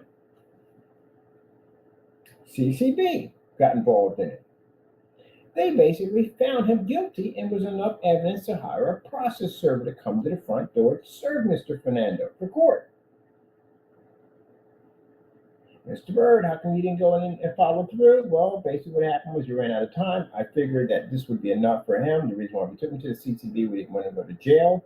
So we basically thought we just sue him. That should be enough to get him to leave the copyrights alone. We didn't pursue it because, again, I figured that would be enough to scare him. And maybe he would learn from this. Did he learn? No, he did not. He came back and he did a YouTube channel video talking about that the fake copyright claims, slamming the CCB, making claims about them being false and scams, and the FBI. There's a lot of mess in there. Yeah, we got your video, buddy. We dubbed it. We got a copy of it. If you make any statement about the CCB and slandering them, okay, continued on with the copyrights, touching them. So it showed you that we showed every effort to try to basically get you to back down, and you refused to. So you reap what you sow. So they're going to let you know in court that you're going to fully understand what's about to happen to you. That you are looking at jail time, definitely, and you will be sued. You're going to jail. I can't sit there and use it at the end of the day by saying, oh, he's not a Christian. I did try everything after. I did. And you don't learn, man. And that's why God told me to go forth, which means follow through. There are days, Mr. Fernando, that I sit out there in the park and I relax and I enjoy watching the birds and the squirrels and I enjoy my freedom, that there's a part of me that doesn't want to see you go through this nightmare. But the Lord says, no. You've given them opportunities. You didn't take them. Got to go forth. You don't have a choice. So there is no choice in this at all. You can't accept your apology. Apologies is pointless now. Can't accept you crying in court, whatever, screaming. Yeah, I don't want it. It's your problem now. It's not mine. I have to go forth. I have to go in and get this done. If we don't use you as an example, other people will feel the need to go in and do the same thing to our company. So we have to use you as an example. Because again, you knew better. You shouldn't have done this. I've got people that I've sent out letters to. You're not the first person I had to basically bring into court for touching one of those copyrights. I have contacted people, and they understood. I had to go through all this with them. I sent them out a letter, and to get a lawyer to send them send them a letter saying, "Hey, look, these are copyrights. Look on for yourself. Please don't touch it." And they leave it alone. That's it. That's what normal people do. You're an idiot, on the other hand. You just do dumb stuff for the sake of just doing dumb stuff. Well, now, how's it go? Play dumb games, win stupid prizes, or play stupid games and win stupid prizes. That's what you've done. But you won the whole lot. You won it all. Everything. You got the grand prize. You got the grand poobah of all prizes. You're going to spend the rest of your life in jail. We're willing to drop all charges on everything if I can get you 50 years without parole. That means defamation, all that. We'll drop all of that. That means no lawsuits, which means your wife can basically live a somewhat normal life to have something at the end of the day, some kind of normalcy to her life. They won't be broke. They won't basically be in a bad situation because, one person has credit in a bad marriage, the other person can get affected by that too. So she becomes unscathed and all that nonsense, but you'll spend the rest of your life in jail. That's the trade-off. That's it. And we already have so much stuff on you. Now, I don't know about the post office fraud charges. We can't do nothing about that. That's between you and the United States Postal Service. They're going to give you an additional 20 years for that anyway, because you committed fraud. I'm not going to do that one. So that's going to go through regardless. We got nothing to do with that. All the rest of the stuff, yeah, we'll not let go. 50 years without parole. That's all I'm asking. And you may sit there and say, that's life? Yeah, it is life. It's definitely life.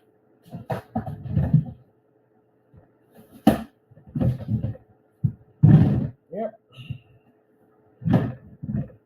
You're going to get it either way. It doesn't make a difference. You're going to get that much time anyway. So, but at least on the bright side of it all, you're not going to get hit with the lawsuits behind it, because the lawsuits, well, they're going to still hit you with a fine. They're going to hit you with a $250,000 fine for each one of them. So they're still going to hit you at the end of the day. We're just not going to sue you if we get you to 50 years. All right. Well, I think I'm going to have myself a root beer, a crimpet today, and a oh my head's going off. Got people screaming happy birthday. It's nothing but a day. How did Jerry say happy birthday? I don't think so. What is it? Cake, flour, sugar.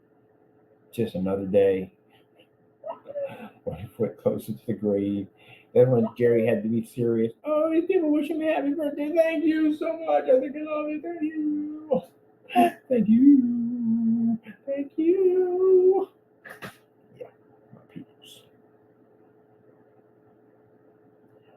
My peoples.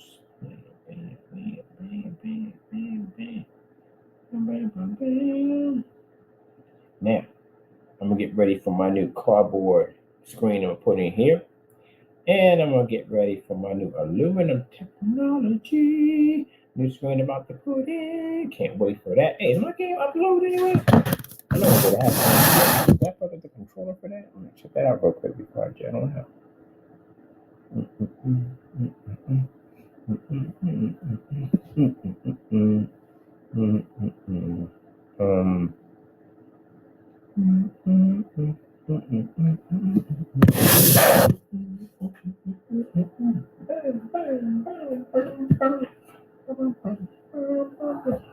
What you doing with that, man?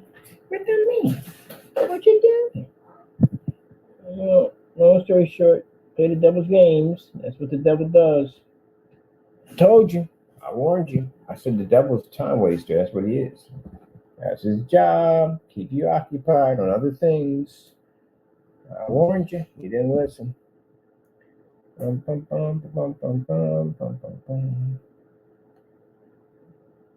Sass, new out of way is basically is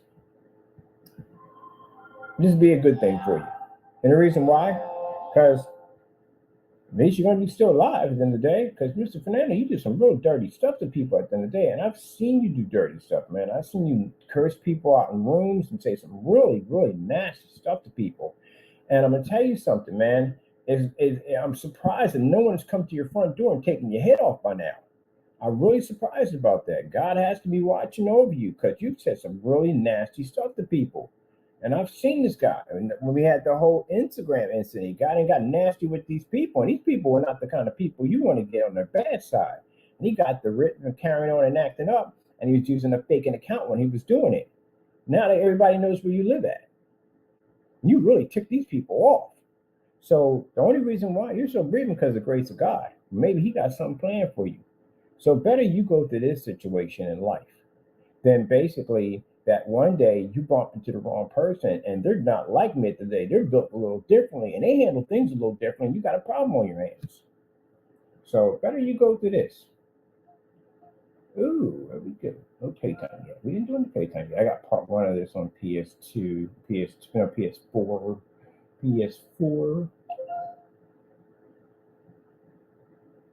I've been wanting part 2 for a long time. I just haven't got around to getting it yet. I love how the fact that the Xbox controllers play so well on here.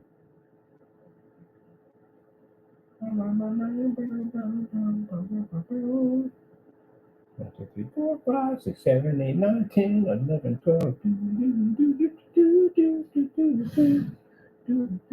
My hero wants justice too! Oh, accept your agreement. Yes, I will. Yes. Yes. Let's see.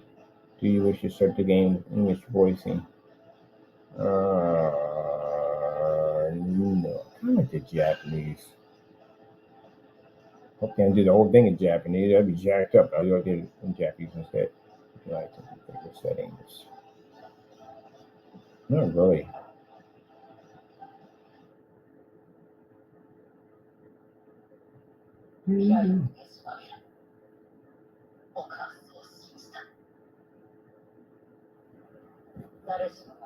Oh, configure settings. Am I doing?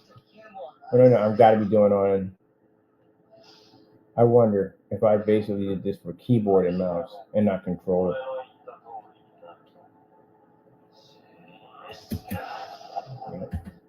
I think I did.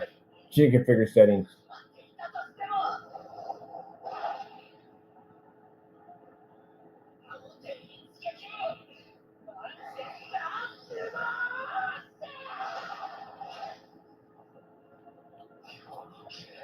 I wonder. Nope, you're gonna make me watch this thing.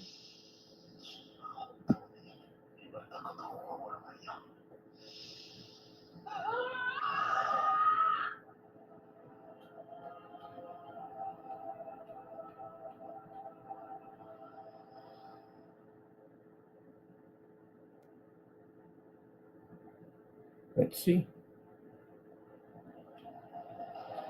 Oh yeah, we got it.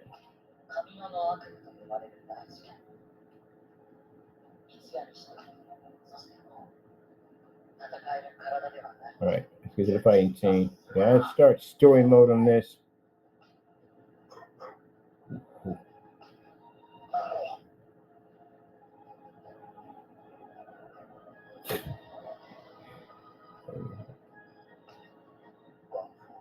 Let's go away.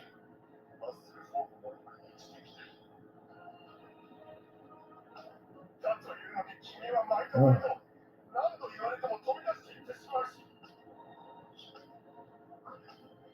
Really? Can we just get on with the gameplay? We're gonna do tutorial. We got part 1. I know all this stuff.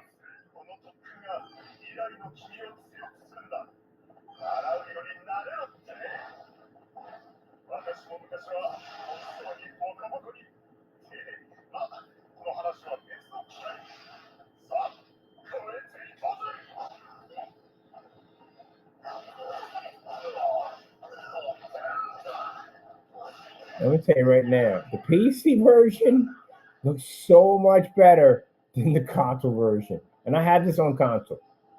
It's definitely much different. All right, hold on. I got to do this one right here. I know this already because I got part 1 already. I love this game so much.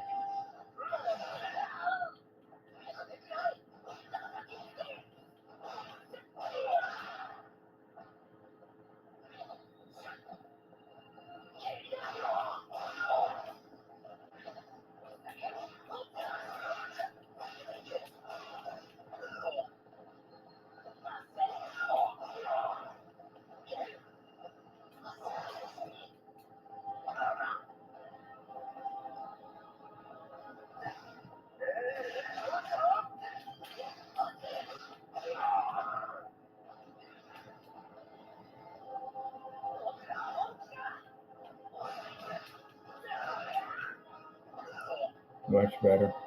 Much better. I like it much better on PC. Way better.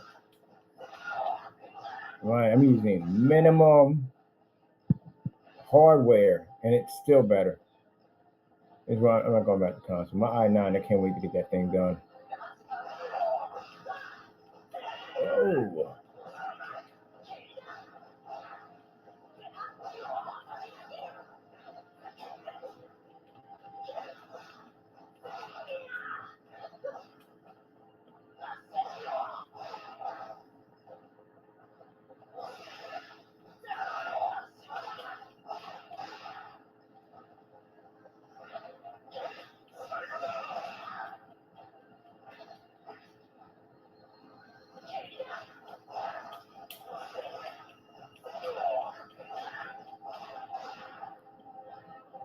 Air combo.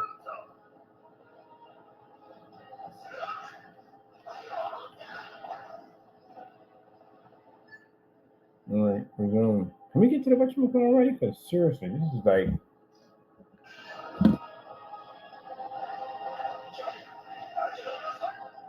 Card. Card.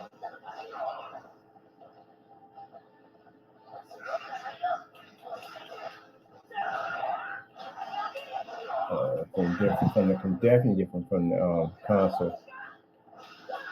All right, there we go. All right, combo. YB. Hold YB.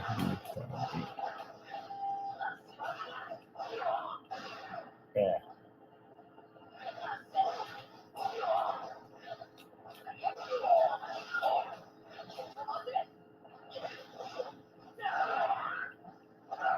All right, we're done with turn around. I know all this stuff already because I got the first game.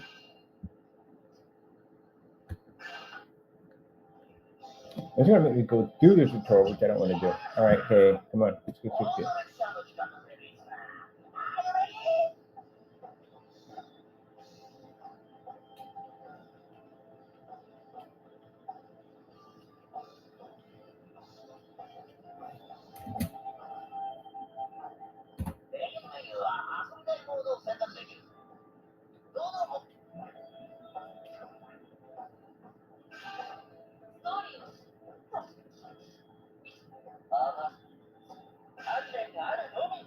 Free battle.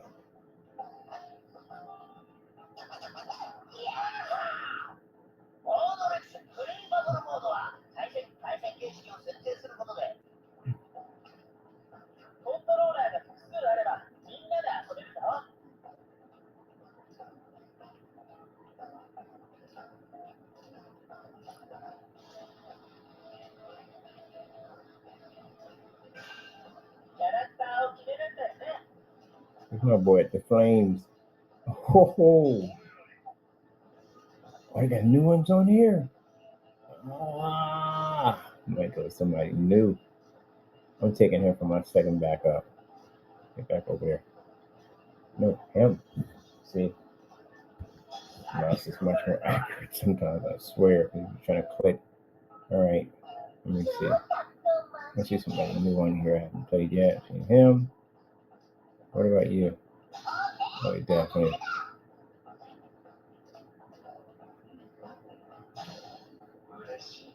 Hey, come on, Saki then. Alright, let me see. No, everything's good. There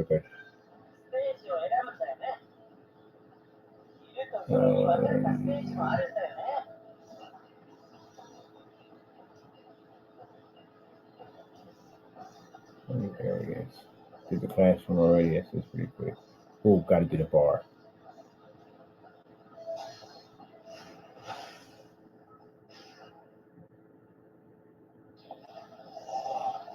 Ho.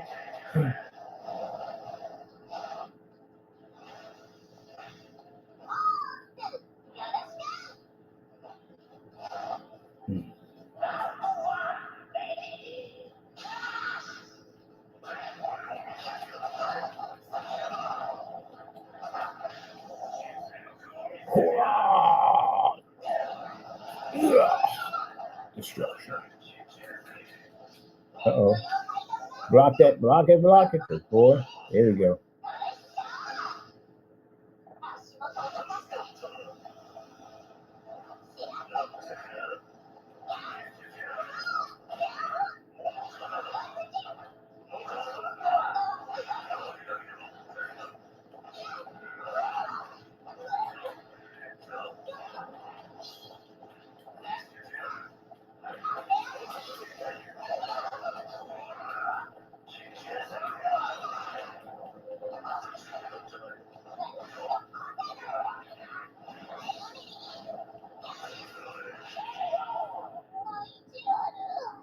I freaking love this game. It reminds me of Power Stone. That's why I like it.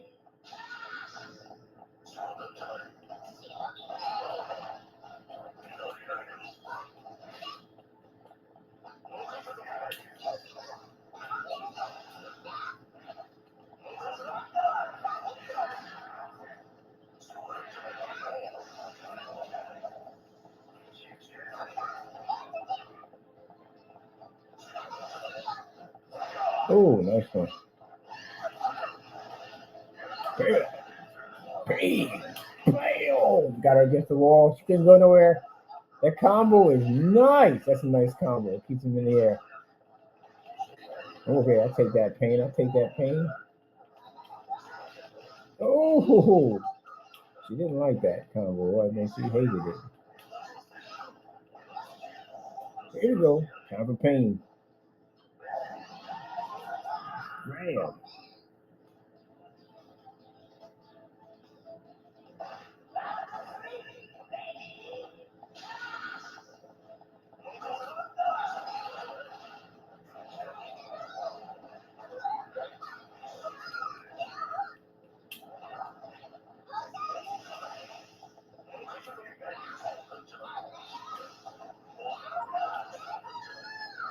Oh, got points. And I'm fine with that.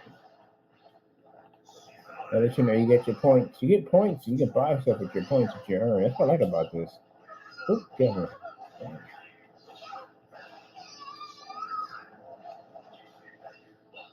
Oh, no, you're not. No, you're not. No, you're not.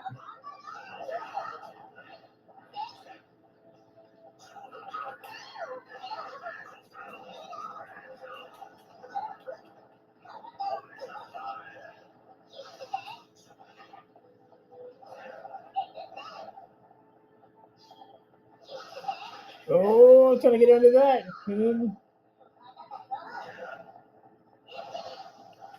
Got you. Oh, nice one.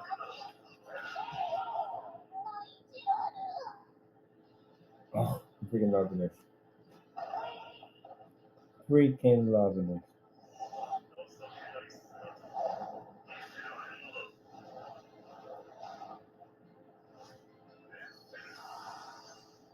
Amazing.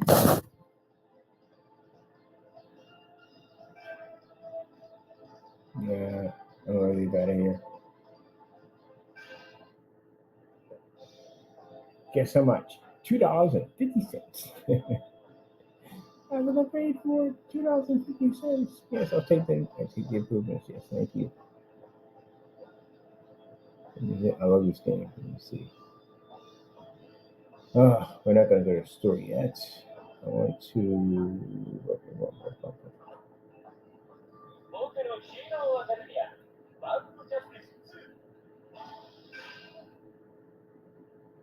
Oh, that was fun.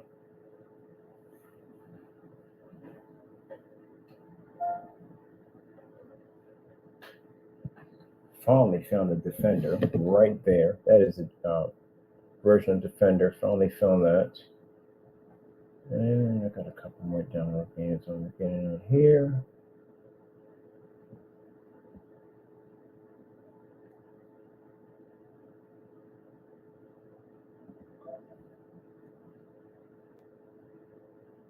Oh, Monster Hunter. Oh yeah, definitely getting that soon. I'm a big fan of Monster Hunter. Definitely gonna be getting the grabbing that.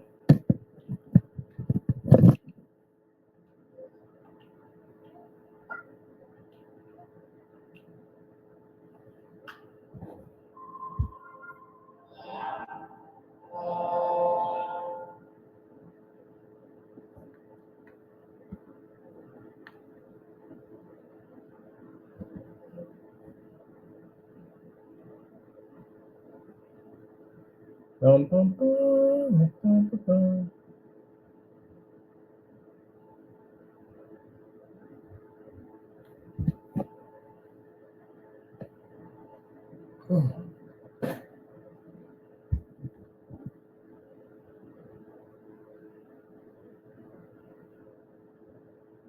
No Man's Sky. I gotta order that.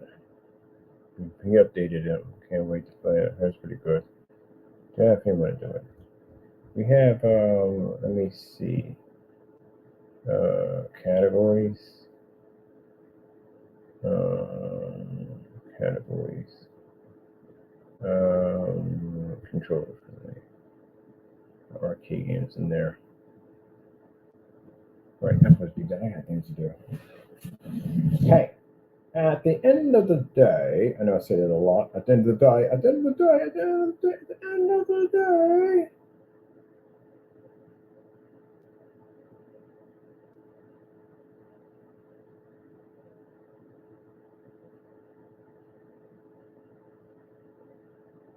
And you sit there and say, well, he sounds triggered. He sounds upset. Yeah, you touch my copyrights. They belong to me. That's why I'm upset.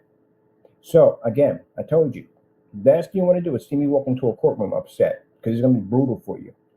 It's my copyrights. I worked to design them. You had no right touching them. You had no right defacing them and doing whatever you do and trying to make a mockery of my company. So, yes, Mr. Fernando, I am upset, and I'm going to take it out on you in the courtroom.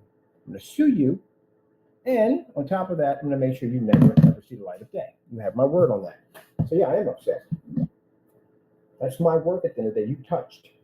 No one gave you permission to touch my work or do anything with it whatsoever. You had no permission from my company to do what you did to my business at the end of the day. So, yes, when I tell you this, I am upset. And I'm going to see you in the courtroom, and I want the judge to know and everybody in that room to know how you disrespected my company and how you slandered my business all over YouTube to try to make me look bad. But I only had disrespect for my work that I work for, and also disrespect for the United States government, who basically gave me those copyrights to protect my work. You show no regard whatsoever for anything that we have done for our business, and you've done everything you possibly could to try to make a mockery of what I do. So, yeah, I'm going to see you in court, and I'm going to make sure that I get exactly what I asked for. And that is to sue you, Mr. Fernando, and to make sure that you will never see the light of day ever again. I'm going to make sure that.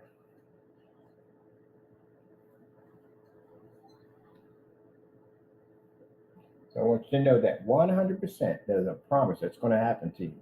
And you can talk to whoever you want to, because I know you have. You can talk to your wife, you can talk to your kids, you can talk to your family, you can talk to any of them. All going to tell you the same thing. If that man's copyrights are legit and you did exactly what he said, you're going to go to jail, unfortunately. And you're going to pay a lot of money out to us.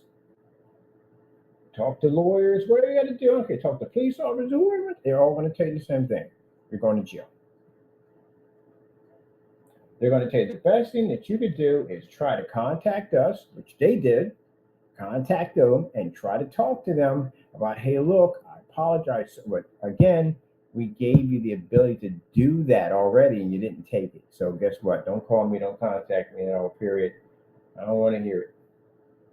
All I want is my 50 years. That's all I want without parole. That's all I'm asking for, and I'm going to get it. And you can cry and whine and say, well, I'll never see my family again. We should have thought about that when I sent you out to the documents telling you to back down. If you don't want to do what you want to do, okay, there you go. Life has caught up to you. Time to pay. Let me see what I want to do with this. I'm not seeing this at all. Let's see. No, I don't want that. I want this, right? As for this.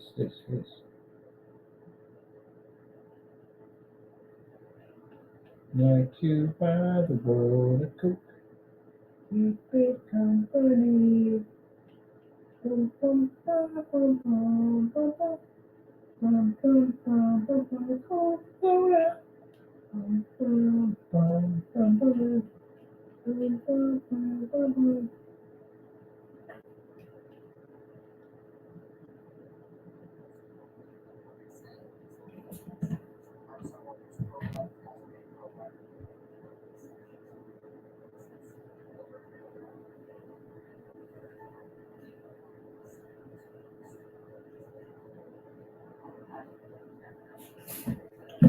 I know you're going to try to get people as the day gets closer to this date. I know you're going to try to get, understand, Mr. Fernando.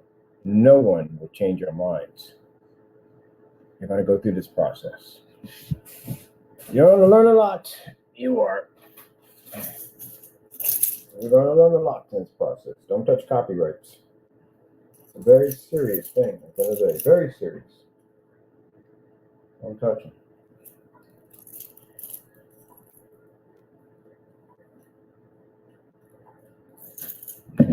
All I want is your time.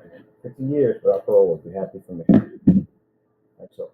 Now, once your friends who carried on along with you see the nightmare you're going to go through, as you definitely are going to cry to them, and same thing for you two also. Your same thing stands. No apologies, nothing whatsoever. We're going to hit you with everything we can. We're going to go through the same. Well, not as worse as he is, because he did a lot of dumb stuff. but you're going to go through some really bad stuff. So you're going to go through the same process too, except for you guys a little bit different because you touch government agencies and they're going to hit the daylights out of you. Copyright, the mail fraud is serious. Identity theft is very serious charges. We're talking about a 20-year prison sentence from just mail fraud alone. And you got multiple letters we have here that you were sending out to different addresses, not only taking people's identities, but using the United States Postal Service to commit these crimes. Yeah, and Mr. McAfee, you used my face multiple times. That's a defamation lawsuit too coming at you too. So, buddy, you're gonna lose your house. I know you sat there crying about you're gonna lose your house. They're gonna definitely sue the daylights out of you. That restaurant bar, whatever it is in Ohio, they're gonna sue the daylights out of you for touching their company's name. You're definitely screwed. And you do know at the end of the day that the company name they're using probably has a trademark sitting on top of that thing, on top of that.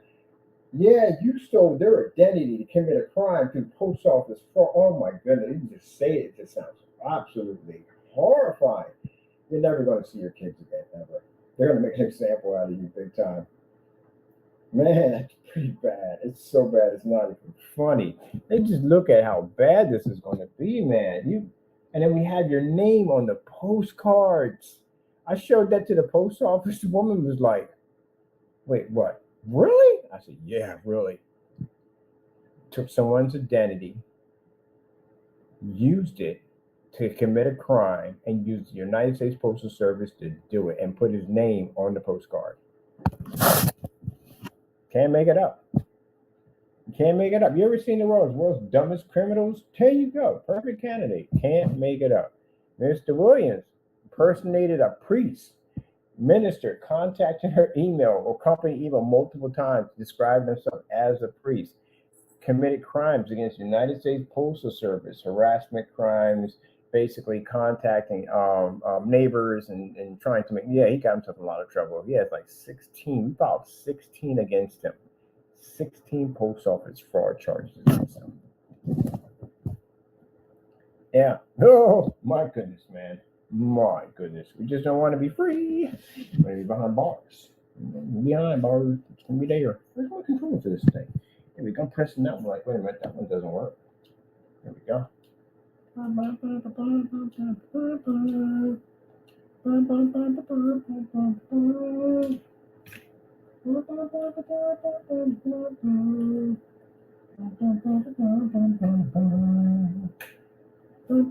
Man, gentlemen, get lawyers quick. I would advise you get lawyers real quick. Get them.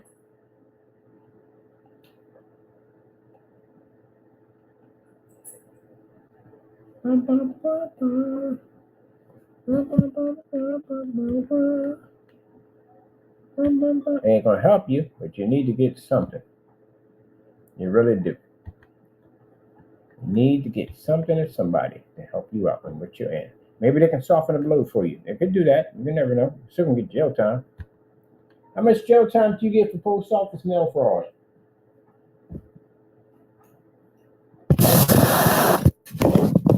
20 years. It can increase to 30 years. How many letters did you send out, Mr. McAfee, using the United States Postal Service to basically contact people that were living in the area over by the garage? Yeah, that's pretty bad for you, ain't it? How many times did you use the address of the person who basically you claimed that was your address, but was somebody else's, a company's? There you go. And Mr. Williams, how many times did you use the United States Postal Service to commit a crime? All right, and you're talking about maybe fines up to $250,000 and about 20, 30 years in jail, right? Okay then. Ain't nobody teach you anything at all, period. Like your parents never taught you at the end of the day, don't do dumb stuff at the end of the day. When you send letters to other people's homes without permission, this gets you in a lot of trouble. You know that, right? Yeah, you use the United States Postal Service and get you in a lot of trouble. Now, Jamie can sit there and say, well, you sent the certified letter to my door. Jamie, your business is, your address is registered as a business. It's right there.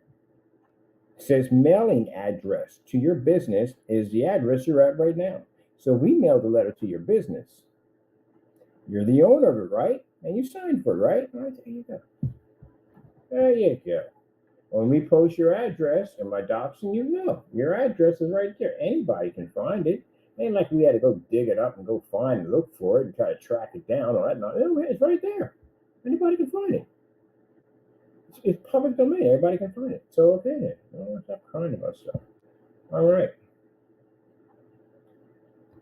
Can you get in trouble for stealing someone's identity? Yes, you can. You can get in a lot of trouble for stealing someone's identity. It's considered to be a federal crime, Mr. McAfee. There you go. There you go. Yeah. You're going to get 15 years in prison for each one of those letters you sent out with their address attached to it. You're going to receive an additional 15 years to your sentence for using stolen addresses to commit a crime through the United States Postal Service. They're all federal crimes. Identity theft, federal crime. Using the United States Postal Service, commit a crime, federal crime. Can we say we will lose our house at the end of the day and you'll never see your family again because you did it to yourself? Can't get mad at me for saying this. You did it to yourself. Anybody else is going to talk to you, is going to say the same thing. You'll never see your family again. You did it to yourself. Didn't anything cross in your mind at the end of the day that when you took the person's address that maybe this was wrong and that I could get in trouble for this? Anything at all? Anything cross your mind saying that, hey, if I send this to the United States Postal Service, I'm committing a crime? Did anything pop in your head? Anything at all? Oh, you're too busy listening to Satan. That's what you were doing. All right, then this is the trouble you got yourself into now. All right, whatever. Same for like Mr. Rogers. Mr. Rogers, you sat there and you got that container paint, claiming it to be the Phantom technology or screen paint. Her name was mentioned multiple times in the video as identifying that being art product. Did you think twice at the end of the day that can get you in trouble for slander against my company, committing fraud against my business? Did you think about that at all? Didn't, did you? All right, then you better have my receipt, buddy. You're going to be in a lot of trouble. How much jail time can you receive for committing fraud against a company?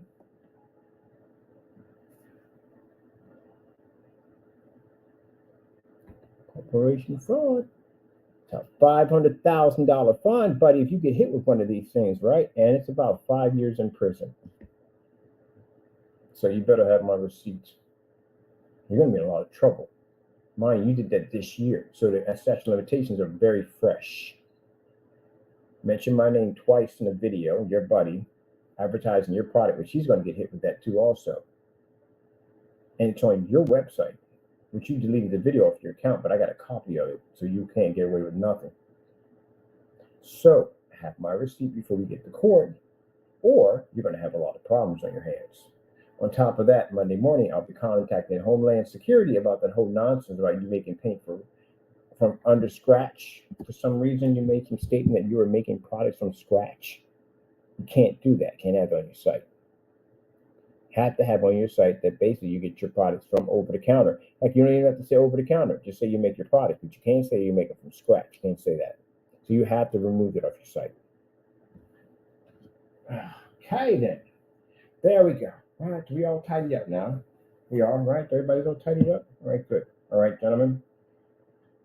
I'm going to go pick myself up.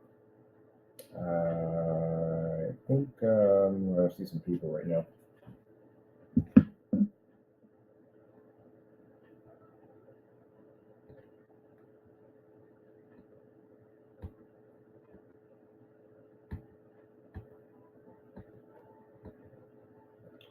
Yeah, time for judgment day, gentlemen. It's time for justice.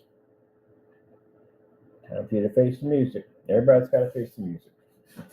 Whether with the living or with the dead, you have to face the music. Everybody has to. If I committed crimes and I pass off this earth, guess what? I pay for them in the next life. I don't get away with anything. I'd rather pay for them here than pay for them there. Gotta go. Anytime.